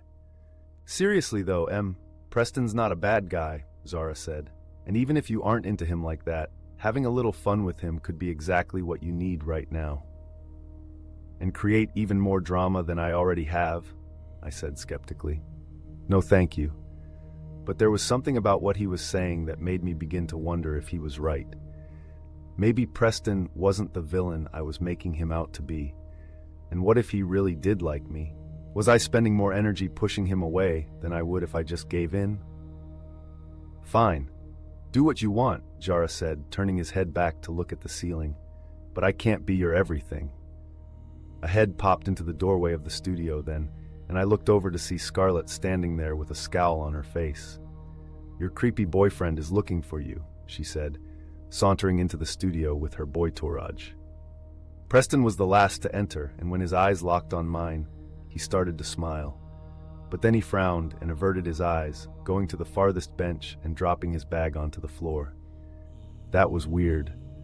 I looked over at Zara to see if he'd witnessed the snub, and all he did was shrug. Please tell me he's knocked you up and you'll be going away forever? Scarlett said, slowly stripping off her clothes to reveal a skimpy purple leotard. She could never get away with something like that during class, but here in the empty studio with all the boys, it was like her personal version of a Britney Spears music video. He's not my boyfriend, I told her, letting Zara lift me to my feet. As we began to walk over to the door, we passed her along the way. But thanks for delivering the message, Scar. It's so hard to find competent help these days. Bitch, Scarlett said under her breath, but loud enough for all of us to hear it. Watch it, girl, or you could end up dancing backup for Miley Cyrus, Zara said to her. Better start practicing your twerk now. I heard a faint snort coming from Preston's direction, but when I looked over at him, his face was blank. Scarlett, on the other hand, glared at both Jara and me before lifting her chin into the air and stomping off. It was almost pathetic how much time she spent worrying about me and what I was up to. Geez, didn't she have a life? Leaving Zara behind with the others, I slipped out the studio doors and nearly collided with Agent Walker. "Emmy," he said, sounding surprised to see me suddenly appear right in front of him. What are you doing here?" I said, still rattled by my run-in with Scarlett. "I mean, do you have any news?" Agent Walker cleared his throat and suddenly looked serious. "I was going to ask you the same thing," he said, crossing his arms over his chest. He stood there waiting for me to respond, a sour puss scowl on his face. What had I done now? I pushed past him and headed out the building door and into the sun, making a beeline for the path that would take me to my apartment. But Agent Walker stepped in front of me, forcing me to stop and face whatever conversation we were about to have. I looked over his shoulder in the direction of home. I needed to shower and eat something before going to work at the station. I didn't have time for an interrogation. I sighed. "There's nothing you want to share with me?" he coaxed as he stared me in the eye. I thought about it for a second like I was considering it. Then I shook my head. "Nope. Should there be?" I asked, wondering why he was so worked up. "Emmy, I know you went to see him," he said finally, exasperated. I opened my mouth to say something, but I didn't know what to say, so I just closed it again. I hadn't even thought to include Agent Walker when I'd decided to go to visit Kyle, and I certainly hadn't called him afterward to give him a play-by-play, but that was just because it was over. Done. "We've been screening Grafton's visitors, including all requests," he said when I didn't answer. "I thought I told you not to go see him." Suddenly I felt like a child being scolded, and I wasn't going to, but then things changed, and I had no choice, I said, my voice rising a bit, before remembering that we were less than 10 feet away from the studio doors. I made a mental note to try and keep my emotions in check. I didn't want to give the others any more fuel for the fire. "What changed?" he asked, sounding angry. "That made it so important for you to do the exact opposite of what I'd suggested." I closed my eyes to keep from exploding on him. "He called me again," I said as evenly as I could, "and threatened to do something if I didn't visit him. Call me crazy, but I didn't want to challenge the psychopath. If he threatens you, Emmy, we need to know about it. If he contacts you, we need to know about it. If you're going to put yourself in danger, we need to know about it," Agent Walker said, sounding frustrated. Then, as if he realized I hadn't been deliberately trying to defy him, he quieted his voice too. "There are ways we can protect you, Emmy. You don't have to go through any of this alone. That's why we're here, to keep you safe." "But you said he would never leave me alone," I pointed out. Agent Walker took a deep breath and started to pace around in front of me. He'd begun to spin his ring again too, absently moving it around his finger. "And it was wrong of me to say that. I shouldn't have scared you," he said. "Sometimes I forget you're a kid, even though you act more adult than most people I know." "It's not like I was trying to keep it from you," I said. "Honestly, I just want to forget all of this." "I know. And I want you to be able to move on too," he said sincerely. "But I need to know what happened when you met with him." I wanted to stomp my feet and tell him no, that I wouldn't spend any more time on this guy who'd turned my world upside down. But I didn't have the energy. So I told him everything that had happened, starting with the phone call and finishing with Kyle's final menacing message to me. "You're really lucky that I'm in here and not out there with you right now." Agent Walker frowned as I relayed this last bit, and then pushed his thumb against his brow like he was getting a headache. I was starting to feel one coming on, myself. "Okay, well, do me a favor and don't go see him again," Agent Walker said finally. "And if anything else comes up, please contact me. There's so much more going on here than you know, and I do want to help." "Well, hopefully it won't come to that," I said, shaking my head. "I have no intention of ever seeing or talking to Kyle Grafton again." "Good," he said, his mind already drifting to the next problem he had to fix. Giving me one last glance, he walked toward the parking lot and got in his car. I let out a deep breath when he drove away, feeling like all the loose ends of a complicated situation were finally tied up. I stood there for a few minutes after he left, trying to get my bearings before I headed home and on with my day. Just when I was about to leave, I heard a sound behind me. Everything okay? I turned to see Preston standing outside the studio. He was leaning against the wall lazily, a water bottle clutched in his hand. Even from here, I could see he was sweating. I wondered if he and Scarlett were practicing their own audition piece inside. Part of me contemplated asking him about it, to see what our competition was, but I decided against it. It sounded like you and that guy were arguing, he said. Just wanted to make sure you were okay. It was nothing, I said, noticing that Preston seemed more annoyed than concerned. Just a misunderstanding. Preston's eyes flickered with curiosity, but he tried to hide whatever he was thinking behind a long swig of water. You know, Emmy, you could have just told me you were dating someone, he said after a long pause. I would have left you alone a long time ago, if I thought there was someone else. Good to know that's all it took, but I found myself inexplicably wanting him to know the truth. Agent Walker and I aren't dating, Preston, I said. I wasn't sure why I was still standing there, why I hadn't made an excuse to make my exit yet. I just knew I needed to have this conversation. Agent? Preston asked, not bothering to hide his surprise. I'm not sure if it was because I just confirmed I was single or because I was telling him my supposed boyfriend was law enforcement. Yeah, look, I don't want to get into the whole story, but I was sort of helping him with a case, I said, adjusting the bag on my shoulder. But now they've got the guy, so... This was the longest conversation I'd ever had with Preston, and it was definitely the first time I'd willingly offered up information about myself. The whole exchange felt weird and slightly exhilarating. Was it serious? He asked, appearing genuinely concerned now. It was kind of bad, I admitted, nodding slowly. Yeah, but it's over now. Preston mulled this over for a few seconds, and then he smiled at me and began to walk toward me, closing the distance between us. I resisted the urge to flee and instead stood my ground. I was suddenly curious to find out what would happen if I stopped fighting him. So, does that mean that you're like an undercover agent or something? He asked, flirtily. Because that's kinda hot. I laughed loudly before I could stop myself. Preston grinned. Finally some sort of reaction from you that isn't total hatred, he exclaims, spinning around in a circle. How do you know my laughter's a good sign? I asked, boldly. Just a feeling I have, he said. He was standing less than a foot away from me and looked like he wanted to move closer. But I'd already spent more time out here than I'd intended to, and I needed to get ready for work. I've got to go, I said, starting to walk backwards, but not yet turning my back on him. This wasn't the same as all the other times I'd left him behind. This time I wasn't exactly running away. But I did have to go. Emmy? He asked, placing his hand on the top of his head absently. You want to do something later? This time I was sincere. Sorry, can't. I've got work, I said. Oh, he said, sounding disappointed for a moment. Okay. I gave him one last look before turning toward the trail.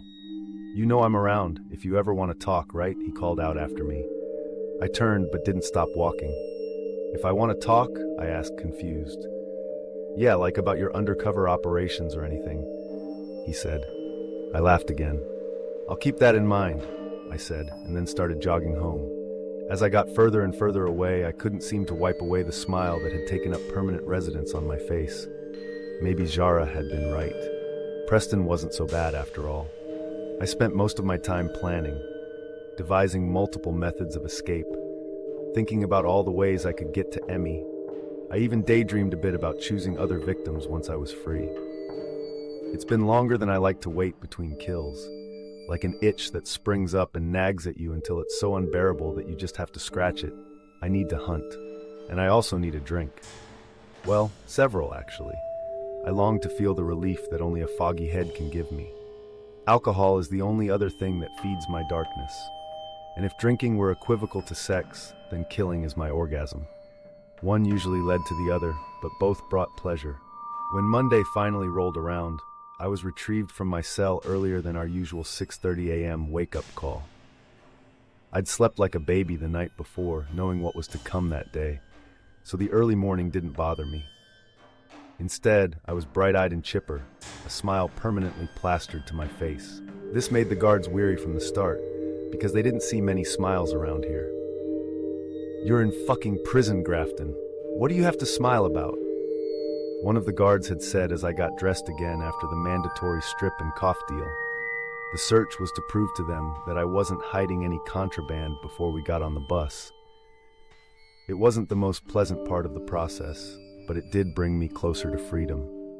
"Just love car rides, boss," I'd answered, as a way of explanation. "Fucking weirdo," the guy had muttered, not entirely under his breath.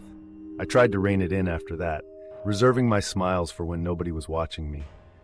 I hadn't wanted to give them any reason to think I was up to something. The process of inmate transportation is a long and tedious one. There are so many steps to go through to ensure that escape isn't possible. I'd sat inside the hot bus for 35 minutes while the guards checked the vehicle and paperwork dozens of times before the engine was even turned on. I was grateful once we finally got going and settled in to enjoy the air conditioning and the trip. I hadn't lied about that part. I do love car rides. It's where I do my best thinking and scheming, and that time was no exception. We were heading to Marin County Courthouse, the same place that Pritchard had gone for his arraignment. They hadn't had to tell me this for me to know it. It was the closest courthouse to the prison, and therefore the safest place to bring someone like me, since less travel meant fewer opportunities for problems along the way.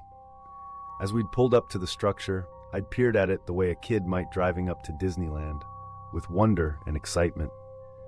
The building was impressive, long and spread out, sort of in the shape of a leg from the knee down, with the entrance being at the ankle of the edifice. Double corridors extended in both directions, one section built at an angle and half as long as the other. The design made things much easier on me, since it meant more window access. When the bus stopped in a special loading zone for prisoners, I was directed to remain where I was until they were ready for me to disembark. I watched the guards talk amiably to the courthouse cops who'd later escort me through the building. They all wore matching frowns, but the new guys were significantly smaller than the Quentin guards and less prepared for someone like me. They didn't see action the way our men did on a regular basis. They weren't as used to the ways we worked and thought. Their cushy jobs kept them inside air-conditioned courtrooms, hobnobbing with judges and lawyers all day. They were always just steps from freedom, and that made them far more fallible than San Quentin workers. This was their first mistake. The second would prove more perilous. One of the Quentin guards climbed the steps of the bus and signaled to me. "Let's go," he'd said, and I shuffled my way down the aisle. I took my time getting off the bus because I hadn't wanted to trip and fall, but also because I didn't want to seem too eager. Once I was standing in front of all four officers, I tried my best to appear compliant. I smiled, but not too big, to show them I wouldn't be a problem. Apparently, they didn't get the hint. "Don't do anything stupid, Grafton," one of the Quentin guards had said, his hand resting on top of his piece. "Course not, boss," I'd responded, looking at the new guards and nodding at them. They'd given me looks that told me they thought they were better than me. Most cops think this, that they're so much smarter than us criminals. But in reality, they're just a different side of the same coin. Chasing the need to show the world they're important, getting off on asserting their power over others, punishing those who deserve it, all under the name of the law.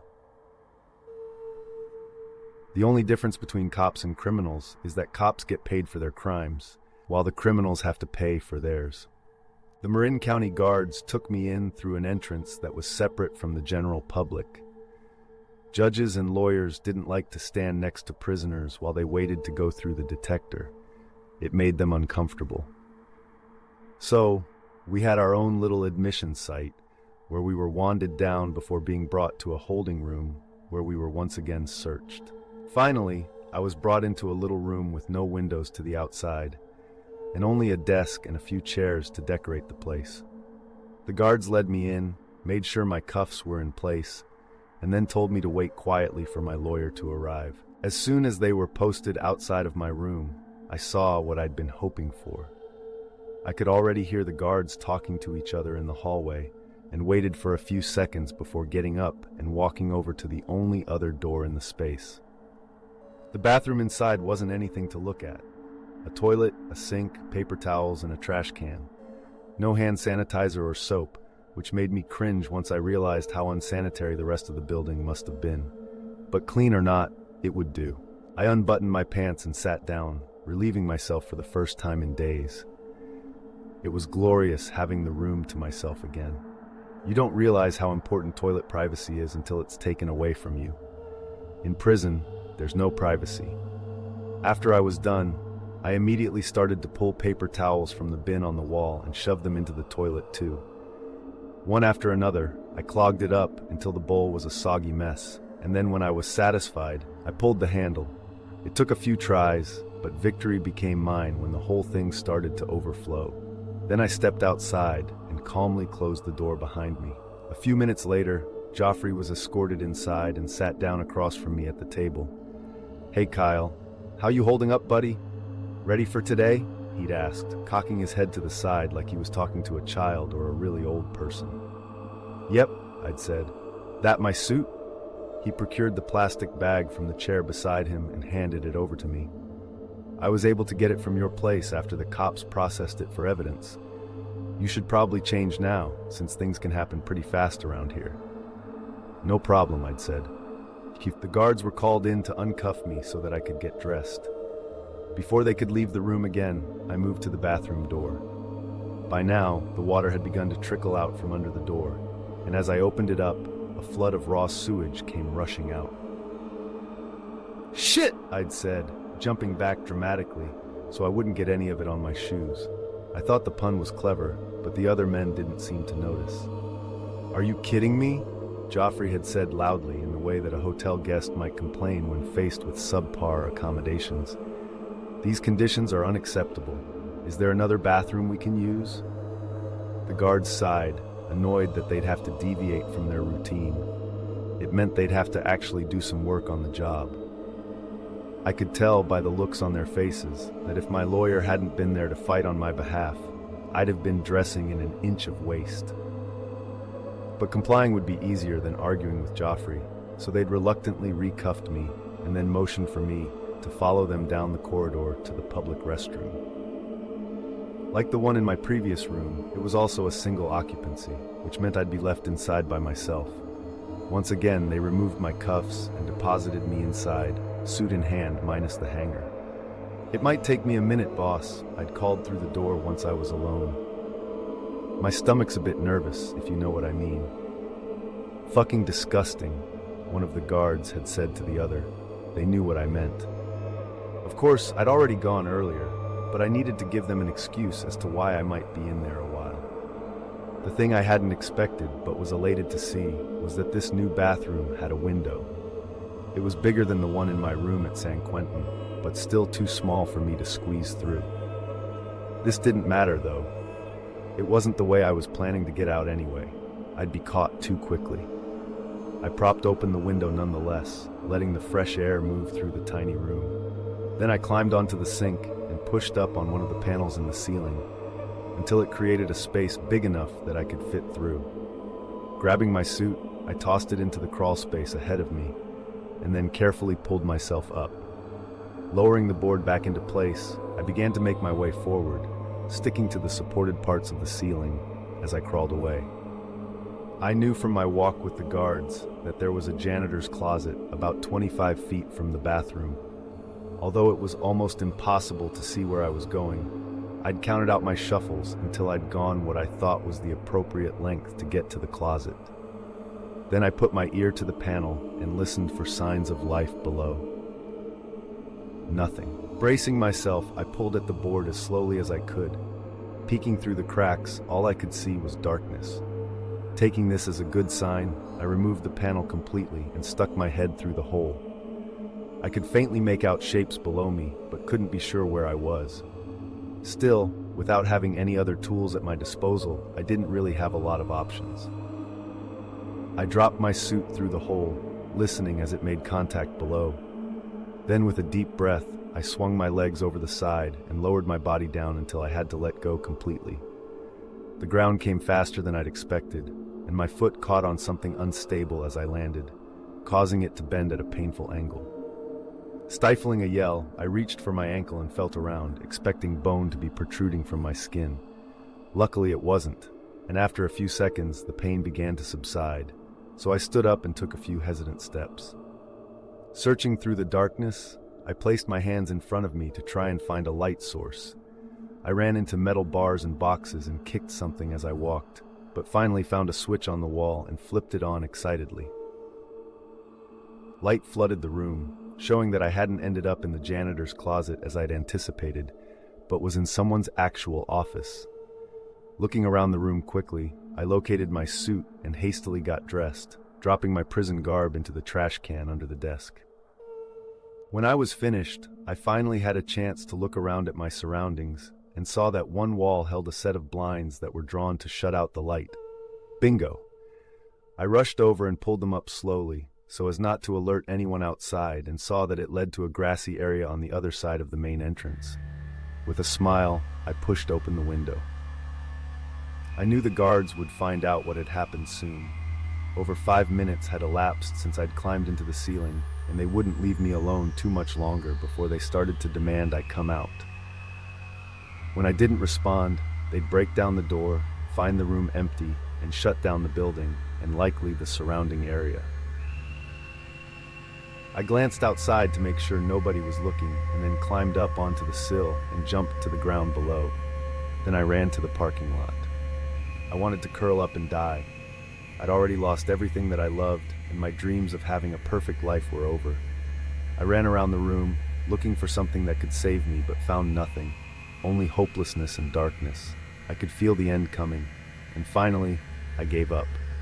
After looking around feverishly, I silently said goodbye to my parents, and then ran full force toward the man that I loved, only to collapse in his arms, dead, from a broken heart. "Very good, Emmeline," Miss Diane called out from her place at the front of the room. "You've truly tapped into the emotions of Giselle today. I'd still like to see more decisive footwork, though. Each step should have meaning, a purpose. Otherwise, good job." Zara helped me up from where I'd crumpled to the ground during Giselle's death scene, the one we'd be performing for our audition the following week, and we bit back smiles until we'd turned away from our ballet mistress. It never boded well to be cocky around our teachers. That was the equivalent of a standing O coming from her, Zara said quietly as we walked to the back to grab some water. Today was an open session, meant to give us all some much-needed time to practice our audition pieces before the moment of truth. Most of us had been practicing on our own anyway, but having the extra time worked into our schedules always made things easier. Plus, we were all aware that we were being watched and critiqued now, even before the real auditions got underway. At a company like RBC, watchful eyes were always around, judging, evaluating, criticizing. You could never let your guard down, because if you did, it would cost you. "I'm just glad she saw that pass, instead of the one from earlier," I breathed. I was really feeling it that time. Zara nodded. "You put the hope in hopeless, for sure," he said. "Keep that up, and Giselle is yours." I beamed, hoping he was right. The truth was, I knew my dancing was up to snuff, but that didn't mean that someone else hadn't been practicing their asses off as well. Someone like Scarlett. I took a moment to look around the room and watch my competition. A few girls were dancing the same scene I'd be trying out with, but I knew that their technical skills were levels below mine. The others who were taking on more dance-heavy sections couldn't seem to make it look as effortless as the part called for. As I guzzled down some water, my eyes finally found Scarlett and Preston as they danced across the room. They were practicing a series of turns that ended in a lift, Preston's hands cradling the blonde gently over his head. I thought back to the time we'd partnered together in class and began to smile. The way he'd gripped my waist as I'd soared through the air.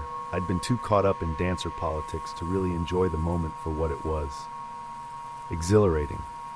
When class finally ended, we packed up our stuff to leave. Zara had errands to run, and I had stuff to take care of at home, so we said our goodbyes at the studio doors, and I began my walk back to the apartments by myself. As my flip-flops made click-clacking sounds on the pavement, I checked my phone for messages. Agent Walker hadn't contacted me since our last conversation, the one where I'd fessed up to seeing Kyle. I checked my phone, and when I saw his name on my missed calls list, I grinned. Guess the agent didn't hold grudges. I dialed his number and didn't have to wait long. He answered on the first ring. "Emmy, thank God," he said into the phone. "Where are you? Are you okay?" My stomach dropped. This wasn't what I'd been expecting. "I'm just leaving the studio and heading home." "I'm fine," I said, my voice suddenly weak with nerves. "What is it? What happened?" There was a pause in our conversation as he said something to someone near him, covering the mouthpiece of his phone so everything came out like a mumble. "Good, that's good. Emmy, stay where you are, out in the open, where there are others around. Is Jara there too? Have him hang out with you until I get there, okay?" "Jara's not here," I said blankly. "Agent Walker, what's going on? You're scaring me." I looked around, suddenly feeling like I was in danger, but it was bright and sunny outside, the exact opposite of what you'd associate with something scary. "Emmy, Kyle's gone," he said, his voice clipped and serious. "What?" I said, nearly choking on the word. "He broke out of custody while he was at the courthouse for arraignment. It's a long story and I'll explain it once I get to you, but for now, I need you to be smart," he said. "Please do what I ask. Stay there. I'm coming to you now." My whole body went numb. Kyle was out? I couldn't even begin to fathom what this meant. I remembered the last thing Kyle said to me and shivered. Now I realized it had been a warning and not just an empty threat. "You're really lucky that I'm in here and not out there with you right now." Well, now he was out and coming after me. We hung up and I stood there, just outside the studio parking lot, paralyzed. A loud conversation erupted behind me, and I jerked around to see a few dancers leaving and heading toward me. Remembering that I'd promised Agent Walker I'd stay close to the studio and out in the open, I walked back shakily, passing the kids along the way. I collapsed onto one of the benches outside the studio doors and tried to wrap my head around what was happening. There were so many questions running through my mind. How had Kyle broken out? How long had he been gone? Would he come to find me, or would he do the smarter thing and disappear? Self-preservation would surely have him running as far away from me as possible, but his obsession, that could lead him right to me. And what would happen then? A loud bang rang out to my right, and my head jolted in the direction of the noise. Heart pounding and eyes wide, I searched frantically for the cause of the sound. I half expected Kyle to peek out from behind a parked car or drive by in his black Prius, waiting for the perfect moment to grab me and do God knows what. "Hey!" A strangled cry escaped my lips as I turned back to see that I was no longer alone on the bench. "Jesus, Preston, stop doing that!" I shouted, my fear come out as anger. "Stop doing what?" he asked, confused.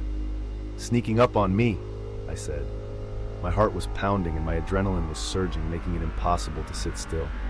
So I stood up and took a few steps away before crossing my arms over my chest and glaring at him. "I wasn't sneaking up on you. In fact, I wasn't really being quiet at all," he said, his eyebrows knitted. "I thought you heard me coming." "Well, I didn't," I said crossly. Now that some of the initial shock had begun to wear off, I could see that I was being unfair and tried to calm myself. "What do you want, Preston?" To say hi," he said, choosing his words carefully. "Oh, hi," was all I said, and after an awkward silence, I realized he was waiting for me to say something else. "How's it going in there? Has Scarlett threatened to scratch your eyes out yet?" I tried to force myself to listen to his response, but it was difficult considering the news I'd just been given about Kyle. "Kyle was out there. Come on, she's not so bad," Preston said with a smile. I gave him a look that said I didn't believe him. "Really?" he replied, sounding sincere. "You should try to cut the girl some slack. She really looks up to you, you know." I snorted, momentarily forgetting where I was or what I was doing out here in front of the studio. "I think it's more like she's keeping her enemies closer," I said. "I know she's your partner and all, Preston, but the girl is awful. She's always doing things to get under my skin." Preston was quiet for a minute and glanced over at the studio door before continuing. "Look, I get it, but it's all she knows," he confessed. "Scarlett sort of has a tough relationship with her parents. Her dad's this emotionless man who expects all of his kids to be the best at something. One brother's in the minor leagues, another was star quarterback in high school, and the last started his own online company at the age of 15, which is worth over $1 million now. Scarlett's the only girl and the youngest, so there's a lot of weight on her. From what she's told me, it was her dad who insisted that she leave home and come here. They basically kicked her out. Can you imagine what that's like? I shook my head, surprised. I'd been the one who'd had to convince my parents to let me come to RBC. If I hadn't, they never would have considered it. And being away from them, dancing, that had always been my choice. I think she butts heads with the rest of you because she wants them to be proud of her, he said slowly. And you're the last big obstacle to her achieving that. I sighed. Okay, that's pretty horrible, I admitted. It had been easier to think of Scarlett as just another spoiled brat, not as someone who was horribly sad. Now I was going to have to bite my tongue every time she said some snide comment under her breath, because it was the right thing to do given the circumstances. I'll try to be nice to her. A loud wailing rang out to our right, and I jumped nervously. Looking around, I saw that it was just a kid down the street, throwing a temper tantrum. His mom begged him to quiet down, but he just kept screaming and screaming. Horrified, I realized that I'd let my guard down while talking to Preston, and the psycho could have shown up without me knowing it. Hell, he could be there now, all because I'd been distracted by a boy. I looked down and realized that I was trembling. Emmy, are you okay? I got up and began to pace the area in front of him as the urge to laugh crept into my throat. Because things were definitely not okay. Things might never be okay again. And I had no idea how to deal with that. I started shaking my head furiously and then kept doing it because it made the world around me go blurry. And I liked that. It made reality feel further away somehow. But then suddenly a hand was gripping mine, and a cool palm pressed itself against my cheek, forcing me to stop moving. When my eyes finally focused again, they were looking at Preston. "What happened?" he asked, his voice strong but worried. I didn't fight him as he pulled me down to sit on the bench again. Our knees touched, and I looked down at them, surprised that I'd notice a little detail like that with everything that was going on. For a minute, I just stared at the place where our bodies connected and allowed myself to get lost in that feeling, the one that anchored me to that place at that time. Because in that moment, I was alive. But reality's a bitch, and as much as you try to blur those lines, everything eventually comes back into focus. "He got out," I whispered, surprised to hear my own voice. "Who got out?" Preston asked. Then, a few seconds later, I heard him take in a long breath. "This has to do with that case you helped out with. The guy you helped them get, they let him go?" "They didn't let him go," I said, looking up finally and surveying the area. "He broke out." "What?" Preston asked, his eyes widening. How dangerous is this guy, Emmy?" After a few seconds, Preston took out his cell phone. "Well, we've got to call the cops," he said. "Who do you think told me he'd gotten away?" I asked, the words coming out harsher than I'd intended. "Agent Walker's on his way over here now." "Agent Walker," Preston repeated. I couldn't be sure, but I thought there might have been a hint of jealousy in his voice. But he changed the subject without saying anything else about the agent. "Why is this guy coming after you anyway?" Now I looked him straight in the eyes. "You think I did something to make this psycho target me?" I asked, getting frustrated. "No, but, well, there has to be a reason, right?" Preston asked. "There is," I said sharply. "He's a psychopath. Look, I barely knew the guy, talked to him a few times while working at the station, and then he started stalking me. Popped up wherever I went, fantasized about having a relationship with me. Now he's pissed because I didn't go along with his delusions. So don't you dare make it seem like I deserve any of this." I reached down and snatched my ballet bag off the ground where it had fallen, and then turned to leave. I knew I couldn't go far, but I didn't have to sit here and be grilled by a guy who obviously knew nothing about me. "Emmy, wait," Preston said, getting up and moving to follow me. "I'm just trying to help." "You know what, Preston? The truth is, I don't know you. Just like I didn't know him. For all I know, you could be crazy too," I said, angrily. "So do me a favor and just leave me alone." For a minute, Preston looked like I'd slapped him. As his eyes narrowed at me and his mouth drew into a tight line, I took another cautious step backward and waited for him to retaliate. But all he did was turn and stomp away. When he was gone, I let out a ragged breath and felt tears sting the corners of my eyes. It was true, I didn't know Preston very well, but I knew enough to recognize he wasn't a threat to me. Not that my ability to judge a person was at an all-time high or anything, but still. So why was I punishing him? A car honked as it drove up to the space in front of the studio, and I looked over to see Agent Walker in the driver's seat. He didn't appear all that happy, but I could tell he was relieved to see me. And honestly, I was happy to see him too. I glanced back to where Preston had disappeared along the trail to our apartments, and then sighed as I walked over to Agent Walker's car and slid inside. "Everything okay?" he asked me out of the corner of his eye. He pulled out of the parking lot and headed towards the highway. "Sure, everything's just peachy," I said sarcastically. "Okay, stupid question," he conceded. He paused and then added, "I won't let him hurt you, Emmy." "Do you really think you can stop him?" I asked, more as a statement than a question. "I can sure as hell try," Agent Walker said between clenched teeth.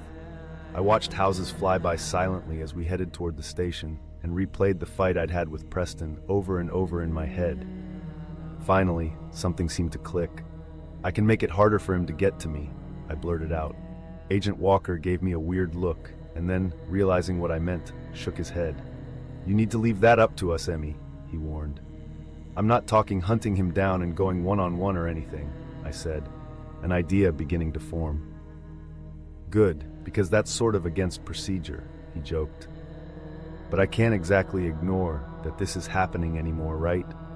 I said, trying to explain things. "Trust me, I tried and it didn't work. But you said that there are things people like me can do to make myself less of a target. Maybe if you taught me some stuff, I'd be less likely to walk into a bad situation." "Okay," Agent Walker said slowly, trying to piece together what I was saying. "So, you're actually ready to hear my suggestions?" I almost laughed at the incredulous look on his face. "Yes," I said, nodding. "I need to be prepared. You know, in the event you're not around to protect me." Agent Walker grew quiet again, and I bit the inside of my cheek as I waited for him to respond. When he finally did, I could tell by the sound of his voice that I'd convinced him. "Okay," he said. "October 18th. It shouldn't have happened the way it did. She should have been the 13th. Lucky number 13. What a joke. Turns out she's the one with all the luck." Looking back on it now, I can see all the things that went wrong, all the mistakes that were made. Stupid mistakes. Stupid, stupid, stupid. Someone of my intelligence and by now, experience, just doesn't make stupid mistakes like the ones that were made with this girl. Which means that the fault lay elsewhere. Forces that were out of my control, things that I couldn't have planned for or foreseen. Like I said, it shouldn't have turned out the way it did. Her name was Tina. She didn't offer up this information.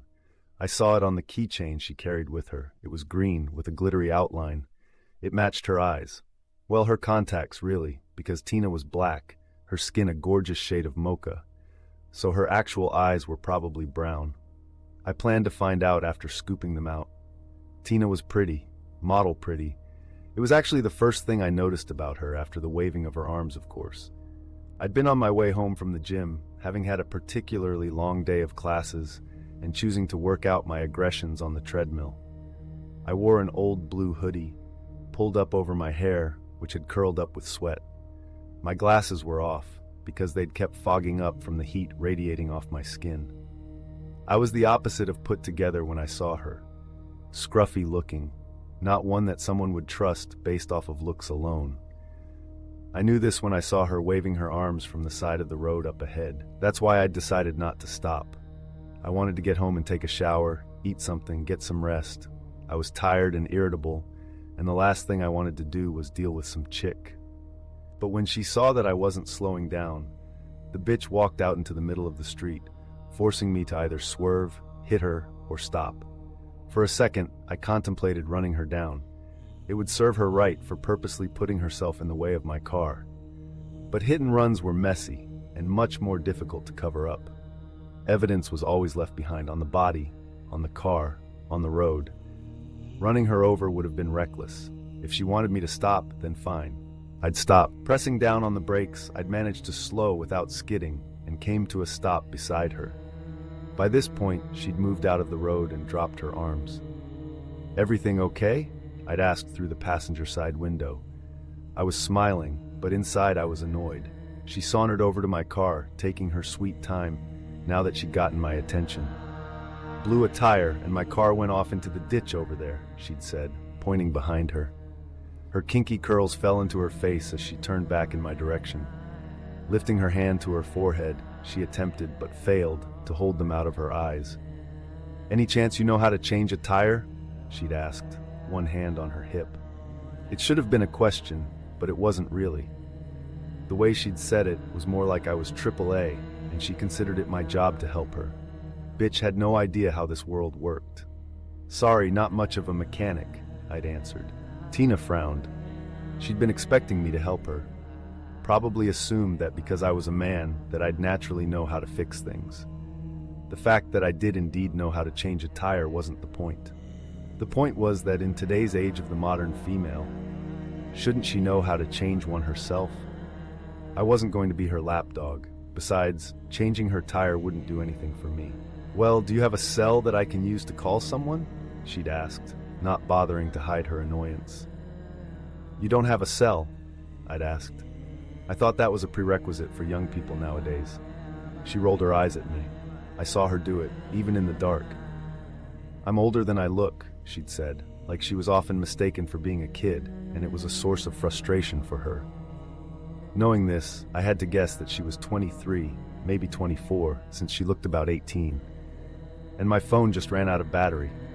"Same with mine," I'd said. "Looks like we should both invest in a car charger, huh?" She was losing patience now, but I wasn't going to make it easier on her.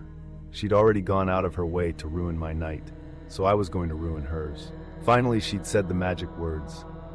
"Can you at least give me a ride or something?" she'd asked, like I was somehow inconveniencing her. "Of course," I'd said easily. "It would be my pleasure." Tina muttered something under her breath that I couldn't quite make out, but I was sure she was complaining even though I was trying to help. I was really going to enjoy killing her. I unlocked the passenger door and Tina got in, her purse and keys in hand. She looked over at me, probably seeing my face for the first time. Enough of it was shaded by the hoodie that she wouldn't really get a good look at me though. "Buckle up," I'd said cheerfully. "Safety first."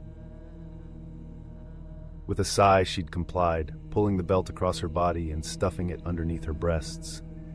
"You want me to drop you off at home?" I'd asked. "Give me your address and I can put it into my GPS." She glanced sideways at me. That's all right. You can just take me to the next gas station." I pulled back out onto the road, noting that it was relatively empty for that time of night. "Ah, I get it," I'd said, nodding. "You don't want to tell me where you live. Smart. You shouldn't give your info out to strangers anyway."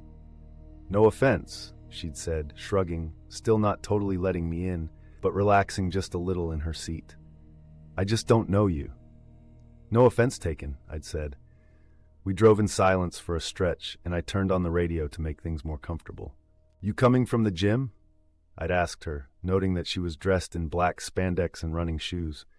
She was looking out her window, reading the signs as they flew by. Her keys jangled as she fiddled with them in her hand. That's when I'd seen the Tina keychain. "Yeah," she'd said, "kickboxing class with my girls." "Oh," I'd said jokingly. "Should I be worried? Are you gonna kick my ass?" She turned in my direction and looked me up and down. Then she smiled confidently. "I don't know. Are you going to give me a reason to kick your ass?" Tina was trying to sound tough now. Make it clear that she wasn't going to take any shit from me. Not that she was scared of me in the ways that she should have been, but she was trying to let me know that I shouldn't make any moves on her. "I sure hope not," I'd said, my eyes locked on the road. "But I gotta be honest, I like a girl with a little fight in her. It's sexy." "I've got a boyfriend, you know," she'd said then, like she was suddenly bored with our conversation. It probably wasn't even true. And if it was, well, it didn't matter. Not like I wanted to date her or anything. This was all just a bunch of nonsense conversation meant to make her feel at ease, like she was still in control. Keep her from realizing what was about to happen. It was a game, and she didn't know the rules. "Fair enough," I'd said. "I'm sort of seeing someone myself." "Well, isn't she a lucky girl?" Tina had said sarcastically. Now I was a little offended by that, since Tina wasn't exactly out of my league. I dated girls just as pretty, if not prettier than her. Her comment made me want to shove something sharp into her gut. Maybe cut out her tongue too, so she'd finally shut the fuck up. I'm the lucky one, I'd said quickly, thinking of Emmy. Then I pulled out my cell and began to text as I drove. Tina glanced down at my hand and then did a double take. Wait, I thought you said that your cell died, she'd said, sounding pissed again. Oh, I guess there was enough juice left in it after all, I'd said, finishing up my message and sending it. Tina moved slightly away from me, her arm now touching the door. I love this part. When a girl first realizes that something might be wrong, it always kick-started this tug-of-war inside of her. She thinks maybe her imagination is just running away from her and doesn't want to be seen as a silly little girl who went hysterical over nothing. So she does nothing. She ignores the obvious signs, her own body's intuition, in favor of looking silly. Still, the fear remains. She becomes like a deer caught in the headlights, knowing she's in danger but unable to do anything about it. And I love to hunt.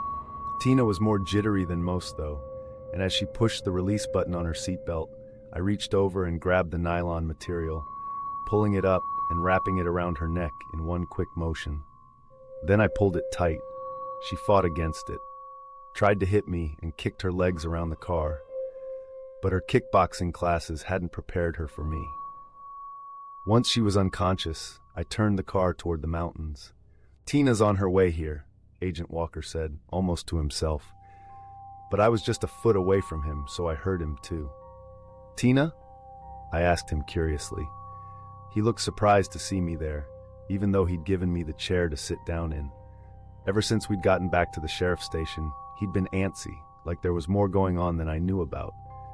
Which was probably true, considering I still hadn't been given many details.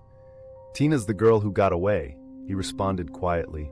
She was the lone survivor I told you about. A sort of nervous energy built up in my chest as I thought about what this meant. If I wanted to learn about Kyle, about why he killed, how he chose his victims, talking to Tina would be the best way to do it. And she was coming here. Can I meet her? I blurted out. Agent Walker looked over at me unsure. I don't know if that would be a good idea, Emmy, he said, shaking his head. She just found out about Kyle, too, which means she's probably already stressed as it is. Which means she could use someone to talk to, I prompted. Someone who kind of gets what she's going through. Agent Walker's mouth twitched as he kept his eyes on the front door of the station. I could tell he was getting restless.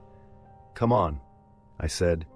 It's got to be better than leaving her to sit alone with her thoughts. Trust me, I'll be a welcome distraction. Now he studied me as he seemed to weigh this. Finally, he looked away and focused instead on the other cops bustling around the office.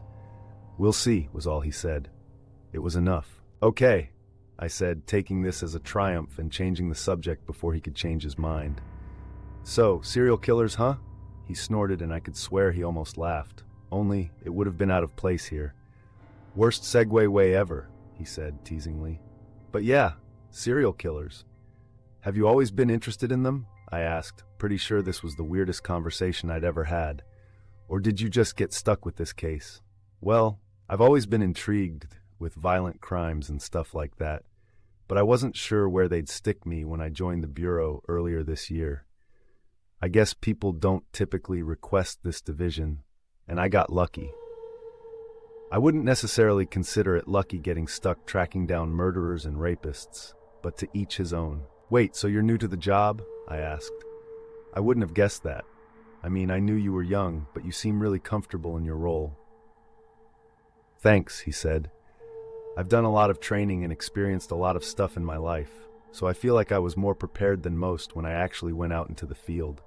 I think I was always supposed to do this job, be this person. Which is? I prompted. He shrugged. Apparently it was more difficult to put into words. I don't know. Someone who catches bad guys, rights wrongs. Plus, I get to carry a gun and that sort of makes me a badass. He said this last part jokingly, but I could tell he liked this part of his job too. Aren't you afraid of being? I scrambled to come up with a tactful way to put my question. I felt like I hadn't yet earned the right to ask Agent Walker if he was afraid of dying. Hurt? I mean, you're hunting bad guys who've killed before. Doesn't it freak you out? We're the best of the best, Agent Walker answered frankly. And you know what? Only 36 agents have died in the line of duty since the FBI was created over 100 years ago. Only 7 of those were in the past 20 years. So no, I'm not particularly worried. But if I were to go that way, at least I'd be doing something I believe in. I shook my head in disbelief. I don't know how you do it, I said honestly. Seeing dead bodies, going after people who've done horrible things, and it's like none of it bothers you. I couldn't shut off my emotions like that. I'd spent my whole life trying to create beauty, enriching the lives of people around me, spending each day surrounded by murder and pain. That didn't seem like living to me. That's what you think? That we're devoid of emotion? Agent Walker asked flatly. It's not that simple, Emmy. If anything, agents are more emotional than regular people. We're put in these impossible situations, and we're asked to see all the darkness in the world, and then we have to go and live in it. The only way a person can exist after that is to put up a protective wall, a buffer from the sadness and death and chaos. It's like armor. Without it, you'd find us hiding in a corner somewhere, rocking back and forth and talking to our imaginary friends. We have to be this way to survive. After a pause, he continued, and we do it because we save people's lives. We make the world a better place. If we didn't give up our own comfort for the rest of the human race, then I'm scared of what that world would look like. Neither one of us would be here right now, likely. I went quiet. I hadn't meant to offend him or make light of the job he did. Once again, I'd put my foot into my mouth when I hadn't intended to. And what he'd said was right. Considering the darkness had hit so close to home, I especially should appreciate people like him more. If not just for the fact that somebody else was out there handling the tough stuff. I'm sorry, I said quietly. I had no idea it was like that for you. You and Agent Landon just seem so controlled, almost blasé about all these horrible things. Like it's not a big deal. But of course it's a big deal. And I absolutely respect the job that you do. This world that you live in is just so different than the one I'm a part of. My eyes drifted around the station we were currently sitting in, and for the first time, I noticed the gray bricks that made up the interior. Everything was gray and cold and hard, like we were stuck inside an old castle instead of a police station. It was almost surreal. I was definitely in Agent Walker's world now. When Tina walked into the station 15 minutes later, I was starting to freak out. It had finally hit me that I was inside a police station, and I was fairly sure the bulk of the people in the station at that moment had done very bad things, probably to people just like me. So, when the door opened up and a tall black woman walked in, wearing a hoodie over her head and looking slightly disheveled, I kept my eyes glued to the desk I was sitting at. But then Agent Walker had approached her and guided her into one of the interrogation rooms down the hall. Realizing it must be Tina, I adjusted my clothes, which were still damp from class. I frowned at the kind of impression I was going to make on her, but decided she had bigger things to worry about than my appearance. Agent Walker came back to retrieve me and then brought me into the room where Tina was waiting. He gestured for me to sit down at the table across from her, and I did so shyly, even though I'd been the one to ask for the meeting. Closing the door behind him gently, Agent Walker sat down in the empty seat next to me. He slid a cup of tea in front of me, and then placed one in front of Tina as well. I grabbed for mine out of habit, and because I wanted something to hold, but Tina didn't move a muscle. She just stared at me, like she was searching for something, or trying to figure out what my intentions were. She startled when Agent Walker finally broke the silence. Tina, this is Emmy Bryant. She was also a victim of Mr. Grafton, he said. Tina winced as he mentioned Kyle's name. We brought you both here in light of the news that Kyle has broken out of custody. We want to make sure you both are safe, and I thought it might be helpful if you two met. Tina nodded and then looked down at her lap. Almost immediately, her eyes shot back up to us, like she was afraid to let us out of her sight for even a second. I almost called it off right then. She was obviously terrified, and I didn't want to drudge everything back up. It wasn't right. We don't have to talk or anything, I started, suddenly feeling guilty. Of course, part of me hoped she would talk, because I knew that whatever Tina had to say would be valuable to me in some way, that I could learn from her experience. Still, I didn't want to cause her any more pain. We can just sit here. It's okay, Tina said. I'd expected her voice to be quiet, mousy even, but when it came out, it was shaky yet strong. She looked at me more closely now, like she was only just noticing me. You're so young. I'm 17, I responded, happy that she was saying anything. I knew he was fucked up, but going after a kid like you. Tina shook her head disbelievingly. It looked like it was all she had the energy to do. I looked over at Agent Walker uncomfortably. I thought about lying to her, just to give her some solace, a feeling that she wasn't totally and completely alone in this, but Tina had been mistreated enough. She deserved my honesty at least. I was lucky, I said softly. They caught Kyle before he could really hurt me. I watched her face fall as she realized that this agony was still all hers. But then she forced a smile. Well, that's good at least, she said, sounding genuine. I'm glad they were able to save someone from that monster. I snuck a glance over at Agent Walker to see his reaction, but as usual, his face remained unchanged. If he'd been offended by her comment, he wasn't showing it. I pushed forward. The only thing now is that he's out there again, I said to Tina, tentatively. And he knows how to get to me. He knows where I live and where I work. It's like he knows everything about me. I was hoping that talking to you might bring some insight into how he works. So I don't become like you. Tina took a deep breath and seemed to regroup. Look, that night was the first time I'd met the guy.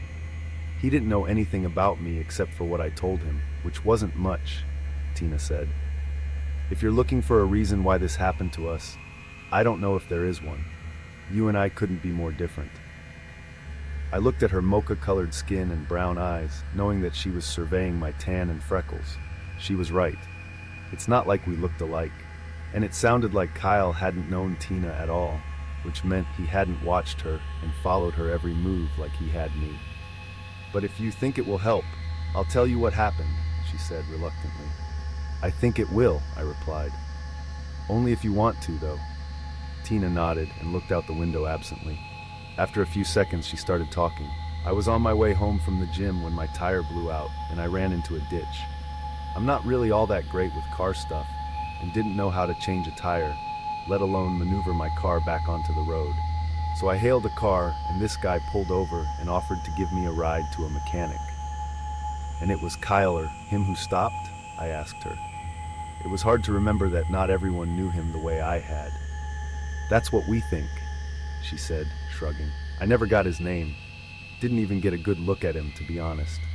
He was wearing a hoodie and was kind of scruffy, and it was dark. That didn't sound like Kyle. All the times I'd seen him, he'd been wearing nice clothes and was always clean-shaven. Except for my visit with him in prison, of course. Then, he'd been almost scruffy. Still, we all have our off days where we let our appearances go, so I knew it was possible this was how he'd looked when Tina had met him. Why didn't you call someone instead of going with Kyle? I asked her. Agent Walker kicked my leg under the table as if to warn me, but Tina was too scattered to notice.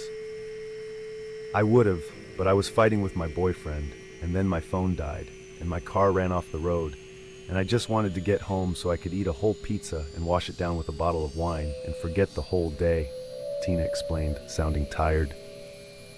I wondered if she'd gotten any sleep since it had happened. Could someone even close their eyes voluntarily after experiencing something like that? I asked the guy Kyle if I could use his phone, but he said his was dead too. That's actually how I knew something was wrong. Later, when we were driving, he pulled out his phone and started to text someone after he'd already told me that it wasn't working. I tried to get out then, but he strangled me with something and I passed out. When I woke up, I was in this cabin. A cabin? I asked, entranced with her story. Yeah, but I didn't know it at first. He'd blindfolded me, so the first thing I saw was darkness, Tina said, shaking her head. I had no idea where I was or what had happened, and it took me a few minutes to even remember being in the car with someone. Then I realized my hands were tied together and I was stuck to this chair. Everything hurt. My neck, my face, my legs, and... well, I was sore. I knew right away that I'd been raped. I started calling out for help, asking if anyone was there because I still couldn't see. I knew we were inside because the wind wasn't blowing, but I had no clue where I was. A house, a van, a warehouse, I couldn't tell. That was the scariest thing. Not knowing where I was, or who was there, or what was going to happen next. She swallowed hard and then continued. At first, nobody answered me. Then I started hearing noises, like a metal pinging sound, then scraping, but still no one was talking. I couldn't tell if the sounds were coming from far away or somewhere nearby. I had no sense of direction. But then, Tina's voice caught in her throat and I wondered if I wanted to hear the rest. Then I heard it. Heard what? I asked, leaning forward like we were sharing a secret. An awful secret. The voices, she said. Then she raised her voice a few octaves until it sounded like a little girl's but was still barely above a whisper. I'm gonna get you. I'm gonna get you. He kept saying it over and over. I'm gonna get you. I thought maybe I'd made it up at first because it was so quiet, but then it got louder and louder until suddenly he hit me. He hit me over and over again with something hard and metal, like a hammer or something. He kept telling me he wanted to hear me scream. When I'd stop because I was out of breath or going into shock, he'd play something, clips of other girls screaming. He said they were the screams of the other 12 girls he'd killed, and then he'd hit me again. How did you get away? I asked, feeling sick to my stomach now, but unable to stop. He started talking to himself in these different voices, like having these conversations, multiple personalities and shit. One of the voices told the other to leave for a minute and get a sandwich, so he could have some fun alone. The other voice agreed, and then I heard him leave. After a few minutes of silence, I took a chance and wriggled my hands out of the ropes. The blood made it slippery, so it was easier to get out. When I lifted the blindfold, I saw that I was alone, but I didn't know for how long. I saw his tools lying out on the floor. Ice picks, knives, a sledgehammer, a wire hanger that had been unraveled and curved like a noose, pliers, some kind of scooper. It was horrible. Then I ran and didn't look back. I shook my head in disbelief. Her story was horrifying but incredible. How she'd managed to save herself when she'd been through all of that was beyond my comprehension. I wasn't sure I could have done the same. Did he say why he went after you? I asked her tentatively. Tina hadn't cried the entire time she told me her story, but now a tear streamed down her face. She quickly wiped it away and her face went hard again. Nuh-uh, Tina said. I just assumed he was part crazy and part mad that I didn't seem interested in him. He was sort of flirting with me at first, but I told him I had a boyfriend and he got all defensive, saying he had a girlfriend too. I was sort of surprised to hear him mention another girl since he was hitting on me. But guys are dogs, they do that shit all the time. He seemed like the kind of guy who maybe doesn't take rejection well. I wondered if Kyle had been talking about me when he told Tina he had a girlfriend. It made me sick to think I'd had any part in his twisted game. I shook my head sorrowfully. What were you supposed to say to that? I'm so sorry you had to go through that, Tina, I said finally, knowing it couldn't possibly be enough, but it was all I had. Look, Emmy, Tina said, breaking through my thoughts. I've been trying to figure this out since that awful night. I ask myself every second of every day, why me? What did I do to deserve that? What should I have done differently? But I don't know if I'll ever get an answer. And honestly, I'm not sure it's as important as keeping him from doing it again. I agreed with her there. Whatever Kyle's reasoning was for choosing his victims, it didn't matter much once he had them in his clutches, because then it was all about the kill. My advice, go somewhere he can't find you, she said seriously, because if he does, it'll already be too late. We drove home in silence. I didn't know what to say. Hearing the details of what Tina had been through made everything so much more real. The fear, the torture, the abuse. I just kept going over and over it all in my head, unable to block it out. He'd blindfolded me, so the first thing I saw was darkness. I knew right away that I'd been raped. Ice picks, knives, a sledgehammer, a wire hanger that had been unraveled and curved, pliers, a scooper. I'm gonna get you. When Agent Walker finally turned on the radio, I welcomed the noise, because it almost drowned out the visions in my head. Almost. We pulled up to my apartment, and Agent Walker put the car into park. He looked over at me like he was trying to figure out what to say. I just sat there, zoning out. He leaned over and turned down the volume on the music that was blaring out of his speakers. I recognized the song that was playing, Bohemian Rhapsody by Queen. My younger brother, Donnie, had gone through a phase as a kid where he would only listen to music from the 70s. He'd always been a strange kid, so this kind of thing was pretty typical of him. Bohemian Rhapsody was big back then, and Donnie had played it on repeat for a few days straight, until my sister Denise had gotten so sick of it that she took his iPod and broke it. Of course, Donnie had just bought the song on iTunes and played it off his computer. This song had single-handedly started World War III in the Bryant house. Once again, I debated calling my parents and letting them know what was going on, but shut the thought down almost immediately. The fact was, it would only worry them. Then they'd insist I come home, we would argue, and eventually I'd have to remind them that they had no legal control over me. We'd all end up feeling horrible about it. Me, because I hated stressing out my parents, and them because there'd be nothing they could do to make the situation better. As much as I could have used hearing my mom's soothing words, I wouldn't do that to her. Some burdens were meant to be carried alone. "You okay?" Agent Walker asked, coaxing me out of my thoughts. I twisted my head until I was looking at him. His eyes were wide and fixed on me like he was concerned. His lips were pushed out like he'd just said the word "oh," which I'd grown to recognize as his thinking face. "Emmy?" he asked again. I shook my head and looked away. "I'm fine," I said. "You remember I'm an FBI agent, right? I can tell you're not fine," he answered. I studied him. How was he acting so normal after what we just heard? I remembered what he'd said about doing things in order to survive. He didn't let his emotions run his life. If he did, he'd be catatonic. Sort of how I felt right now.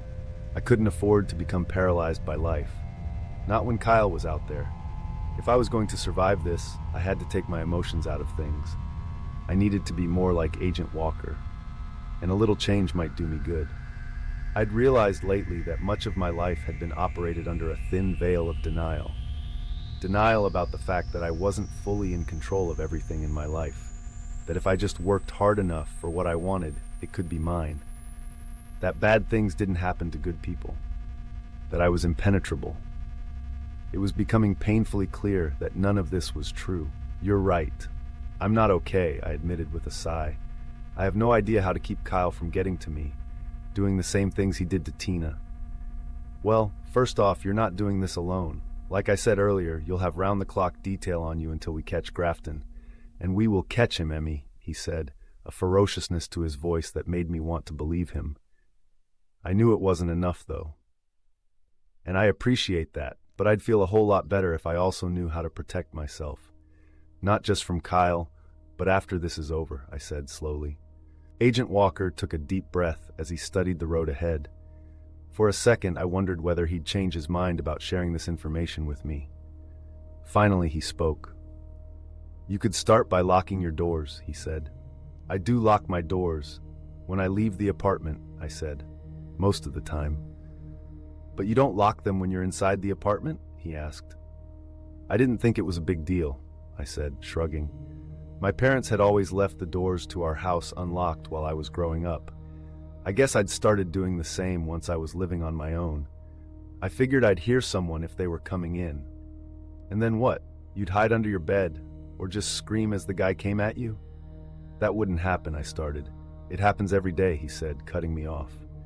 "Emmy, you are the most valuable thing in your place, not your belongings, not your ballet gear or jewelry or your money. You. Don't make it any easier for someone to get to you. Lock your doors, always." He was right. I thought about all the times that Jara had snuck into my apartment when I was in the bathroom and I hadn't heard him. He'd tell me about it sometime later, divulging that he'd borrowed food or a piece of music. Once he'd even come in and danced at my bar while I was sleeping. If Kyle had wanted to come in without my knowing it, he could have. He could have watched me sleep from my closet, gone through my underwear drawer, laid in my bed. "Fine," I said, embarrassed to admit he was right. Agent Walker nodded. "Next, don't trust people you don't know." "You expect me to trust you, and we barely know each other," I argued. "I've never seen an FBI badge before. The one you guys showed me could have been a fake for all I know." Agent Walker thought about this for a moment. "You're right. It could have been fake, and it's true that you don't know me at all, he agreed. You shouldn't trust me yet. You should be making me earn that trust. Make me prove I am who I say I am. Did you search for me online? Contact the FBI to make sure they had an Agent Walker or Agent Landon. Well, no, wait. You can do that? I asked, surprised to hear the FBI would divulge that information to any random person.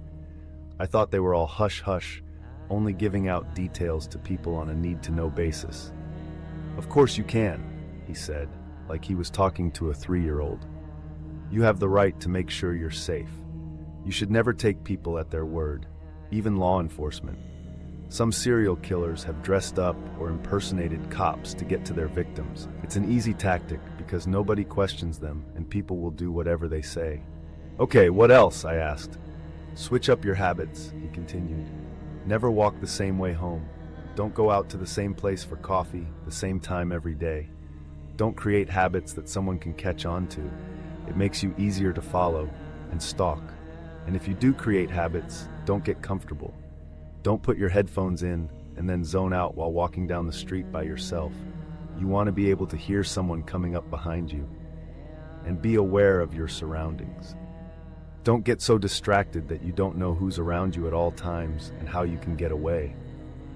My mind was racing with all the information he was throwing at me. Who knew it took this much to keep yourself safe? I felt scared and paranoid, but also ashamed. I'd done all of the things that he mentioned at one time or another, and I'd never even given it a second thought. When you go out anywhere alone or with someone you don't know very well, always tell someone where you've gone. If you accept a ride from an acquaintance, text a friend the license plate number. If you're heading out to take a walk, leave a note saying where you went and at what time. Have friends that you can confide in so they know who to suspect if anything happens to you. Leave trails behind you to help us do our job if it ever comes to that. Make yourself a difficult target. Most criminals won't want to get involved with you if it's going to end up being a lot of work for them. A scary thought began to form in my head. Had I been asking for Kyle to focus on me? Was I partly to blame for my predicament? Had I practically signed my own death warrant? Okay, I said with a deep breath, trying to take it all in. I'll try to work on everything. Agent Walker glanced back over at me and then gave me a sympathetic smile. Hey, you aren't the only one who needs a reality check. Few people your age make safe choices all the time. In fact, it's a wonder any of us make it out of adolescence alive, he said with a chuckle. That doesn't make me feel any better, I said, groaning. What you've got to understand is that even if you knew all of this before, chances are it wouldn't have changed what happened with Kyle. He's a pro, Emmy.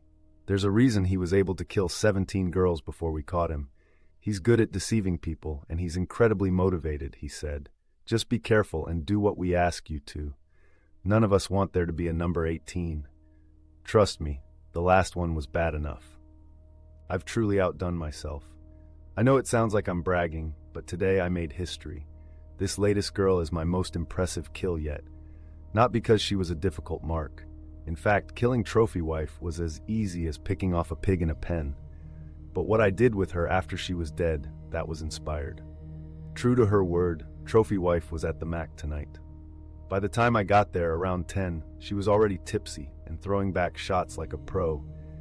The matching sweatsuit she'd been wearing while hiking had been replaced with a red dress the size of a handkerchief, her naked flesh peeking out everywhere. She hadn't seen me when I first arrived, which was fine, because I wanted to get a few drinks in me before I got to work.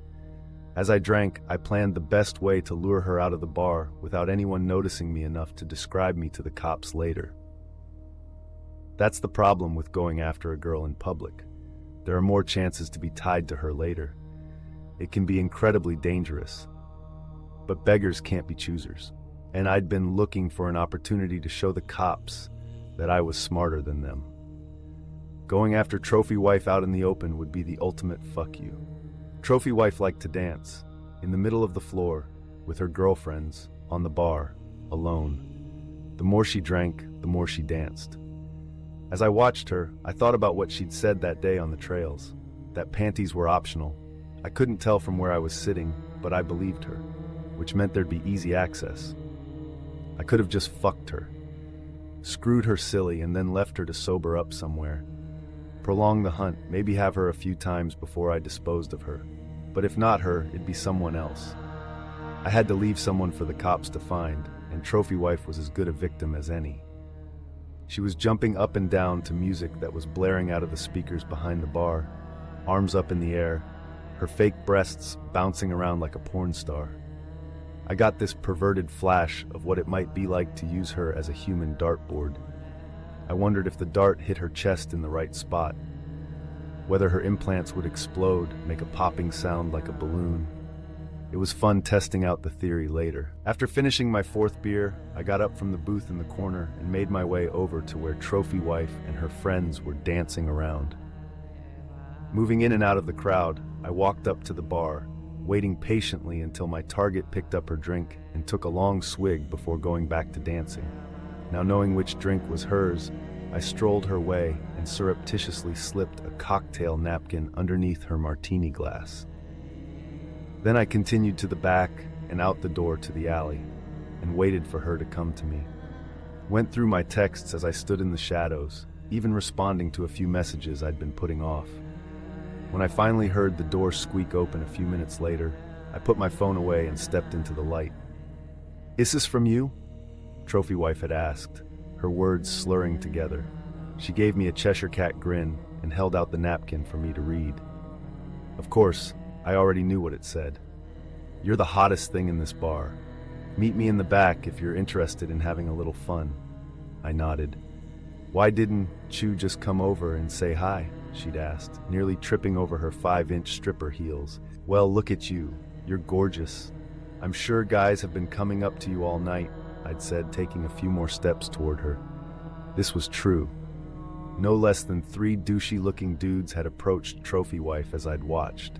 She'd flirted with each until they bought her a drink, and then she'd promptly gone back to her friends. I figured I had to do something clever to get your attention.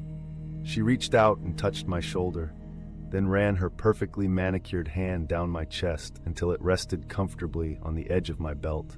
"Well, you got it," she'd said. "Want to go somewhere sexy?" It was so easy, it almost wasn't even fun. Almost. "Hell yeah," I'd said. Then I looked back at the door to the bar. "Do you have to tell your friends you're leaving?" She smiled, and then let her hand trail down the front of my pants. "They're big girls. They can take care of themselves." But they weren't the ones who needed to be worried. I walked her to my car a few streets away, where I'd made sure there were no cameras to memorialize our departure. I told her I had a romantic little cabin up in the hills, and she showed me that she had indeed left her underwear at home. She was blowing me before we'd even gotten to my place. Later, when I had her blindfolded and tied to a chair, she begged me to stop. Told me all about the ailing husband she had at home, like I cared. "You weren't acting very married earlier," I'd said, calling her out on her bad behavior. I hadn't actually minded this fault in her, but giving her a hard time was just another way to punish her. "I'm sorry. You were cute, and I was so drunk," she'd said, trying to flatter me. It was nice to hear, but it wouldn't change anything. "Ooh, you're just so cute," a high-pitched voice sing-songed through the room, chastising her. I frowned. She'd already endured hours of torture, beatings, punctures, rounds of brutal sex, and I was growing bored. I wanted to get on with the next part. That was when the real fun began. "Looks aren't everything," I'd said, before rushing forward and jamming one of the ice picks into her head. The blood flowed out like I'd just tapped a maple tree, and I quickly placed a bucket underneath her to capture as much of it as I could. She didn't talk anymore after that. Twitched a little, but that was normal. "I'm sorry, did I hit a nerve?" Laughter echoed through the room. Most people don't know that there's a magic hour of the night. Right around 4:15 in the morning, when those who liked the nightlife had already made their ways home, and the early birds wouldn't be getting up for at least another hour. Almost all of the world was asleep then. It was the perfect time to dispose of Trophy Wife. I'd chosen the neighborhood carefully. It was affluent, but not gated. Every home had an alarm system, but none of them bothered to rig their front yards. Because what was anyone going to steal from there? A plastic reindeer at Christmas? I dragged the body onto the lawn, and then got to work on staging the area. I propped Trophy Wife up against one of two big trees in the yard, the one that was closest to the sidewalk. I wanted people to see her without anything obstructing the view. This was for all my adoring fans, after all. I leaned her back, letting her chin dip toward her chest. I'd already spooned out her eyes and stuffed them inside of her for the cops to find. Silicone and blood leaked out of the puncture wounds in her chest. Cuts and bruises decorated her legs and arms. Using a long needle, I geniusly rigged her hand to give the cops the middle finger. I'd had to push her fingers down and pin them in place before rigor set in, but it'd be worth it to see their reactions later. One of Trophy Wife's legs was propped up by a ceramic garden gnome, giving off the appearance that he was holding up the appendage himself.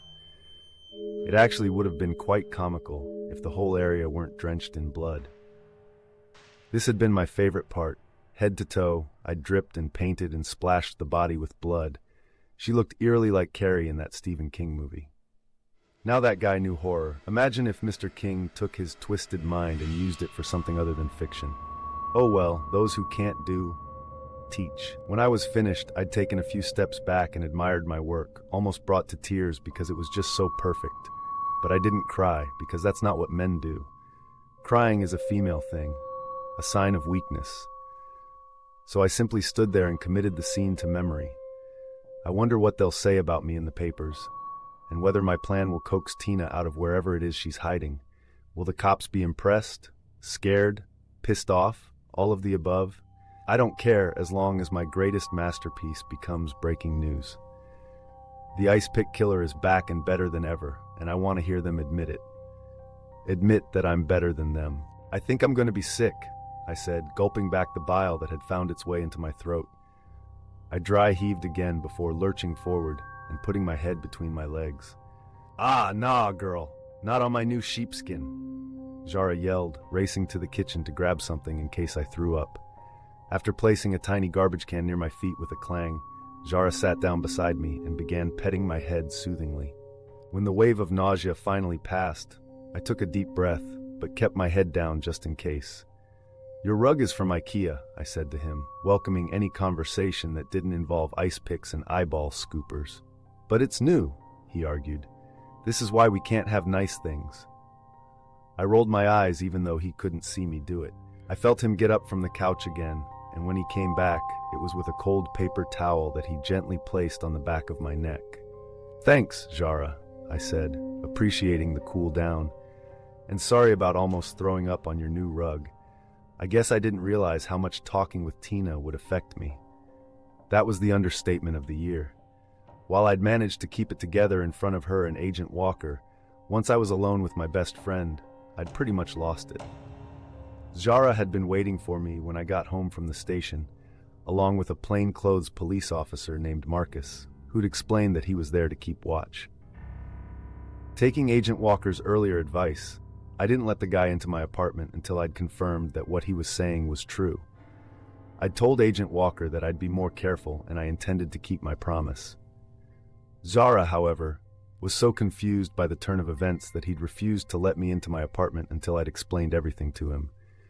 So, the three of us, my new shadow in tow, relocated to Zara's, where he'd promptly sat me down and demanded all the gory details. And I'd given them up. How Kyle had broken out of custody, that he was probably planning how to kill me, even as we spoke. Tina's recount of that night. Everything. So what's next? Zara asked once I'd gotten a hold of myself again. I looked over to where Marcus was sitting in the kitchen. He was leafing through a magazine that had been left on the table, but I had a feeling he'd been listening to us the whole time. It's what I would have done if I were a cop. I gave Zara a look that said to be careful what he said next. Catching on, he lowered his voice and added, "We are doing something next, right?" I discreetly gave him a nod and then stood up. "Next, I'm going to the bathroom," I announced loudly enough for Marcus to hear. "You know where it is," Zara waved me off. "But girl, burn the candle if you need to. I like my bathroom smelling like roses." "You're disgusting," I said, walking away. Once I was behind the locked door, I turned on the faucet and then grabbed the piece of paper from where I'd tucked it in my purse after walking through the last metal gate in prison. I stared at its contents for a few seconds, and then punched the number into my phone and waited for it to connect. Zara was right.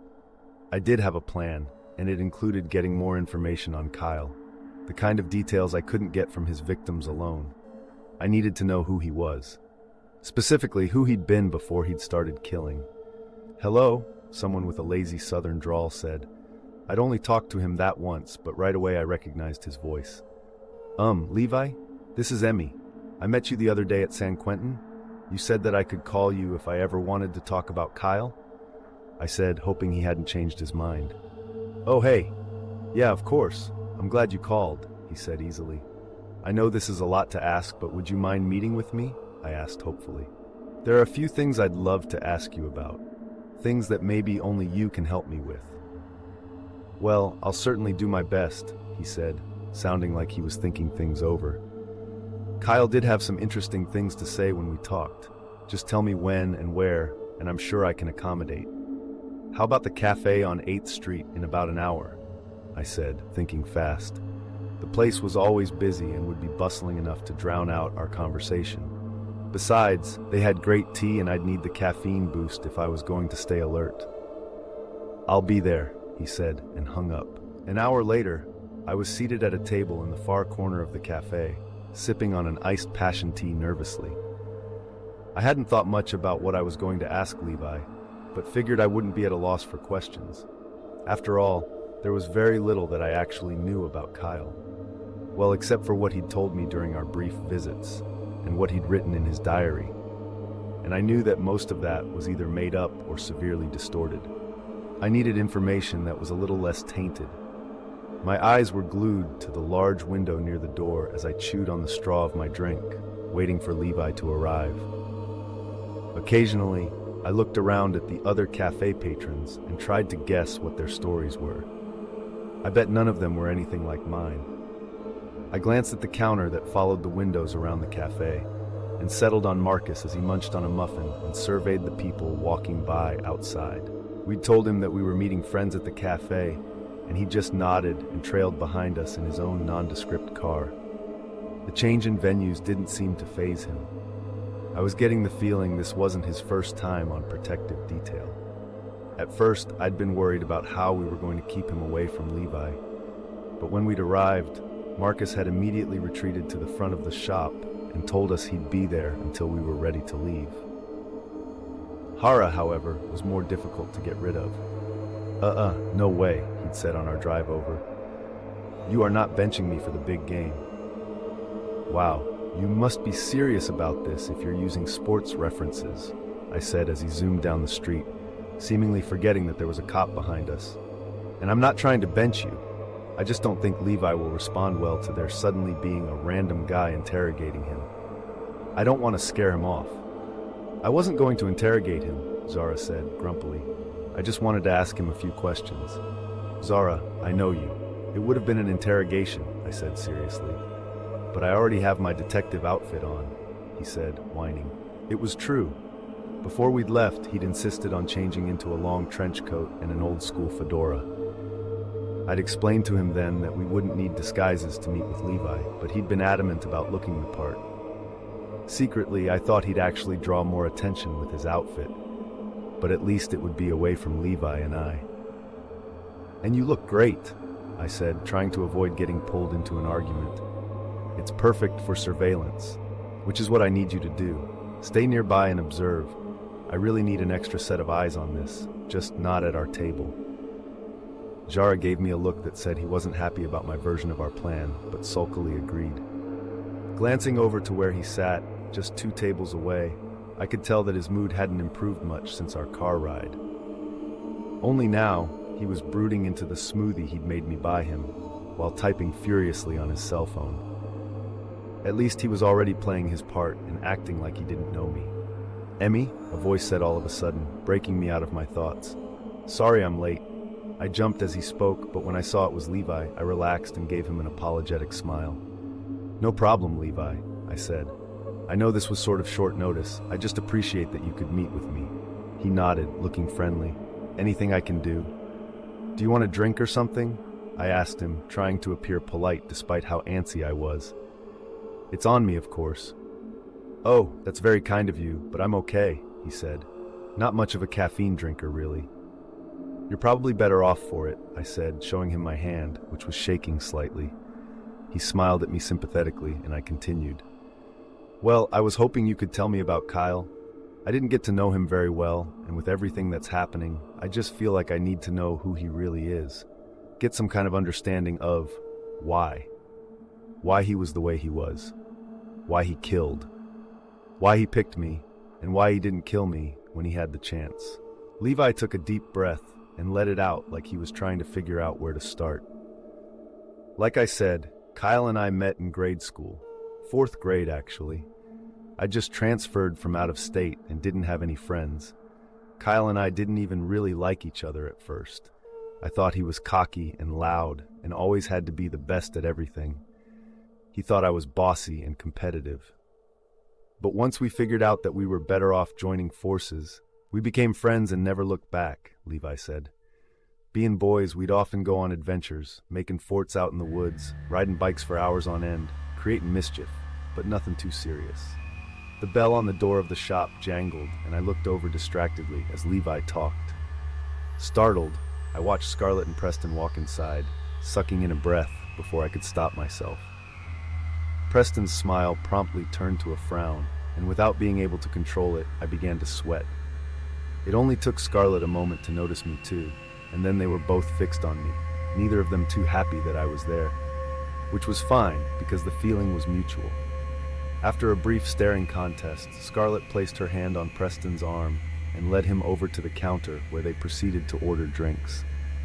The act made my stomach lurch, but I forced myself to turn back to Levi, who'd noticed the whole exchange, but didn't ask me about it. Things seemed to change when we went into 5th grade. Kyle started to up the ante on our little dot adventures. We began to dare each other to do dangerous or scary things, until one of us either got hurt or chickened out, Levi said, shaking his head. Our friendship changed when Kyle took things too far during one of our pranks. I dared him to steal a frog from biology class. We weren't allowed to dissect them yet, that didn't come until middle school, but the teachers kept them around in jars, either for the ambiance or to keep us interested. Anyways, Kyle accepted the challenge, of course, but instead of stealing just one of the frogs, he decided to take them all. "Sounds like something my younger brother Donnie would do," I said, thinking about some of the disgusting things he'd gotten into growing up. "But would he take the frogs and nail them to the door of every classroom?" Levi asked me carefully. My mouth dropped open as I pictured the limp, froggy bodies impaled and oozing down the doors. It was sick. Levi was right, it was something only a serial killer would do. "He actually did that?" I asked, horrified. Levi nodded, and he didn't care if people knew it either. He tossed all the empty jars into the dumpster behind the school, but kept the tools in his locker.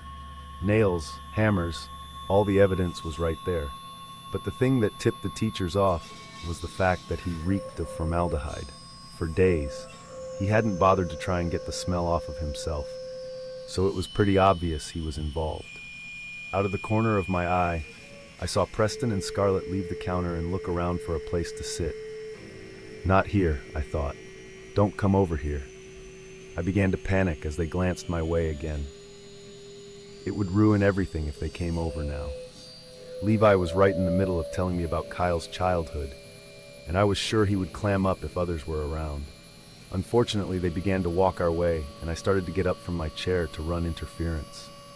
Then my heart swelled with gratitude as Zara waved them over to his table instead. "Hey guys," Zara said way too enthusiastically. "You can sit here." Preston and Scarlett looked at each other, slightly confused by the offer, but Zara was already pushing them into the empty seats. Preston shrugged at his partner and then gave a small smile to mine. "Thanks," he said to Zara as he relaxed into his seat, his back to me.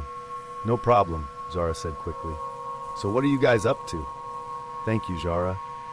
We caught each other's eye, and I gave him a grateful look before sitting back down in my seat. "So, Kyle was trying to get caught then?" I continued, trying to ignore everything going on around us. "Maybe, but I think it was more like he was challenging them, taunting them, which was just stupid because Kyle had already gotten into trouble for little things around school and things were beginning to pile up. They were going to crucify him for the frog thing, Levi said. Then he took a deep breath. So, since he had strikes against him, and I was clean, I agreed to take the fall. After all, I'd been the one to dare him in the first place, and he was my only friend. I was surprised to hear that Levi would cop to doing something so horrible, but I could tell how much his friendship to Kyle had meant to him, and in a bizarre way, I kind of understood. The desire to protect the people you love is one of our most basic instincts as human beings. I'm not sure that changes when the one you love does something terrible. I figured I'd get detention for a while, maybe even be suspended, but the administration ended up kicking me out of school and forced me to see a therapist, he said. Once the guys at school got a hold of that information, they came after me, teasing me, bullying me. Eventually they started beating on me. One day when I was alone, they cornered me and I picked up a baseball bat to defend myself. I didn't mean to hurt anyone, but I wasn't sure how far they'd go. After that, I was arrested and sent to juvie. Then I lost touch with Kyle. His mom didn't think I was a good influence on him. Can you believe it? I really only thought about looking him up a few years ago. Found him on Facebook. I figured maybe we could rekindle the friendship we'd had when we were boys. But then, well, you know what happened. Geez, I said. It was sad to think of everything he'd gone through in the name of friendship, and that Kyle had still turned out the way he had. Levi started to tap the table with his fingers lightly. He talked about you after you left, you know, he said carefully. A nervous feeling erupted in my stomach, and I almost couldn't ask. What did he say? Levi gave me a look. Are you sure you want to know? It can't be any worse than what he wrote in his diary, I said, exasperated. Or what he said to me in San Quentin. Levi's head popped up. He kept a diary of the things he did? He asked, sounding surprised. Yeah, I said. Levi shook his head, frowning. The cops found it when they raided his place. He tried to hide it, but not very well, kind of like with the nails in his locker back in school. He told me the cops had nothing on him, no evidence to link him to the crimes, Levi said, looking up at the ceiling sadly. What'd it say? In the diary, I mean. I only read the entries that were about me, and those were mostly lies. Details about him stalking me, conversations we'd had, things he said happened that never did, I said, disgusted to admit this out loud. I didn't read the rest, but one of the FBI agents told me he wrote about his kills in there too. I can't believe it, Levi said, like it was finally sinking in that his friend was indeed a killer. He refused to tell me anything about the murders the other day. He'd only talked to me about you and how he was being treated in prison. He deflected all my questions that had to do with the case against him. But thank God he didn't do anything to you. That's actually why I wanted to meet with you today. I'm afraid he might try to finish what he started, I confessed. I was hoping he might have said something to you that could help me. Levi looked at me sadly. From what I gathered, Emmy, he really did care about you. He mentioned something about not letting anyone else have you. He was very clear about that, Levi said. His feelings for you and the desire to keep you separate from his killing life was probably what saved you. I don't think you have to worry about him anymore. I guess, I said, but it didn't make me feel any better. Especially since the last time I'd seen Kyle, he'd been threatening me. I wasn't his darling anymore. I hope you're right, given the circumstances. What circumstances? Levi asked. Kyle breaking out of custody, I answered. When he looked shocked by this piece of news, I added, nobody knows where he is or what he's planning to do next. Well, isn't this a surprise? A voice said out of nowhere, interrupting the flow of our conversation. I turned to see Scarlett walking up, hands on her hips and a saccharine smile plastered across her face. I'd been so entranced by Levi's story that I hadn't noticed she'd wandered away from the other table. Hi, I'm Scarlett, she said, ignoring my glare and holding out her hand to Levi. And you are. Levi, nice to meet you, he said, hesitant but friendly enough. You a friend of Emmy's? Something like that, Scarlett said, staring at me hard. What do you want? I asked her between clenched teeth. I looked over to see Jara fully engrossed in a conversation with Preston. So much for being my lookout. He hadn't even realized she was gone.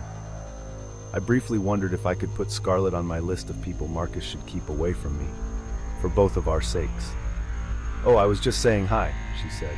At first I thought you were with your boyfriend, but I guess I was wrong. Yep, I said, getting up and trying to lead her away from Levi. Just meeting up with a friend, and we're sort of in the middle of something.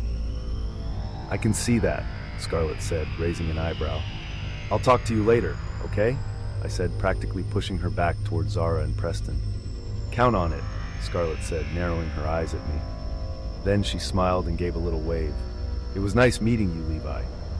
You too, he said, distractedly.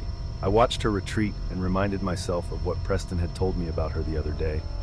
That she was a broken teenager with daddy issues and didn't need another person in her life tearing her down.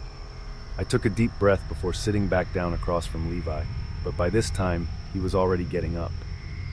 I should probably go, too, he said to me apologetically. Sure, of course, I said, disappointed that our conversation was ending. There was so much more I wanted to know, but I couldn't exactly hold Levi hostage. Thanks so much for doing this. You were a huge help. Happy to hear it, he said, holding my hand in both of his. Take care of yourself, Emmy. I nodded and watched him turn around and walk out the door.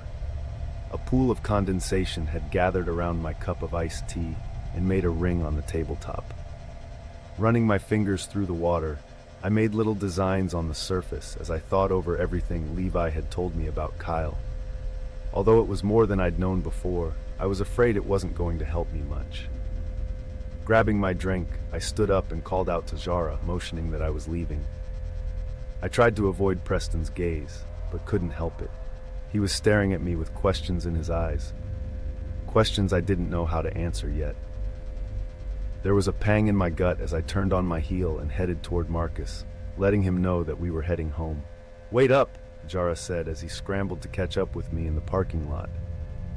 I stopped when I'd reached Zara's car and waited impatiently for him to unlock the door. Once he did, I collapsed into the front seat, wishing I was already home. What did he say? Zara asked when we were finally on the road again. You guys were talking for a while. I'm surprised you noticed, I said pointedly. What's that supposed to mean? He asked. It means that you were so caught up in flirting with Preston to notice that Scarlett came over and scared Levi away, I said, gesturing wildly with my drink. A drop of water dripped onto my foot and made its way to the surface of my flip-flop. As I leaned over to wipe the moisture away, my hand brushed up against something rough and jagged. Curious, I picked up the folded piece of paper from the floor and, without thinking, began to open it.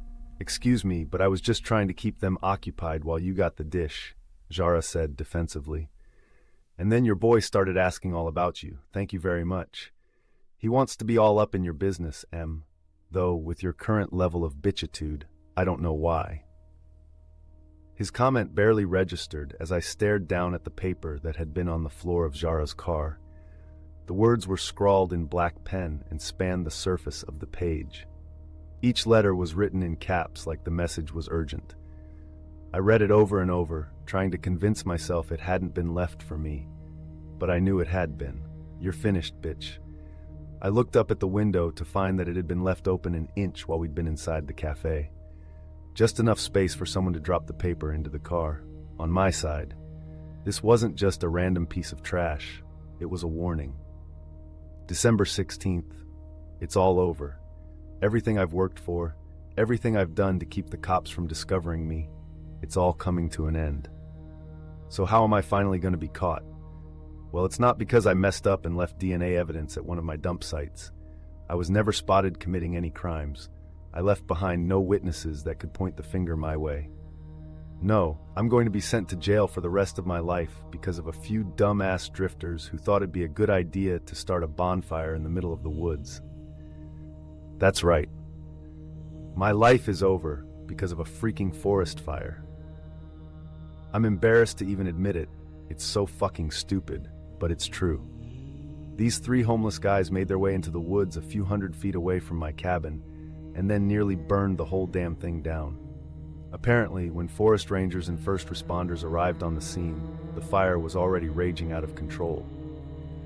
There were plenty of homes in the area, and while half the firefighters raced to put out the flames, the other half went about evacuating the houses that were in danger of being affected. This included mine. "Is this Kyle Grafton?" a voice had asked when I answered my cell at 5:15 this morning. The ringtone had woken me up out of a sound sleep, and I'd picked it up without even looking at the caller ID. This was something I tended not to do, because I like to be prepared for anything. But this time, I was so caught off guard that I'd simply answered it. Not recognizing the voice, I finally looked at my screen and saw that the number was blocked. This alone should have filled me with suspicion, but like I said, it was 5:15 in the morning, and I was barely awake yet. "This is him," I'd answered, rubbing at my eyes but not moving from the warmth of my sheets. My initial worry was that something had happened to my daughter. I imagined that she'd been in a car accident and the hospital was calling me to get my permission to operate, or possibly to tell me that she'd perished in the crash. The idea that she might be gone, that I'd never get to see my kid again, filled me with dread. "Hello, Mr. Grafton.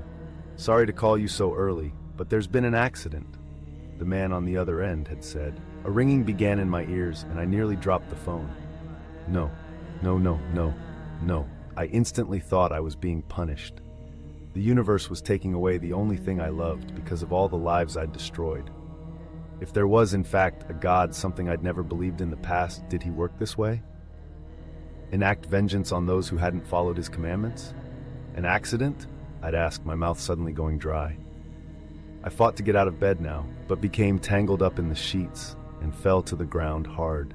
"Yes, I'm sorry, sir, but there was a fire," the man had said. "A fire? My little Sophia had burned up in a fire?" I choked back a sob. "And your cabin was affected," he'd finished. I blinked. He was talking about my cabin, not my kid. I took a deep breath and began to relax. Reaching up, I grabbed for my glasses, which I'd left on the side table, and placed them on my face. I looked up at the ceiling, not to thank God, but just because it was what people did in situations like this. "Did it burn down?" I'd asked evenly. Now that I knew my daughter was okay, I could focus on this other problem and what it meant for me. And it brought on a whole new surge of fear, because the cabin was my kill house and they'd found it. Part of the structure is still intact, but about a third of it burned up before we could stop it, he'd told me. We had to go in to make sure there was no one inside, but once we saw it was empty, we got to work putting it out. So they'd been inside then. I fought to remember how I'd left it. Had I put away my tools, mopped up the blood from the floorboards? Even cleaned, there was still a huge blood stain that had permeated the wood. Had they found the things I'd buried beneath the floor? Was it all over? "How did it happen?" I'd asked. I needed to know what he knew. Then he told me about the grifters and the fire and my dumb luck. This was how they were going to take down the ice pick killer? Are you fucking kidding me? "Look, sir, we need to talk to you as soon as possible so that you can file for an insurance claim," he'd said easily.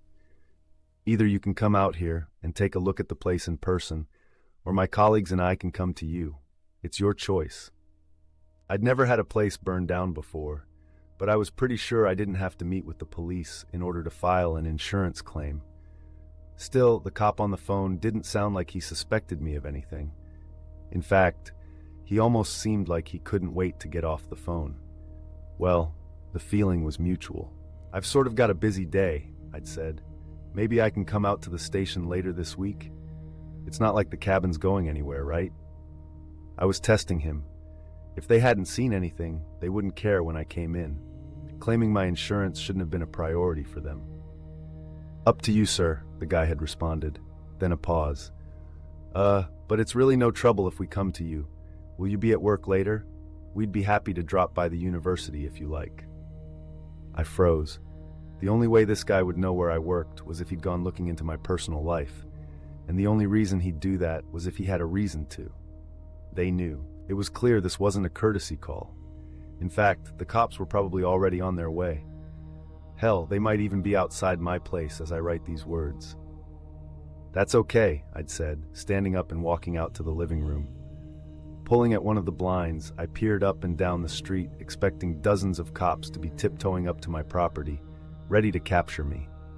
But of course, the street was empty, nothing out of place. I was about to retreat again when I saw a car coast down the street. It was gray, unmarked, and there weren't any sirens spinning on top. But I knew it was a cop car. As it drove past, the two men in the front eyeballed my house. They're here. My instincts are telling me to run, but there's another part of me that knows it won't help. If I go, there'll be a chase. They'll tackle me to the ground, push their knees into my back, threaten to kill me if I move. Maybe kick me a few times or beat me down. It would be humiliating, and I would look guilty as hell, thus giving them evidence that I am, in fact, the ice pick killer. My mind was racing. All they had was a cabin full of evidence, which supposedly belongs to me. It doesn't prove I was connected to it. Someone else could have easily been using the cabin without my knowledge, and since I keep all of my tools there, there's no evidence to be found here. In my actual home, they might not actually have any proof that I'm the killer. And if I play things cool, then I can still get off. I can outwit them all. If I run, however, they'll have proof of my guilt. No, I have to stay put until they come for me. In the meantime, this will be my last entry, at least for now. "You still there, Mr. Grafton?" the man had said into the phone. I'd almost forgotten he was there. "Yep, still here," I'd said.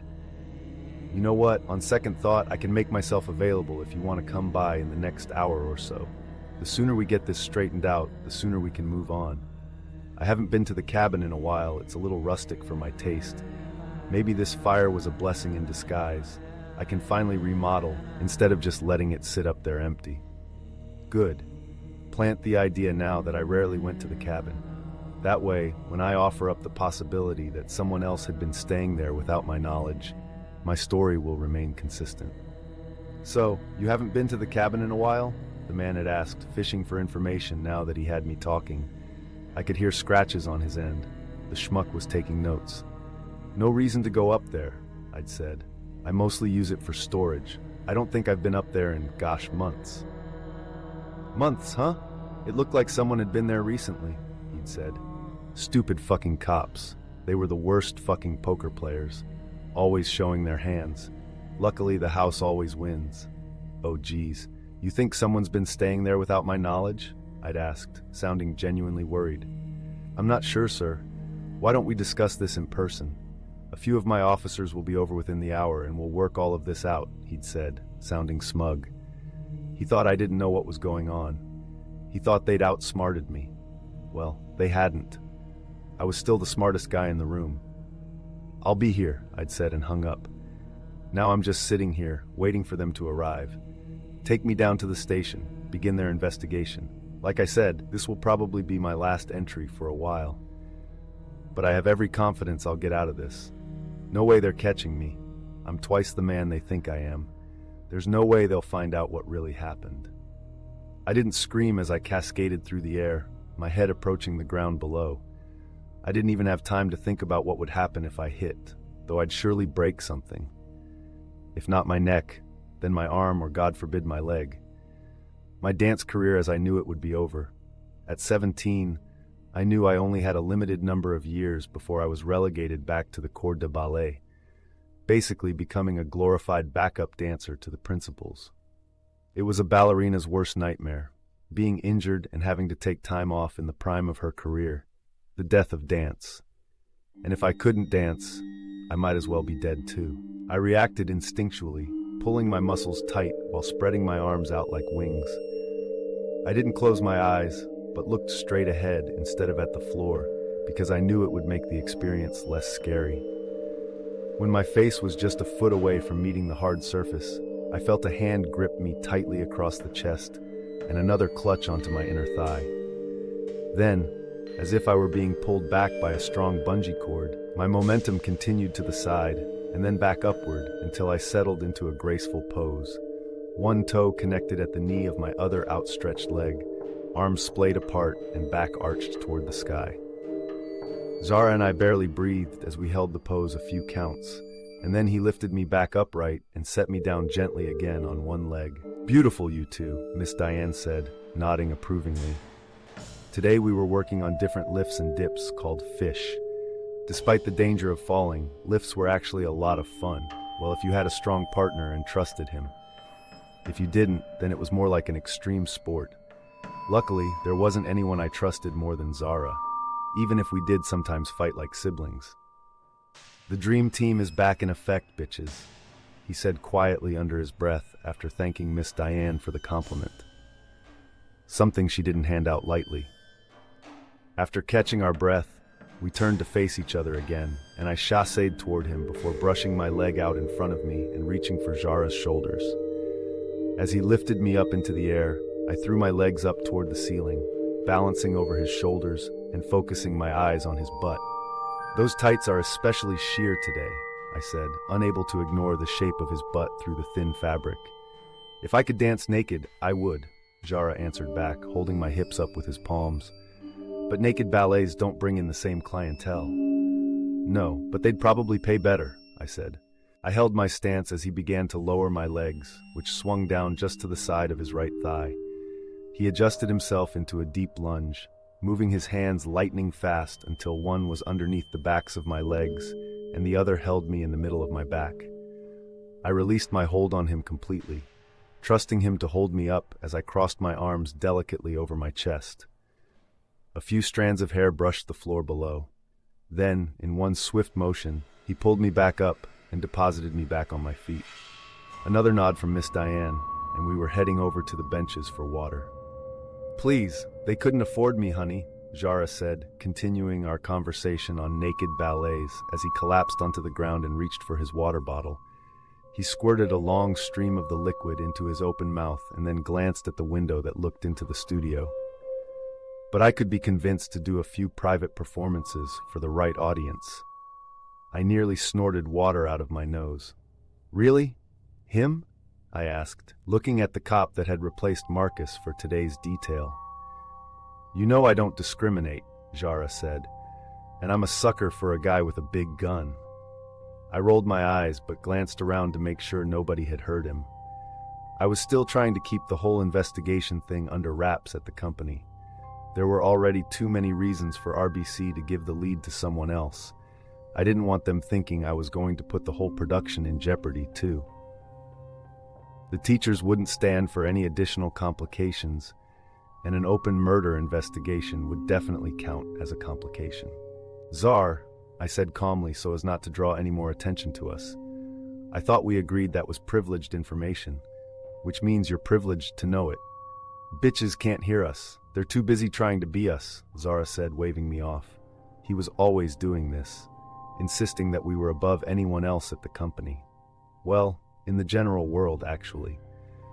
I wasn't sure if his was a case of severe egomania or if he really saw us as better than everyone else. Either way, it did sort of feel good to be on Zara's team. "You gotta admit, we're on fire lately. Nobody else can do those last 2 lifts. Looks like a little risk does your body good. We should put your life in danger more often." I gave him a look that said I disagreed. "No, thank you. I've had enough danger for a lifetime," I said. But in a way he was right. Oddly, the more my focus had been taken away from ballet, the more focused I'd seemed to be in class. Something about what I'd been doing lately made me suddenly feel more brazen. I hadn't figured out what it meant yet, but things were different somehow, and I wasn't sure if that was a good thing. "Don't tell me you're quitting our case," Zara said, looking stricken. "It's not our case, Zara," I corrected him. "You sure about that?" he asked, motioning over my shoulder. I turned to see that Agent Walker had joined the cop outside. He was wearing his usual white button-down with a loose, black, skinny tie around his neck. I could just barely see the top of his fitted jeans, since the rest of him was hidden behind the wall. He squinted his eyes as he surveyed the room, checking out everybody in their various states of undress. Finally, he found me, and his mouth relaxed into a small smile before giving me a tiny nod in greeting. "Well, hello, officer," Zara said, letting out a low whistle. "You didn't mention your agent was so yummy." "Zara," I warned. "I mean, he isn't conventionally hot," he said, still staring at Agent Walker. "But I like me some unusual." "Put your sword away, Zorro," I said. "I don't think he swings that way." "He hasn't met me yet," Zara said, standing up gracefully now that he had an audience to impress. "Come on, let's play." I sighed, but followed Zara back to the floor. We were still in the middle of class, so I couldn't leave to talk to Agent Walker anyway, despite the fact that I'd been the one to request the meeting. 20 minutes later, Miss Diane finally dismissed us for the day. I went over to retrieve my bag, pulling some knitted bottoms on over my leotard, and then slipping my feet into flip-flops. Turning to say goodbye to Zara, I ran into him instead. "Whoa," I said, surprised to see him there. "What you doing, Jar?" "I'm coming with," he said. It wasn't a request. "I'm not sure he'll talk around you," I started, glancing over at Agent Walker, who was smiling at each ballerina as she left the studio. "I haven't exactly told him I have a partner on the outside." "So introduce me," he said. I knew refusing him would be futile, so I sighed again as he fell into step beside me. "Emmy," Agent Walker said as I walked up to him. "Hi." "Hey," I said. Zara cleared his throat before I even had a chance to introduce him. The agent's eyes darted over to my friend curiously. Agent Walker, this is my ballet partner," I started. "And best friend," Zara cut in. I looked at him sideways. "And best friend," I continued. Zara, this is Special Agent Julian Walker with the FBI." "Can I see your badge?" Zara said almost immediately. After a brief pause, he began laughing and clapped Agent Walker on the arm like they were old buddies. "Just kidding, bro. I believe you." Agent Walker gave me a sideways look as he held out his hand and shook Zara's. "Nice to meet you," he said finally. Then he turned to look at me. "You said you wanted to talk?" "Yeah," I said, leading him outside and into the sun. I was about to suggest we go back to my apartment, but then I caught Scarlett and Preston leaving the studio. They slowed down when they saw us standing around, and Scarlett said something quietly to Preston. Preston didn't answer, but his expression was conflicted. He seemed angry, but also concerned, like he was trying to decide what to do. As much as it made my stomach do a flip-flop to see him worried about me, I didn't want to get him involved with anything that was going on. So I turned and pointed in the opposite direction. "There's a coffee place a few doors down that we can go to. I could sort of use the caffeine." Agent Walker nodded and we began to walk away. But after a few steps, I noticed there were 3 sets of shadows on the sidewalk in front of us. Agent Walker and I both glanced back to see Zara bringing up the rear. I looked at my partner, wondering silently what he was doing. Zara blinked. "What? I'm thirsty," he said, like he wasn't just inviting himself along. Then he added, "Besides, I'm sort of her partner outside of the studio, too." Agent Walker gave us a look like he was genuinely surprised to find this out. Seeing his reaction, Zara clarified. No, I am so not a vagina guy. I mean, we're like partners in crime. Well, not actual criminals, but like partners fighting crime. Like Sherlock Holmes and Watson, or Batman and Robin. We've even got the tights, see?" He was rambling now, and I was at a loss for how to shut him up. "Bottom line, we've sort of been working on this case together, and I know more about serial killers than she does. I watched Dexter," he explained. "Like this gave him the cred he needed to be an integral part of this investigation. So, you might as well let me stay, because she'll tell me everything later anyway." I placed my hand over my face. I hadn't planned on telling Agent Walker that I was talking to anyone else about what was going on. In fact, I'd gotten the distinct feeling that I shouldn't be talking about it at all. I held my breath and waited for Agent Walker to say something, but he didn't. When I finally dared to peek over at him, his face was blank, as if Zara's revelation weren't a surprise after all. "So what's up?" Agent Walker asked after the 3 of us sat down at an outside table. A few of the other dancers wandered over, but they stayed inside the air-conditioned shop, rather than broiled in the heat-filled afternoon like us. For the time being, though, we had the area to ourselves. "I think Kyle's here," I blurted out. "Where?" Agent Walker asked, his voice suddenly serious. He looked around us nonchalantly, but his body had stiffened. I knew he was surveying the area for any sign of a threat. "Do you see him? Is he here now?" "No." "Well, maybe. I don't know," I said, getting flustered. "I didn't mean here. He left me a note." Agent Walker turned back to me and narrowed his eyes. "A note?" I nodded. "Zara and I went to this coffee place yesterday, and when we got back to his car, this was inside." I handed Agent Walker the piece of paper I'd found and watched as he studied it. "You're finished, bitch." "And this isn't yours?" he asked Zara. Zara shook his head. "Honey, I'm no one's bitch," he said, raising a hand defensively. "At least, not at the moment." Agent Walker raised his eyebrow at this, and I jumped in quickly. "It was left for me," I said. "I'm sure of it." The agent stared at the paper again, lost in thought. "Do you have any enemies, Emmy?" he asked me slowly. "You mean, besides our friendly neighborhood serial killer?" I answered sarcastically. It's just that. Kyle's never left threats for his victims before. He doesn't usually let people know he's coming, Agent Walker explained. It's more thrilling for him that way. He could change things up, though, I said. Right? I mean, he sent me letters before. But he never threatened you in them, he answered. It's unlikely that a serial killer would change his MO this much, Emmy. It's much more plausible that this is from someone else. We sat there in silence and let this idea wash over us. Another stalker? Oh no, she did not! Zara said suddenly, a devious smile spreading across his face. What? Agent Walker asked. But Zara was focused on me. Scarlett Johansson is calling you out, step-up style, M, he said with a laugh. Agent Walker looked from me to Zara. I have no idea what that means, he said blankly. I tried to explain. There's this girl, Scarlett. She's another dancer, and she's sort of my competition here at the company. But she's just a teenager, Zara. She wouldn't do something this stupid, I said disbelievingly. You mean she wouldn't do anything to knock you out of the running? Yeah, okay, Zara said with a snort. I've seen girls do far worse for smaller parts. He was right. Sabotage wasn't uncommon in the ballet world. But Scarlett? We both knew she didn't like me, but would she do this? I just wasn't sure. I'm going to take this in as evidence, even though I don't think it's from Kyle, Agent Walker interrupted, holding up the note. In the meantime, lay low. Zara, since you're her partner, you should stay with her. Zara seemed to straighten up a little at this, like he'd been given a special assignment from the FBI itself. I can do that, he said, serious now. Maybe I should get your number, in case anything happens and I need to call. I rolled my eyes, but Agent Walker simply stood up from the table. He motioned to the cop of the day, who'd been surveying us from afar. Detective Brady will escort you two back to your apartment, he announced. The guy didn't say anything, but nodded in agreement. I have some leads I need to follow, but if anything else comes up, call me. I'm serious. Anything. Oh, we will, Zara said, giving him a smile. I'm going to kill her, I growled. Scarlett may have thought that threatening me would distract me from my ultimate goal, but she had no idea who she was dealing with. Like I was going to be rattled by a kid.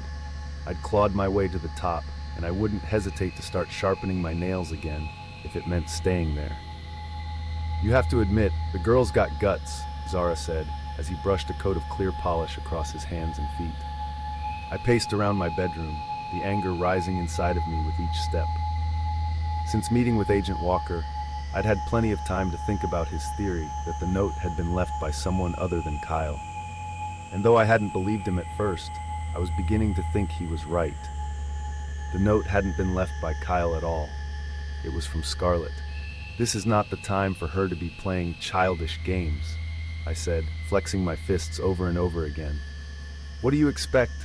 She is a child, Em, Zara said, far less worked up than I was, and logically I knew he was right. Scarlett was just a kid and I should have been mature enough to let this go. But I already had so much on my plate and I was tired and stressed and I just wanted things to stop sucking for once. So I reacted the way any teenager would, irrationally. I'm gonna kill her, I fumed. Now, murder's not the answer, Zara said, unperturbed. But confronting her is, I said suddenly, and I'm ending this now. Then, without skipping a beat, I stalked over to my door and flung it open, leaving Zara calling out behind me. But my nails are wet, he yelled, sounding annoyed.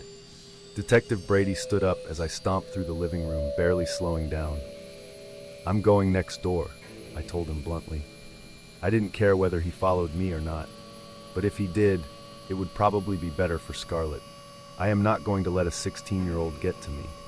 I don't care if she does have some sob story. It's time Scarlett learned a lesson, one that included respecting her elders, even if her elder is only a year older. But this is my studio, and Giselle is my part. I'm not losing anything else. My inner monologue continued as I walked up to her apartment door. Day was turning to evening, and the light outside was beginning to dim. As I banged loudly on Scarlett's door, I noticed that most of the lights were off inside. I briefly wondered if she was gone, but was too worked up to let it stop me. I turned the knob and pushed my way into the entrance of her apartment. At first glance, it seemed like the place was empty. It was dark inside, and I had to wait a few seconds for my eyes to adjust to the low lighting. but eventually I could make out the living room off to the right. I'd never been in Scarlett's place before, but I wasn't entirely surprised by how it was decorated. From where I stood, I could see her white couch, the plushy pink pillows covering almost every inch of surface space. The walls were adorned with life-size decals of dancers in various poses, and the words, "Keep calm and dance on," were splashed between them. Besides that, there were large framed pictures of Scarlett everywhere. Black and white glamour shots, a younger version of Scarlett dancing in performances. School pictures, even what looked like professional modeling photos were displayed around the room. There were no family pics, I noted. The place was actually pretty clean for a teenage girl who had very little supervision. Then again, I'd been a little OCD about my space when I was younger too. I'd always felt like a cluttered room made for a cluttered life. Looks like Scarlett might have felt the same way. "Scarlett," I called out, "we need to talk." I headed deeper into the apartment, expecting to see her appear any second, her signature scowl on her pretty face and her hands on her hips. But the living room and the kitchen were both empty, save for a container of cupcakes that had been left out on the counter. I made my way down the hallway to where I knew Scarlett's bedroom was. The layouts of all our apartments were similar, and hers seemed to be the reverse of mine. So, I knew that the door I just passed was the bathroom, and at the end of the hallway there'd be a closet off to the right and a bedroom directly across from it. As I got closer, I could hear music coming from her room. It was playing quietly, so quietly I hadn't even heard it from the front of the house. But now that I was right outside her room, I could tell the piece was from the ballet Sleeping Beauty. I knew the notes well because it was another of my favorites. By this point, my anger had already begun to dissipate, and I was surprised to find that I wasn't all that pissed anymore. Something about seeing Scarlett's place had reminded me just how young and naive she was. She was only doing what kids did, what I'd almost done, lash out because of circumstances she couldn't control. And that was something I could kind of understand. I took a deep breath and began to walk away, but stopped when I heard the music end and then start over again. From the beginning, it was on repeat. I have no idea what it was about this that made me pause, but suddenly I had the feeling that something wasn't right. It wasn't even late, and Scarlett was at home by herself. She always had people around. She was a social butterfly. So what was she doing here alone? Though my heart had begun to pound, I reached for the door handle and twisted it until it opened. The room inside was dark, the curtains drawn to block out the light completely. I could barely see more than a few feet in front of me, and hesitated to search for the light switch. What if Scarlett was actually asleep and I woke her? What if she was in here with someone else and I was interrupting? What if she was with Preston? But my gut told me it wasn't any of these, and it didn't feel right to leave without knowing she was okay. So I fumbled around for the switch and flipped it on, expecting an explosion of light to flood the room, but nothing happened. I could just run. Leave and tell Detective Brady to check in on Scarlett. Nobody would fault me for that. In fact, it was probably what Agent Walker would want me to do. But it was Scarlett, and she was a dancer like me. We were in the same company together. And despite our differences, I couldn't just leave her. I felt my way forward until I reached the curtains and threw them open to let in the setting light. Turning around slowly, I saw the younger girl's room for the first time.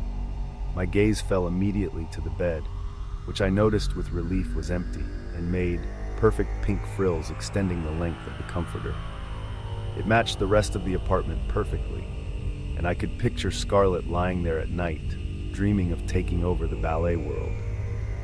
Out of the corner of my eye, I saw something move and jerked my head around wildly, only to see my own reflection staring back at me in. Scarlett had installed a mirror and bar in her room, just like the rest of us. It was kind of a necessity if you wanted to practice outside of the studio. But then I noticed something else, something I hadn't expected. I let out a little yelp as my eyes adjusted to what I was seeing. There appeared to be a life-size doll standing on point at the bar. Clad in tights and a leotard, the doll's legs extended down to the floor, just grazing the wood below. Its arms were resting back on the wooden handrail, as if holding itself up, and the doll's head tipped forward, its hair covering its face. It was the creepiest thing I'd ever seen, and I wondered how she managed to get any sleep with it standing there like that. Then again, this was Scarlett we were talking about, so the fact that she'd had a doll created in her image wasn't too surprising. I took a step forward to get a better look. It was incredibly lifelike. The doll's hair was long and blonde, with a silky wave that fell down past her shoulders. The toe shoes looked real too, but when I nudged them, they didn't move. What the? I took another step toward the doll and reached out to touch its hair, expecting it to feel stringy like a Halloween wig. It didn't. I began to feel sick with fear, but forced myself to pull the doll's hair away from its face. It couldn't be. When I saw what was underneath, I screamed and jumped backward, falling onto the floor. From this angle, I could see everything.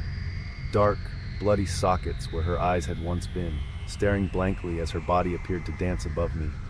Trails of red tears ran down porcelain skin, staining the strands of hair touching it a rusty brown color. Her mouth was wide open, like she'd died mid-scream, too horrified by what was happening to close it. I began to notice all the things I hadn't before. The way she'd been strung up and secured to the bari so that her body would remain in place. The drips of blood at her feet. The tiny dark spots littered around her chest and stomach where she'd been punctured. I began to sob and scooted myself backward out of the room. Scarlett, she was dead. Because of me, because I'd pissed him off. Kyle had killed her. And if he could get to Scarlett, he'd get to me too. I continued to retreat, my cries turning into screams, until suddenly my back hit something hard and solid. Before I could turn to see what it was, two strong arms were picking me up and dragging me away. My screams caught in my throat as I was hauled away from Scarlett. The only thing I could think was that Kyle had finally gotten his hands on me and would do to me what he'd done to all those other women, what he'd done to Scarlett. I kept picturing Scarlett's eyeless face, the sockets boring into my mind and taking root. Would he take my eyes too? I tried to fight him off, but his grip was too strong. Reaching up behind me, I raked my fingernails over his skin, but knew it wouldn't help. He would kill me anyway. "It's okay!" A guy's voice shouted from behind me. "You're safe!" I stopped fighting as soon as I realized the arms were pulling me out the front door and into the open air. Our legs tripped over the welcome mat, but we didn't slow down until we were in the courtyard again. When I finally found my balance again, I turned to see Detective Brady gripping my shoulders tightly. "Are you hurt?" he asked me quickly, glancing over my body for injuries. I couldn't seem to get myself to speak, so I settled for just shaking my head. "Good. Was Grafton in there?" he asked, looking me straight in the eyes. I nodded and then burst into tears. I wanted to tell him to go help Scarlett, get her down from where he'd strung her up, but I knew it was pointless. She was gone. "Okay, I'm going to call this in and then check it out," Detective Brady said to me calmly. He looked around the courtyard and then called out to someone behind me. "I need you to go out to the street and wait for the officers to arrive and then bring them back here. Can you do that?" "Yeah, no problem," I heard Zara say. Then he hesitated. Someone should stay with." "I've got her," another voice said. Seconds later, I felt warm arms wrap around me carefully. "Don't worry, Zar. Just go." I knew those arms, that voice, the way he made me feel, Preston. I knew it was him without even looking, and I was happy he was there. "Okay, stay with her until the others arrive," Detective Brady said forcefully. "And if anyone shows up that you don't know, yell for me. Don't hesitate, just yell." Then the detective pulled out his phone as he ran back toward Scarlett's apartment. When he was gone, I finally stopped fighting the exhaustion that had been building in me and allowed myself to slump to the ground. Preston helped me into a sitting position and rocked me a bit until I began to calm down. I realized after a few minutes that this was the closest we'd ever been to each other, and surprisingly, it was comfortable, like we just fit. I felt safe here, being taken care of by him. "You're okay, I'm here. Easy, just breathe," he whispered, holding me tightly to his chest. When I'd finally run out of tears, I looked up at Preston helplessly. I didn't want to tell him. I knew it was selfish. Scarlett had been his partner, and the news would probably hurt him more than anyone else at the company. But my insides were burning, and I could no longer be the only one who knew what had happened. I had to tell someone who would understand just how horrible it all was. He got her. He killed Scarlett, I whispered, feeling my brain go fuzzy, like I was about to black out. What? Preston asked, his eyes growing wide. He killed her. In her bedroom, Scarlett's body, he took her eyes, Preston, I said, listlessly. It was like my brain wasn't quite connecting to my body anymore. I lay there, paralyzed, unable to move, breathe, think. I have no idea how long we sat like that, connected in silence and shock. 15 minutes, 15 seconds. Time ceased to exist in a way that I could understand. Finally, Preston swallowed hard and leaned in toward my ear. I'm just glad you're okay, he whispered, tightening his arms around me protectively.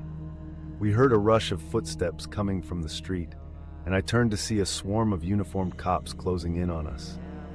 Other dancers had poured out into the courtyard by now and were standing around watching, whispering. They didn't know how bad it was yet, that someone had been brutally murdered. Emmy! I heard someone shout from a distance. I squinted my eyes to try and make out who was coming toward me, but he was too far away for me to see clearly. It was only when he was nearly on us that I recognized it was Agent Walker. Close behind him was Agent Landon.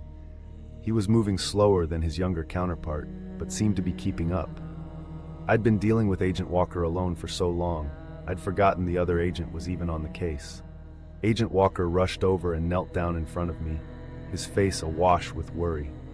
Are you okay? He asked, looking right in my eyes. You're kidding, right? Preston answered angrily. She just found our friend in her apartment dead. It's not possible to be okay after that. I felt Preston clutch to me tighter, like the harder he held me, the safer I'd be. Agent Walker noticed it too. I understand that, Agent Walker said, searching for the name of my new companion. Preston, he answered edgily. Okay, Preston, Agent Walker said calmly. I meant to ask if she's physically intact, that she's not hurt. Oh, Preston said, still wary. Agent Walker studied me again. Are you hurt? He asked again. I shook my head. Good, he said, breathing a sigh of relief. Why don't we get you back to your place, huh?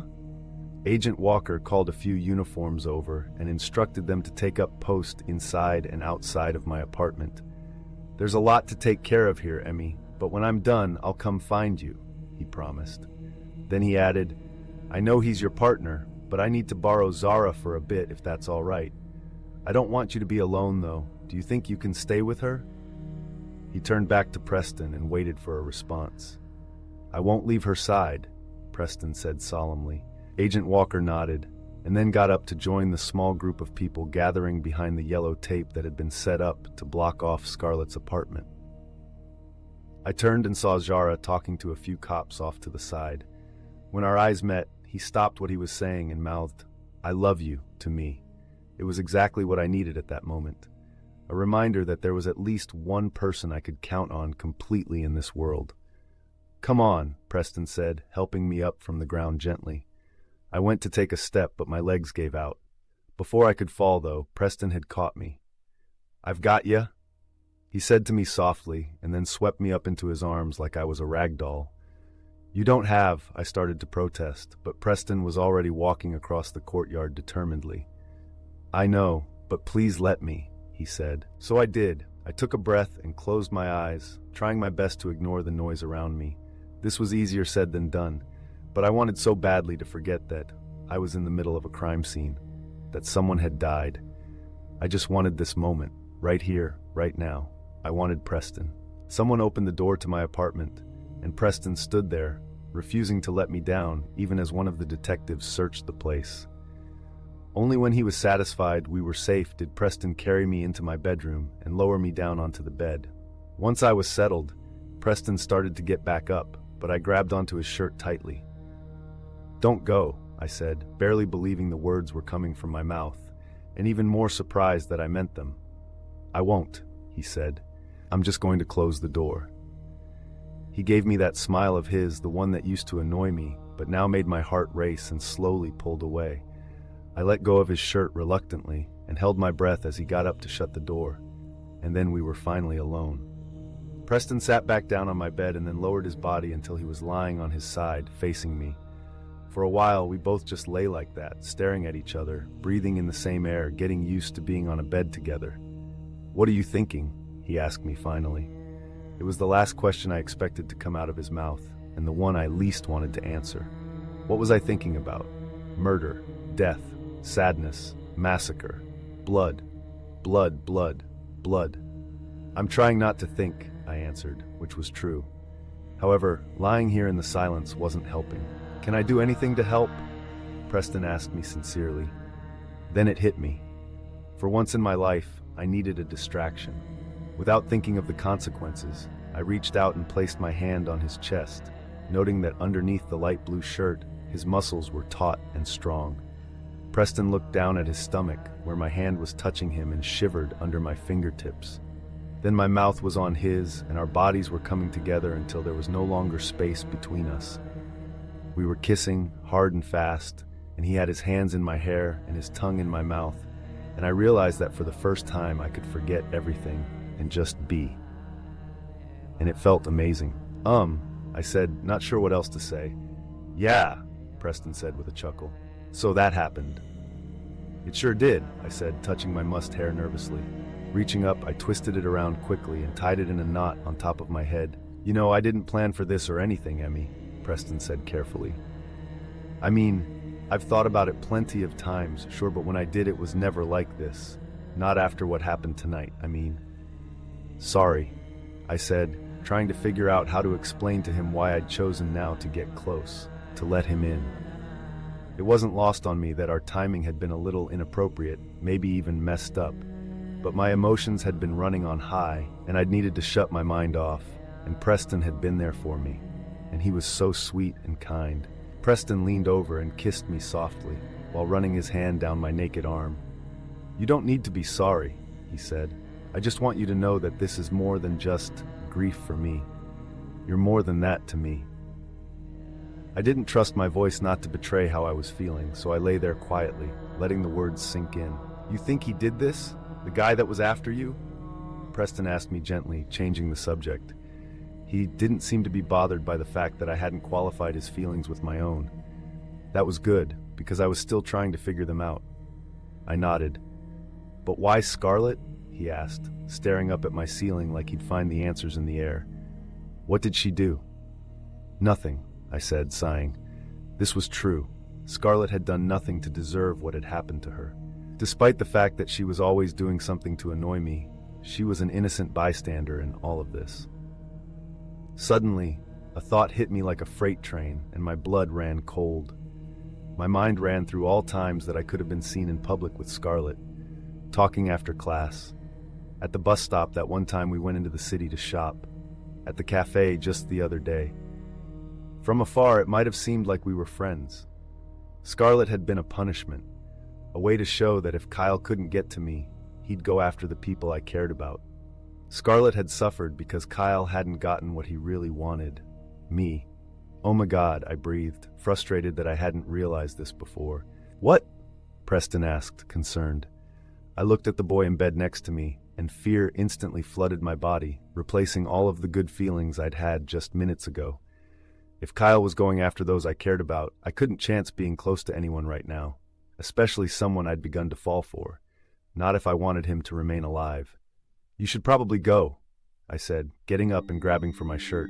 Huh? Preston asked, looking confused. Agent Walker will be coming by soon, and I don't think he should see us like this, I said. Okay, but why would he care? Preston asked, sitting up but not moving to leave. And I needed him to leave. He won't care, but I do, I said. I choked on my next words, but knew I had to say them. Preston, this was a mistake. I watched his face fall, and then he looked at me like I'd hit him. I realized in that moment that it probably would have hurt him less if I had, and the thought nearly broke my heart. I had to turn away in order to go through with the rest of my plan. If he looked in my eyes, he'd know what I was doing. Emmy, you're freaked. I get that, he said to me after a moment. Tonight was crazy, but you can't honestly say this was a mistake. This us were the only thing that makes any sense here. I swallowed back tears and forced myself to say the words I knew would push him away for good. You were just a distraction, I said as convincingly as I could. Nothing more.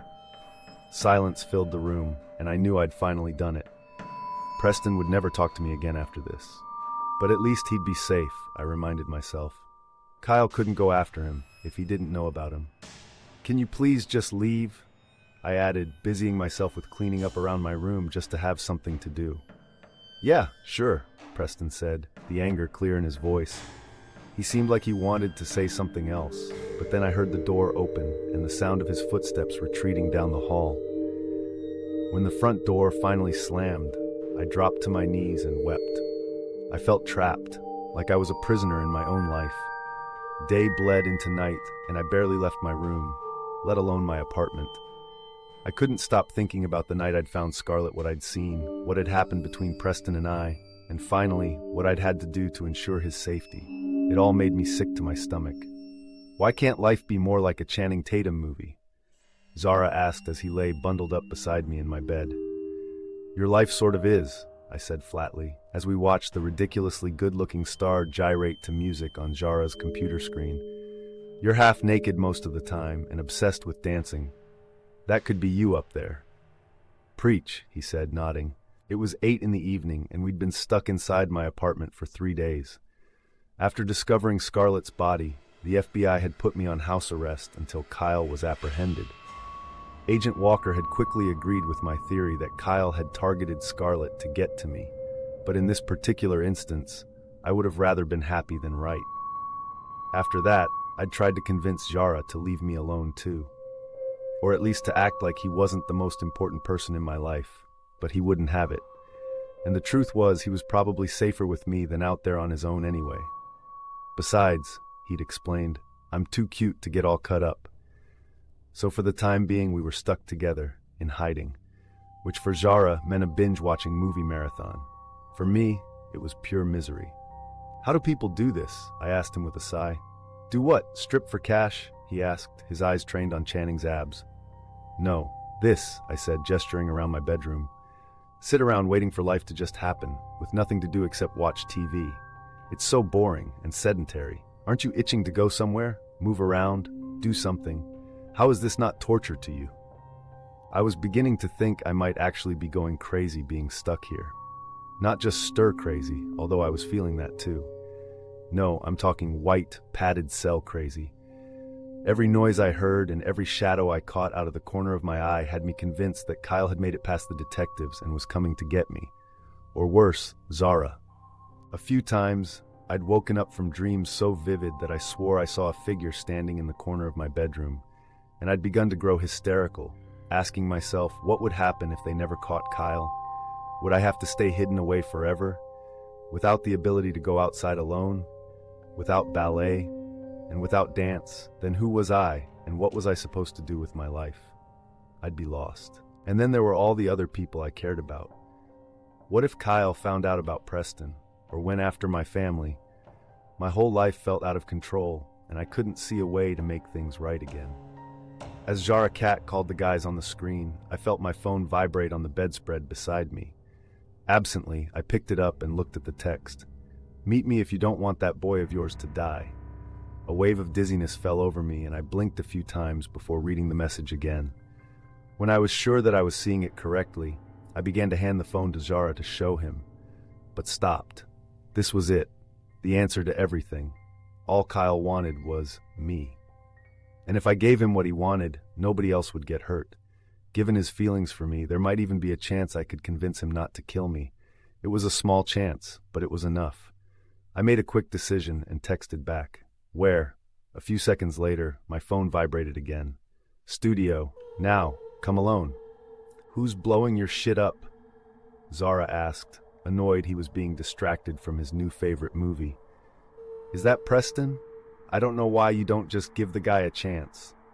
I hadn't told Zara what had happened with Preston the night Scarlett had been killed. I probably should have. It was the first secret I'd ever kept from him, and part of me felt awful about it. But I didn't want to have to explain why I'd then pushed him away. I knew Zara would try to talk me out of it, and I didn't want to feel worse than I already did. We're not good for each other, I said, without correcting him on who was texting me. Chicks, Zara said, rolling his eyes. We need more snacks, I announced suddenly. It's your turn to get them. Ugh, fine, Zara whined. Then he closed his laptop with a clang. But no watching ahead. With a flourish, he left the room, muttering the whole way down the hall. Once I heard him banging around in the kitchen, I threw the covers off and got out of bed. Tiptoeing over to my door, I quietly closed it and then got dressed. What did one wear to die? It seemed like this should have been a big moment. My last chance to control the outcome of something. But the bottom line was, there wasn't any time. Kyle was expecting me, and I didn't want to make him angrier. Not if I wanted to make it out of this alive. Before I could talk myself out of it, I walked over to my window and unlatched the lock. Slowly pushing the wooden frame open, it struck me that I'd never snuck out of my room before. I'd never had to. Then again, I'd never done a lot of things before. I poked my head outside the window and surveyed how far I'd have to drop to reach the ground. If I fell wrong, I could break something. Then I might never dance again. But if I didn't, well, my dance career might be over either way, depending on what Kyle had in store for me. With a deep breath, I hoisted myself onto the windowsill and maneuvered my tiny body until I was hanging out the other side. After saying a little prayer, I pushed myself away from the building and let go completely. The ground came much quicker than I'd expected, and I barely registered the fall before I was landing on my butt with a thump. It was more jarring than painful, and I quickly picked myself up and took off for the path, avoiding the courtyard where the cops were stationed. Walking at a brusque pace, I was at the studio in under 5 minutes. I looked around the empty parking lot desperately, wondering how I'd gotten here. My life had become so crazy, I barely even recognized it now. Barely recognized myself. The old me never would have come. The new me, well, I had no choice. It had to end. Stepping inside the studio, I realized I was the first to arrive and turned on just enough lights to illuminate the place without being obvious. It was silent inside, almost too big and cavernous for just one person to inhabit, and it made me feel tiny and insignificant. Forcing myself into action, I began to look around for something I could use to defend myself if I couldn't convince Kyle to spare me. There were very little options in the main part of the studio, but I knew the storage area held all the company's past props. With a glance at the entrance, I bolted for the back room. I'd barely had a chance to look around when I heard the front door open. I froze with fear. "Bitch, you better be dead, because I'm gonna kill you," a voice called out loudly. "Zara." I scrambled back to the storage room door and found Zara standing in the middle of the floor, his hands on his hips angrily. My mouth was open in shock, even though my stomach was sinking like the Titanic. "What the hell are you doing here?" I hissed at him. "What the hell are you doing here?" he asked me pointedly. "I read your text, only I was hoping you weren't stupid enough to meet with a psycho killer alone, but here you are, stupid." "Zara, you have to leave," I said, panicking that Kyle would be here any minute. "Don't you understand? Kyle will kill you if he finds you here." Zara pursed his lips at me. "No shit, they always kill the black man first," he muttered sarcastically. "And as stupid as you are, you're still my partner. If anyone's gonna torture you, it's gonna be me." My head was screaming that time was running out, and I knew I couldn't keep fighting with him. As much as I wanted my friend as far away from here as possible, the truth was, it was probably already too late for him to leave. "Fine," I said, frustrated, "but at least hide, okay? And find something to protect yourself with." I ran back inside the storage room and started sifting through the large bins and shelves, looking for something sharp or heavy. Anything I could put between me and Kyle. When Zara didn't join me right away, I started to get pissed. "Zara, get your ass back here!" The speakers in the main room crackled on, and music began to play softly throughout the studio. Music that I knew. Goosebumps broke out all over my body as I recognized the piece. Sleeping Beauty. "No, Zara," I called out again, this time much quieter than before. I took a few hesitant steps toward the storage room door, hoping I wouldn't see what I feared inside the studio. I didn't want to go. My heart was pounding and alarms were going off in my head. But what was I supposed to do? Leave him out there? I couldn't do that. When I got to the doorway, I nearly screamed as I saw Zara's body sprawled across the floor. Without thinking of the repercussions, I rushed toward my crumpled friend. "Zara!" I shouted, checking for signs that he was okay. A gash above his eye dripped fresh blood, but there were no other wounds that I could see. His pulse was steady, but he was out cold. Wake up! My eyes swept around the room, searching for the person who'd done this to my friend. Finally, I found who I'd been looking for. He was crouched in the corner, his back to me as he looked through the music selection on the studio computer. It was clear he wasn't worried about what I might do. Otherwise, he wouldn't have left himself open to an attack like that. "I see you brought a friend," he said without looking at me. But he didn't have to turn for me to recognize who he was. That's okay, the more the merrier. Of all the things I'd imagined happening, it hadn't been this. "Levi?" I whispered. Levi stood up and turned to face me. His face was blank, but he seemed to be waiting for me to say something, or do something. But my legs wouldn't move, and my mouth wouldn't speak, and I was frozen in place as my brain raced to figure out what was going on. "Levi, what are you doing here?" I asked finally. "Did Kyle bring you here too?" Without answering, Levi began to walk toward me, stopping only once he'd reached the middle of the floor. Then he lifted his chin up and closed his eyes, swaying slightly to the music.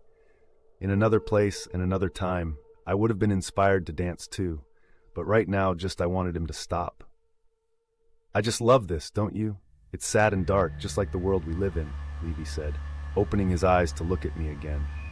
He let his hands drift through the air like he was conducting an unseen orchestra.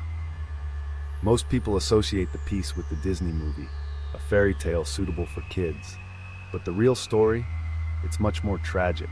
Don't you agree?" My mouth had gone dry and I was struggling to come up with a plan of action. It was difficult on account of the fact that I still didn't know what the hell was going on. Was Kyle here? Had Levi been drawn here, too? Were we safer in the studio than we were outside? I was closer than Levi was to the front door of the studio, so I knew I could make a run for it if I had to. But even if I did, where did that leave Zara? Of course, all of this was a moot point until I knew why Levi was here. "What are you doing here?"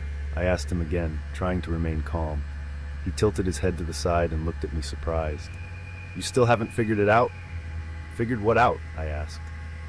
"The answers to all your questions, Emmy. Why did Kyle kill? Why'd he choose those women? How'd he get away with it for so long? Why didn't he kill you too? Why? Why?" Levi said, ticking the questions off his fingers as he sauntered around the wooden floor, his boots scratching along the surface as he went. As he paced, he began to distance himself from me and Zara, which was good. I glanced down at my friend to see if he was awake yet, but he still hadn't moved. He wouldn't be out forever, though, and when he did stir, I'd need him to leave before he could be hurt again. "You're right. I haven't figured it out yet, Levi, but I'm beginning to wonder why you would have the answers," I said, "unless Kyle confided in you after all." "Oh, I know Kyle better than he even knows himself," Levi said confidently. "The things I could tell you would blow your mind." I swallowed hard. "Why don't you enlighten me then?" I said. Levi stared at me like he was amused by my brazenness. "I'll answer some of your questions," he said, "but then you've got to do something for me." "What do you want?" I asked. "Oh, we'll get to that soon enough," he said, waving me off like we had all the time in the world. "Questions first, fun later." I didn't like the sound of that, but figured I wasn't in a position to argue. "Did Kyle really do it?" I asked, thinking fast. Ever since I'd seen Levi in the studio, I'd begun to wonder. "Really? You're wasting a question on that?" he answered, almost laughing at me.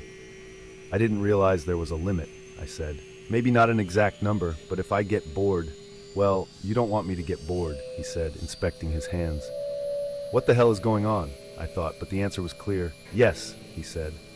I was surprised by the answer, but continued. "Okay," I said, collecting my thoughts. "Why did he choose them? What did they do that made them targets?" "You'd have to ask him to get the full answer to that, but from what I gather, it has something to do with women and their demands. He doesn't take too kindly to them, it seems." "Did Kyle make you come here?" I asked again. I had to know once and for all. Levi raised one of his eyebrows at me questioningly. "You want to know if Kyle orchestrated all of this?" he asked, spinning around in a circle. When he stopped, he had an eerie smile on his face. "No, not Kyle. This one was all me." I felt all the blood rush from my body. "Why?" I asked shakily. I took a step toward the front door, but then forced myself to stop. I still didn't have a plan, and it wouldn't be wise to push Levi into doing something drastic at this point. Well, I wanted to see what all the fuss was about, he said simply. Fuss? I asked, confused. Yes, Emmy. I wanted to meet the girl who was able to take down one of the most evil, emotionless, violent men I've ever had the pleasure of knowing, he said. I wanted to know why Kyle was willing to give up a nearly flawless killing career for you. Why he would lie to his partner all this time. Partner? I squeaked, unbelievably. Levi was Kyle's partner? I went through all the things I'd learned over the past few weeks and tried to piece together whether it could be true. Kyle's diary entries about me had never mentioned a partner then again. He'd lied in half of them. Was it possible he'd written Levi out of it? Then I remembered something the lone survivor of the killings had said. She'd mentioned hearing different voices while blindfolded. At the time, I'd wondered if Kyle had suffered from multiple personalities, or if the voices had just been a way to amp up the fear factor for his victims. But then there were all the different ways the women had been tortured. The styles had seemed to be all over the place. Oh my God, there were 2 of them. You're scared, right? Levi said, breaking through my thoughts. That's good. I like it when they're scared. You helped him kill those girls? I asked, my voice trembling. Emmy, I'm the one who finally pushed him over the edge and convinced him that raping the whores wasn't enough, he said. But then he'd always had trouble finishing the job, even when we were in school. He didn't have the stones for it, needed someone to tell him it was okay, push him to the next level. Show him the way. That's what I did for him. Together, we were an unstoppable force. You were the one who nailed the frogs to the doors, I breathed, thinking back on the story he'd told me. The idea was actually Kyle's, but I took it and ran with it. He wanted to nail one to the door of this teacher he hated. Miss Carmichael. She was a testy old broad. I was the one who suggested we leave them on every classroom door. See, Kyle has good instincts and clever ideas, but I take them and make them bigger, better, infamous. But then Kyle slipped up, leaving evidence behind, kind of like what he did with this diary business, so I had to think quick. I knew if they locked Kyle up, it'd be the end for him. He'd never survive. And then I would have lost him, probably for good. Besides, it's better to be owed than to owe someone, right? So, I did the time. I chanced to look at Zara, but he was still lying on the floor. I couldn't tell if the bleeding had stopped, but a flesh wound was the least of my worries right now. I turned my attention back to Levi, who was getting closer and closer to me as he paced around the room. When I finally looked Kyle up all those years later, I found out he was still up to no good. Only, he still had a lot to learn, Levi said. We always were better as a team. Besides, he owed me. That's when you started killing, I said, everything beginning to make sense. He nodded, proud of himself. Kyle would choose the girls, that was his thing, and he always had his reasons. I didn't care who they were, as long as they were dead when we were done with them. See, I'm an equal opportunity killer. It's all just meat to tenderize. Don't matter much whether it's white or dark. I felt sick as he said this, and for a second I thought I might pass out. But if I lost consciousness, I knew I'd be done for, and I wasn't going to make myself an easy target, for him or Kyle. So I forced myself to take deep breaths and concentrate on why I was still there, to save Zara, and hopefully myself too. How do I fit into all of this? I asked. Well, that's the million-dollar question, isn't it? You know, the first time I learned about you was when our paths crossed at the prison. Thanks for filling me in on so much, by the way. I may never have found out who you were if you hadn't talked to me that day. But then you told me Kyle had written about you in his diary. That stupid fucking diary, he screamed in a fit of rage. He took a few moments to calm down before talking again. That's when I found out he'd been keeping a secret, and that secret was you. I blinked, surprised to find this out. Kyle and Levi had killed together, shared the worst parts of themselves with each other, and he hadn't told him about me? Hadn't confessed the obsessive crush he had on some random girl? Why? I had to see what was so damn special about you, Levi said, pointing at me. And I had to show him that you don't keep things from your partner. Because when you do, everybody loses. He began walking toward me now, slowly, one step at a time. It forced me to move too, until I was on the other side of Zara, further away from the exit. This was fine with me though, because while Levi probably assumed I wanted to escape, I had another plan for me. Things got all fucked up when you came around, Emmy, Levi said. If Kyle had just brought you to me like all the others, it would have been fine. He should have known that people like us can't have real relationships. You can't love with this much hate in your heart. Gotta agree with you there, I said, then immediately regretted it. Levi stopped walking and squinted at me. I froze in place.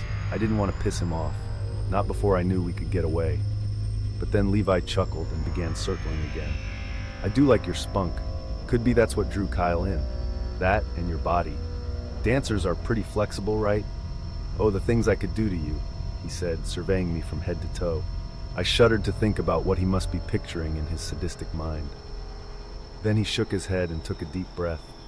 Too bad I have to kill you after, he said finally, like the comment was nothing. When he saw my face, he broke out into a smile. Don't worry, I'll still have fun doing it. I just wish Kyle could be here too. Get the old gang back together for another epic kill. Why isn't Kyle here, Levi? I asked as I moved closer to Zara. Levi was blocking the path to the front door now, and I was on the other side, just feet away from the storage room. Exactly where I wanted to be. He's not here because I didn't invite him, he snarled. I paused as a new thought came to me. Or maybe you just don't know where he is, I said slowly, realizing it was possible that Kyle hadn't contacted him at all since he'd gotten out. And that meant Kyle might not have broken out of prison to kill me, after all. My eyes grew wide as everything started to come together. I thought this had all been Kyle, the note, murdering my neighbor tonight, but it was all you. It's true, he admitted, nodding proudly. Slaughtering that bitch friend of yours was especially fulfilling. She was so young and perky. Figured I'd have a little bit of fun while I worked my way to you. That's the thing, though. She wasn't even my friend. Not really, I said, feeling bad as I said it, but playing a hunch. Something I'd said before had bothered Levi, and I think I knew what it was. If I could just get him worked up, distract him for even a minute, he might mess up. Kyle would have known that. Levi whirled around, fury in his eyes now. Well, Kyle's not here, he growled at me. I'm in charge now. I choose who lives and dies. I make the decisions now. Me. Kyle wouldn't want you to kill me, would he, Levi? I asked, pushing him further. Levi frowned. He kept me from you for a reason. He didn't want me to turn out like the others. We're partners, Levi spat. That means we share everything. I explained that to him and Quentin. He knows he should have told me about you, and he understands what I have to do now. He's accepted it. What we have, our needs, are more important than his schoolboy crush on you. Are you sure about that? I asked, stepping backward and holding my hands in front of me as he began to advance toward me again. Why hasn't Kyle contacted you yet? If you're so close, why isn't he here with you now? Sounds like he may not be totally on board with being partners anymore. He'd never choose you over me, he yelled, the sound echoing off the walls. But he won't be happy when he finds out you did this without him, I said. Then he'll know how I felt, Levi said. You don't have to do this, Levi, I said finally, feeling the tension in the room hitting its peak. You could still leave. Just walk out the door and disappear. The cops will keep looking for Kyle, and you'll be free. They don't even know about you yet. Levi seemed to think about this a moment, and I wondered if he was going to take me up on it. That's a good point, he mused, scratching his beard, and they won't ever find out. Then he lunged at me, running full force in my direction. The sudden movement made me jump, but then I grabbed a handful of Jara's shirt and pulled his body into the costume closet with me. Levi was closing the distance between us quickly, and for a few seconds I wasn't sure I'd make it inside in time. But then I was slamming the door and throwing my body against the wood as I scrambled to flip the gold-colored lock. A second after the latch clicked, there was a loud bang on the door as Levi crashed into it full force. The structure shook like an earthquake, but it held. For now. I looked frantically around the room. My heart was beating fast and my adrenaline pumping just as hard. I'd gotten us away from Levi for the time being, but I'd also managed to trap us in a closet with no other means of escape. Another thud sounded through the space as Levi hit the door again. He was going to try and break it down. And if he kept going at the door like he was, he'd succeed. I had to think of something, hide, find something to defend myself with in case. I shook Zara, but he still wasn't stirring. So I grabbed his arms and pulled him further inside. I looked down at him and then back at the door that Levi was now repeatedly hitting. "Sorry, Zara," I whispered, and then began to roll him toward the back of the closet, underneath a line of hanging tutus. When his body was flush against the wall, I grabbed a box of random costumes and threw them on top of him, so there was no trace that he was stashed back there. Then I turned to find a place to hide myself. The costume closet, which was more like an elaborate walk-in area, had been built around the exterior of the main room and spanned two of the walls. Shaped like an L, the owners had installed rods on both sides of the walkway in order to store company costumes as well as props and other gear. It was like a tiny maze of spandex and towel, leaving plenty of places to hide. Of course, I wouldn't be able to hide forever. Eventually, Levi would find me. I heard a cracking sound from behind me and knew I didn't have much time. So I rushed around the corner and immediately found my salvation.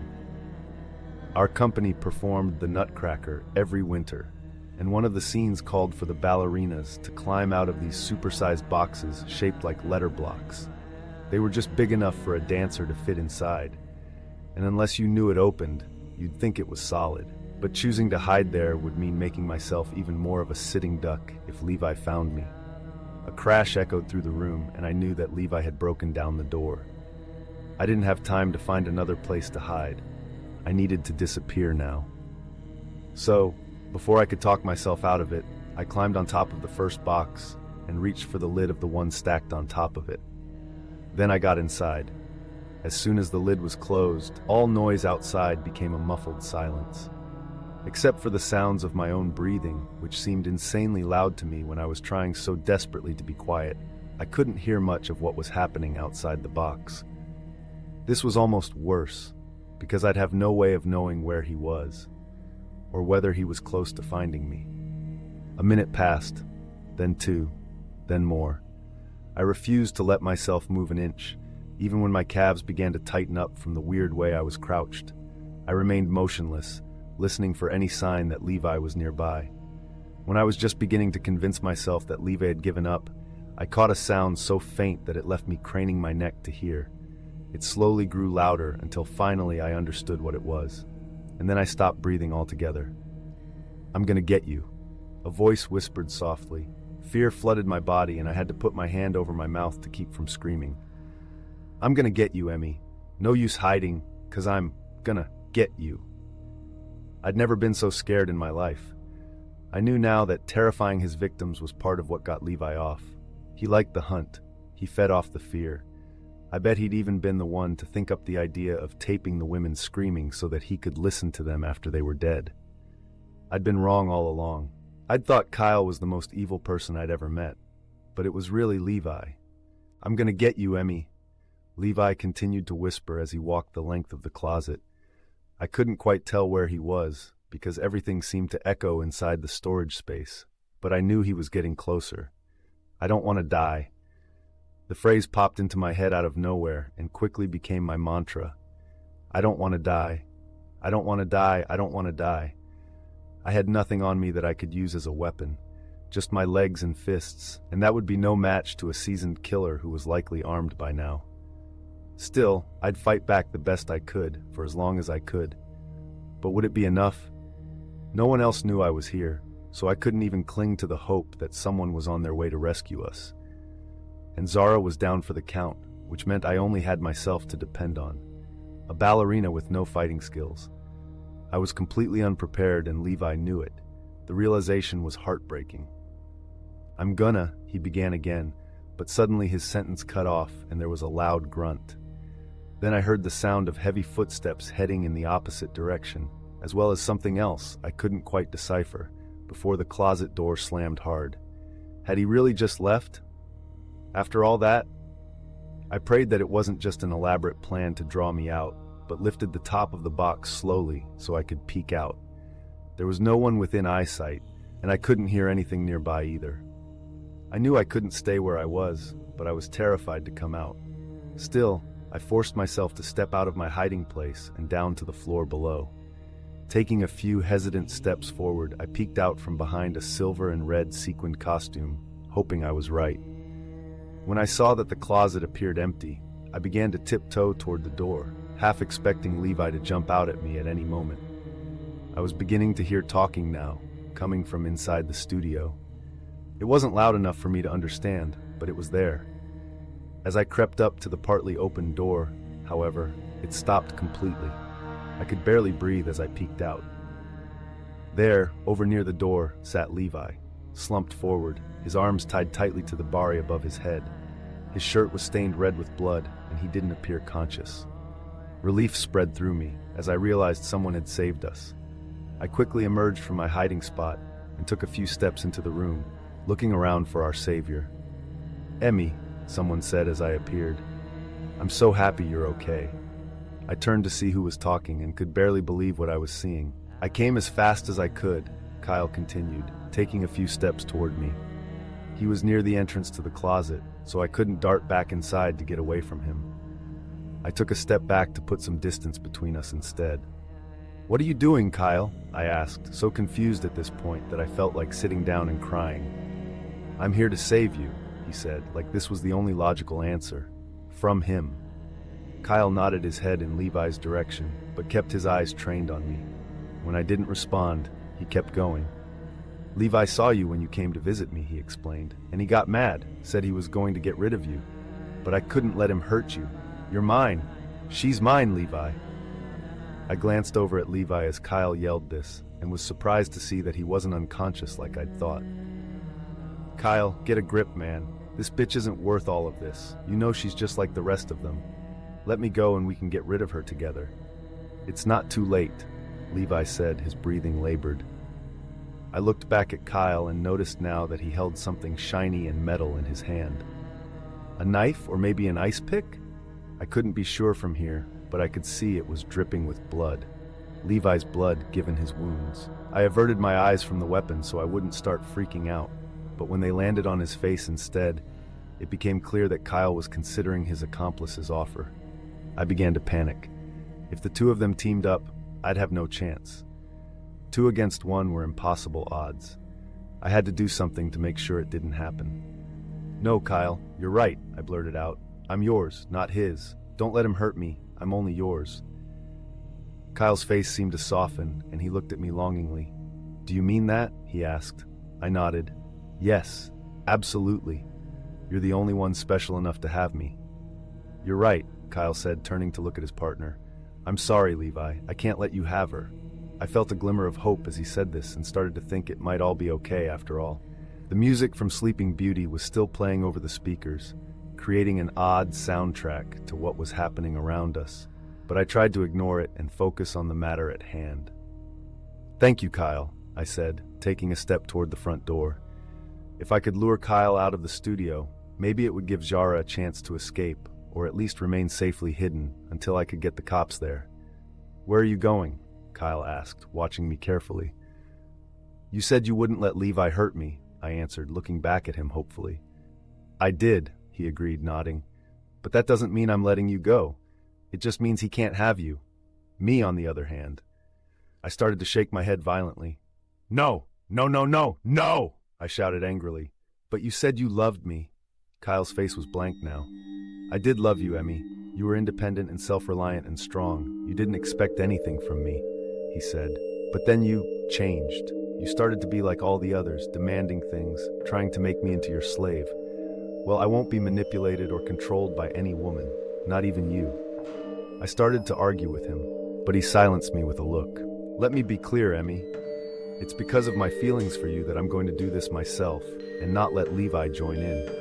If it were up to him, this would be a much more unpleasant experience for you," he said, looking over at Levi, who appeared even weaker than before, but nodded in agreement. "I'll try and make this quick and relatively painless."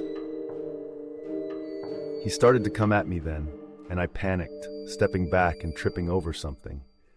Landing hard on my butt, I felt a piercing pain shoot up my back, and suddenly I couldn't move. He'd have no problem overtaking me here on the ground. I was trapped. Searching around desperately, I saw the bin of rosin that had gotten in my way and grabbed a handful of the rock like powder. As Kyle closed in on me, I threw it into his face and watched as he yelped out in pain. "You bitch! I'm gonna kill you!" he yelled, bringing his hands up to his face and rubbing at his eyes frantically in an attempt to clear them.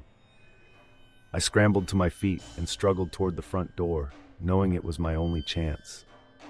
But as I passed him, he reached for me blindly, managing to catch a hold of the corner of my skirt. He pulled back on it hard as I fought to tear myself away, but I only succeeded in pulling him along with me. Just as Kyle was about to clamp a hand down on my arm, we were thrown apart, and I was tossed through the air before landing on my back again. I looked up just in time to see Zara tackle Kyle like a football player, picking him up and slamming him into the ballet barre with a deafening crash. The wood splintered from the force of the blow, cracking it in half, and then the mirror behind it shattered. Glass rained down like sharp confetti as the two men struggled. My head was pounding now, and there was pain coming from my back and my wrist where I'd tried to catch myself in the fall. But I ignored it, climbing to my feet again and watching helplessly as Zara fought with Kyle. If I didn't do something, he'd hurt Zara, maybe even kill him. Zara was strong, but no match for someone as crazy and calculated as Kyle. I surveyed the room, looking for something, anything, that could help. Finally, my eyes fell on a section of the bar that had been ripped out of the wall during the chaos. Rushing over, I picked up the rod and, gripping it like a baseball bat, swung it at Kyle's head. I prayed that I didn't miss. The sound was sickening as wood made contact with flesh and bone, and I watched with satisfaction and horror as Kyle's body crumpled to the ground. "Holy shit!" Zara exclaimed, slowly getting up from the glass-covered floor. "Where did you learn to swingling like that?" "Where did you learn to tackle people?" I retorted. I helped Zara up from the ground and we stood over Kyle's body, shaking. "Do you think he's dead?" I asked, feeling sick to my stomach. I wanted him locked up, not in the ground. "Should we check for a pulse?" "Are you crazy? I'm not getting near him again.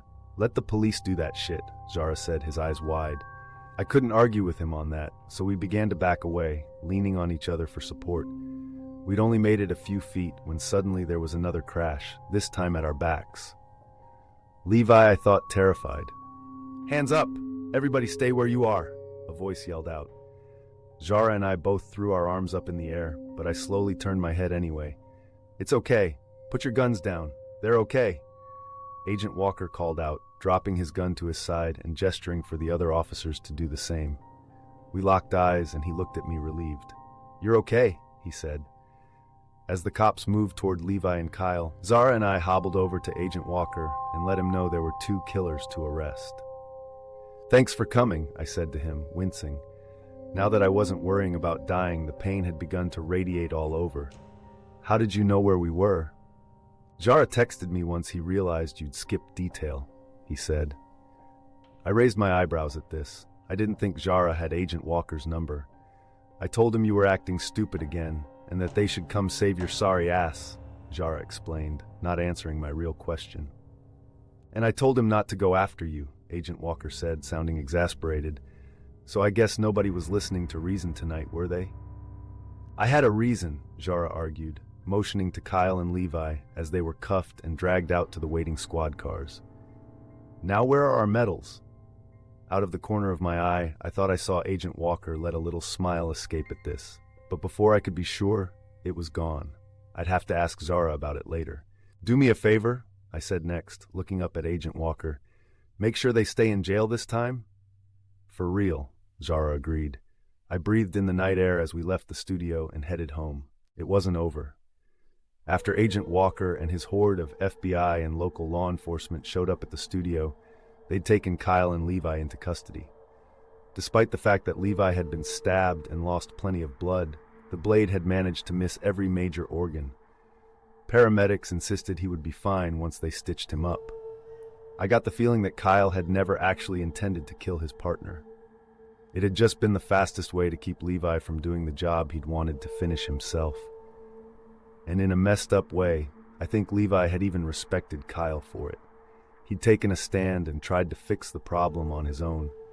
Their relationship was all kinds of weird. Zara had to get a few stitches above his eye from where Levi had knocked him out. But other than that, he was okay too. Of course, he'd complained about scarring his beautiful face and had insisted on seeing a plastic surgeon. However, when he found out his insurance wouldn't cover it, he decided the war wound would give him street cred. He'd walked around flaunting the injury for days after that, retelling his acts of bravery, including how he'd tackled and taken down one of the most notorious serial killers of all time. Zara kept saying that when they eventually filmed the true story behind the ice pick murders, that we'd be seen as the stars. I didn't exactly want that to be the legacy I left behind, but Zara was fully ready for his close-up. Unfortunately, not everyone was as lucky as Zara and I had been. Scarlett's death hit everyone at RBC especially hard, not only because she'd been so young and had been killed in such a horrible way, but because she was one of our own. The other dancers hadn't taken the news well. Most of them had been like me. We had tunnel vision when it came to dance, and the idea that something like this could actually happen to us or someone we knew was outside our range of thinking. Suddenly I realized I wasn't the only one who'd led a sheltered life. It seemed to be a part of the world we lived in. Only for me, things had changed. I had changed. Scarlett's parents chose to have her buried at a cemetery in town because they insisted she would have wanted her soul to remain near the studio that had brought her so much joy and purpose. Given what Preston had told me, though, I wondered if it was just one more way for her parents to keep their daughter at an arm's length. It made me sad to think that, even in death, she hadn't been able to make them proud. On the day of the service, everyone at RBC showed up to say goodbye. The church was bright and airy, and sun rays shot down from the windows near the roof. Everything was decorated in light pink at the request of Scarlett's parents, as it had been their daughter's favorite color. Since I'd had a chance to see the inside of her apartment, I knew this to be true. It was also the color that was most often associated with dance, so it seemed appropriate enough. Pictures of Scarlett had been blown up to poster size and were displayed near the casket at the front of the room. They showed a smiling and stunning Scarlett at various ages, dancing, twirling, leaping, doing the things she'd loved most in this world. At one point it dawned on me that this might be what my own funeral looked like one day. And from the faces of the other dancers, I wondered if they weren't thinking the same thing. The service was as beautiful as a funeral could possibly be. Dancers lined up to say nice things about Scarlett, recalling stories that were either funny or endearing or showcased who she'd been. Preston was the last to speak, and what he'd said was perfect. It was the only time I felt like I might not be able to make it through without crying. I saw how much he was hurting, and I so badly wanted to go to him. Hold his hand, let him know how sorry I was for everything, but I couldn't. I sat in the back of the church next to Zara, trying my best to keep a low profile, but completely aware of the fact that everyone knew I'd had a part in Scarlett's death. It hadn't taken long for the rumors to spread around the company. Too many people had witnessed me going into her apartment that day, and what I'd said to Preston afterward. They'd heard me describe everything in gory detail. Now everyone seemed to know that Kyle had stalked me too. They didn't have to say it for me to know they blamed me for her death, or that they were mildly scared to be associated with me, despite the fact that Kyle and Levi had been caught. Again. After the service was over, we headed over to the cemetery where Scarlett's body would finally be laid to rest. I didn't want to go. The idea of being in a place where there were hundreds of dead bodies just lying around didn't exactly appeal to me, but I felt like I owed it to Scarlett and to myself to see this through to the end. So I went. This time, though, I stood far away from the rest of the mourners, choosing to experience the moment alone, in order to give the others a chance to say goodbye without my presence as a distraction. Today wasn't about me, after all. It was about the life that had been lost. It was about Scarlett. I watched as people approached her casket and said goodbye. Some stood there longer than others, whispering softly while touching the blonde wood or closing their eyes sadly as they lamented silently. A few cried uncontrollably as friends held on to them, lending them the strength they needed to remain standing. I, however, leaned against a tree in the back, my body half hidden by its trunk, tears running steadily down my face but refusing to make a sound. As the service finally wound up, I wiped at my eyes and took a deep breath. "Why are you back here alone?" a guy's voice asked from behind me. I was startled by the noise, but relaxed as I recognized whom it belonged to. "Just doesn't feel right being over there with the others," I said, turning to face Agent Walker. "I figure I've done enough." "Emmy, this wasn't your fault," he said easily. His hands were shoved deep into the pockets of his black suit, the flaps of his jacket pushed behind him. This was the first time I'd seen him in anything dressier than jeans and a button-down. It made him look older. "How's the case going?" I asked, changing the subject. It would be a long time before I'd be able to let go of the guilt over what had happened to Scarlett, and I was too drained to start dealing with it today. "Good," he said, nodding. "We may need you to fill in a few more blanks for us, but everything's starting to come together.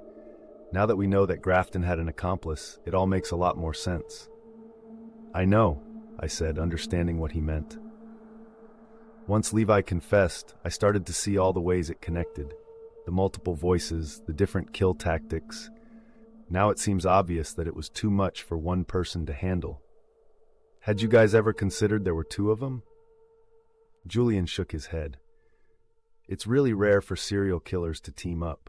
I mean, it's definitely happened in the past, but most of the time it's a male-female team and the woman is sort of just along for the ride. And besides that, Grafton's diary never mentioned another man. It's like he completely omitted that part of his life." "I've actually been thinking about that and have a theory," I said, then added, "if you want to hear it." Agent Walker smiled at me. "Of course." "Well, I was thinking, most of his entries involving me were fake, almost like they were fantasies of what he wished had happened. So maybe his diary was the only place he felt he had control over the world he lived in, like it was his ultimate reality, and in it, he didn't need an accomplice to do the things he wanted to. It was just him and the girls." He looked over at me impressed. "Looks like I've been rubbing off on you," he said jokingly. "Don't get too excited," I said. "I'm not hanging up my toe shoes yet." "No, I suppose you wouldn't," he said, looking over my shoulder. "I have a feeling you'd miss it too much, and I think someone would be disappointed to see you go." I smiled. "Actually, after what happened with Kyle and Levi, Zara could probably use a break from me," I said. "I wasn't talking about Zara," Agent Walker said, motioning behind me. Confused, I turned to see Zara and Preston walking our way. I hadn't even realized that the service had ended and that people were beginning to leave. When Preston's eyes met mine, my heart began to race. I hadn't talked to him since the night we'd, and now he was coming over. Here, to me. He slowed as they got nearer to us, allowing for Zara to pull ahead of him. "Just can't stay away, can you?" Zara said flirtily to Agent Walker. I started to apologize for my friend's brazenness, but the agent beat me to it. "Can you blame me?" Agent Walker responded jokingly. Then more seriously, he added, "Figured you could use the company today." My mouth dropped open, but the two guys were too engrossed in each other to notice. "When the heck had that happened?" "I can always use the company, honey," Zara said. Then he turned to me and gave me a hug. "You gonna be okay?" Preston was still standing nearby, like he was waiting. I hoped he was waiting for me. "Yeah," I said quietly. "But we will talk about this later." "Prepare yourself, child," Zara said, "because I can guarantee the details won't be suitable for children." I stared after them as they left, my head spinning from this new development. "Hey," Preston said eventually, breaking through my thoughts. "Want to take a walk?" I nodded and we began to move in the opposite direction, careful not to step on any plots as we went. It was a typically sunny California day, the exact opposite of what you'd expect to accompany a funeral. But I was grateful for the warmth of the sun shining down on us anyway. It was hard to stay gloomy for too long when the weather was so nice. "So, you clean up well," I said finally, noting that he was wearing a clean black suit despite the heat. When some people dressed up, it made them look like waiters. Preston looked like James Bond. "Thanks. You don't look so bad yourself," he answered. "A nice change from a leotard and tights." He gave me that sideways smirk of his, reminding me of that day in my apartment. My stomach twinged as I relived it, giving me that nervous feeling I'd started to associate with him. Speaking of, I've been meaning to tell you congratulations, he said, for Giselle. Oh, thanks, I said, finding it hard to talk about the subject. The teachers at RBC had decided to cancel auditions for Giselle in light of what had happened. Instead, they'd assigned the parts based off of what they'd seen during the past few months. I'd ended up getting what I'd wanted all along, the starring role of Giselle, but it hadn't made me feel happy like I thought it would. I feel kind of guilty over how it all happened, I confessed. Like I didn't earn it. Scarlett should have been around to audition. Preston was quiet for a moment. You're right. She should have been here to audition, he agreed. But that doesn't change the fact that you deserved the part. In the end, you know it would have been yours whether she was here or not. I'd needed someone to tell me that, and now that he had, I felt like I could finally be happy for myself. I was still sad about Scarlett, but he was right. I'd earned that role. Thanks, Preston, I said softly. That means a lot. There was so much I wanted to say to him, so much I felt I needed to explain. I'd thought about talking to him so many times since Kyle and Levi had been caught, but then I'd wondered if it was better to just leave it alone. Leave him alone. I'd already hurt him by forcing him away. Even if I still agreed with my actions, I wasn't sure he'd forgive me. But what if he did? What if we could try this again? Would it all be worth it in the end? Zara told me what happened, he said suddenly, his eyes fixed on the ground.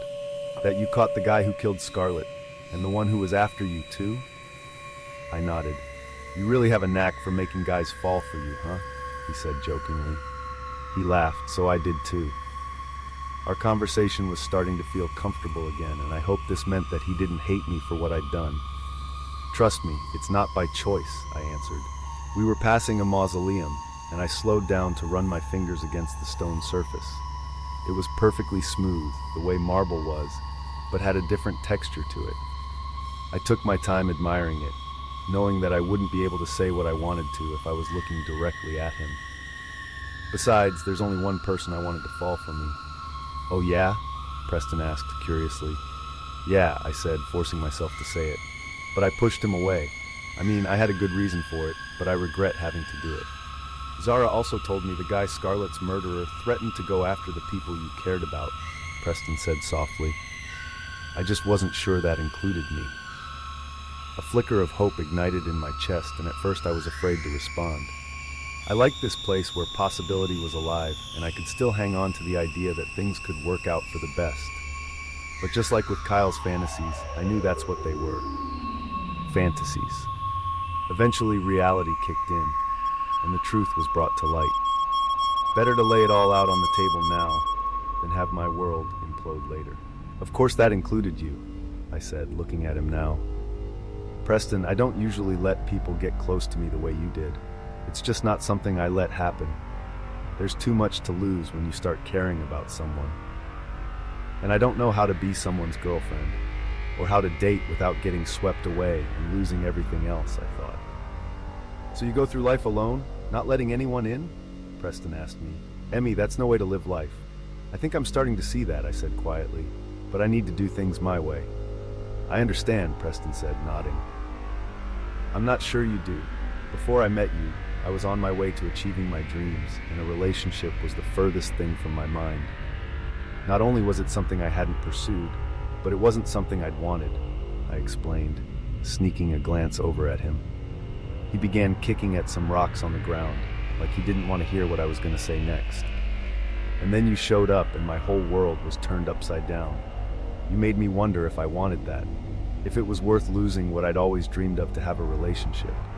Love, I said carefully. Preston tried to cut in, but I wouldn't let him. See, my number one love is ballet. It might always be, and I'm not going to apologize for that. I don't think I should have to.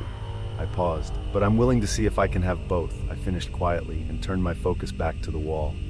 Keep my focus on ballet and be with you. I didn't dare breathe as I waited for Preston to respond. This was the moment of truth, the act that scared me more than anything else in the world.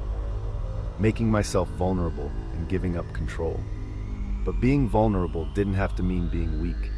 It could just mean allowing someone else to lighten the load. When I felt Preston's hand finally touch my arm, I got the nerve to look at him, and saw something I hadn't expected. Joy. Not cockiness over a girl confessing her feelings for him, or smug satisfaction. Just genuine happiness. He leaned me gently against the wall and ran his hand over the length of my arm until our fingers were entwined, and without saying anything else, he kissed me, just as passionately as our first time, but now with more tenderness. When we finally pulled away, Preston kept his face close to mine and stared into my eyes. "I know we can have both," he said, his voice low and sexy. "You, Emmy, are worth trying for." Diary entry. Now I had to wait over a week until I could buy a notebook and a pen from the commissary. It took that long to gain access to my funds, and then I'd had to really think about what I wanted to spend my money on. There are certain necessities that one needs in here to survive, and although keeping an account of my time is important, so is shampoo and soap and food. Luckily, I started getting letters last week, mostly from women around the US, all insisting that they believe in my innocence and promising to send me checks so that I can buy the necessary supplies to write them back. It's nice to know I haven't lost my touch with the ladies, even though I'm stuck here behind bars, again. This time they say it's for good. The guards and cops and justice seekers have all made it clear I'm gonna fry for this. That if I'd been smart, I would have run far away while I had the chance. They taunt me about being foolish enough to give up my freedom for a girl. They remind me I didn't even get in the end. But they're wrong. They think I didn't succeed, that my opportunity to kill Emmy is gone forever. Well, guess what? Opportunities are like victims. There'll always be another one.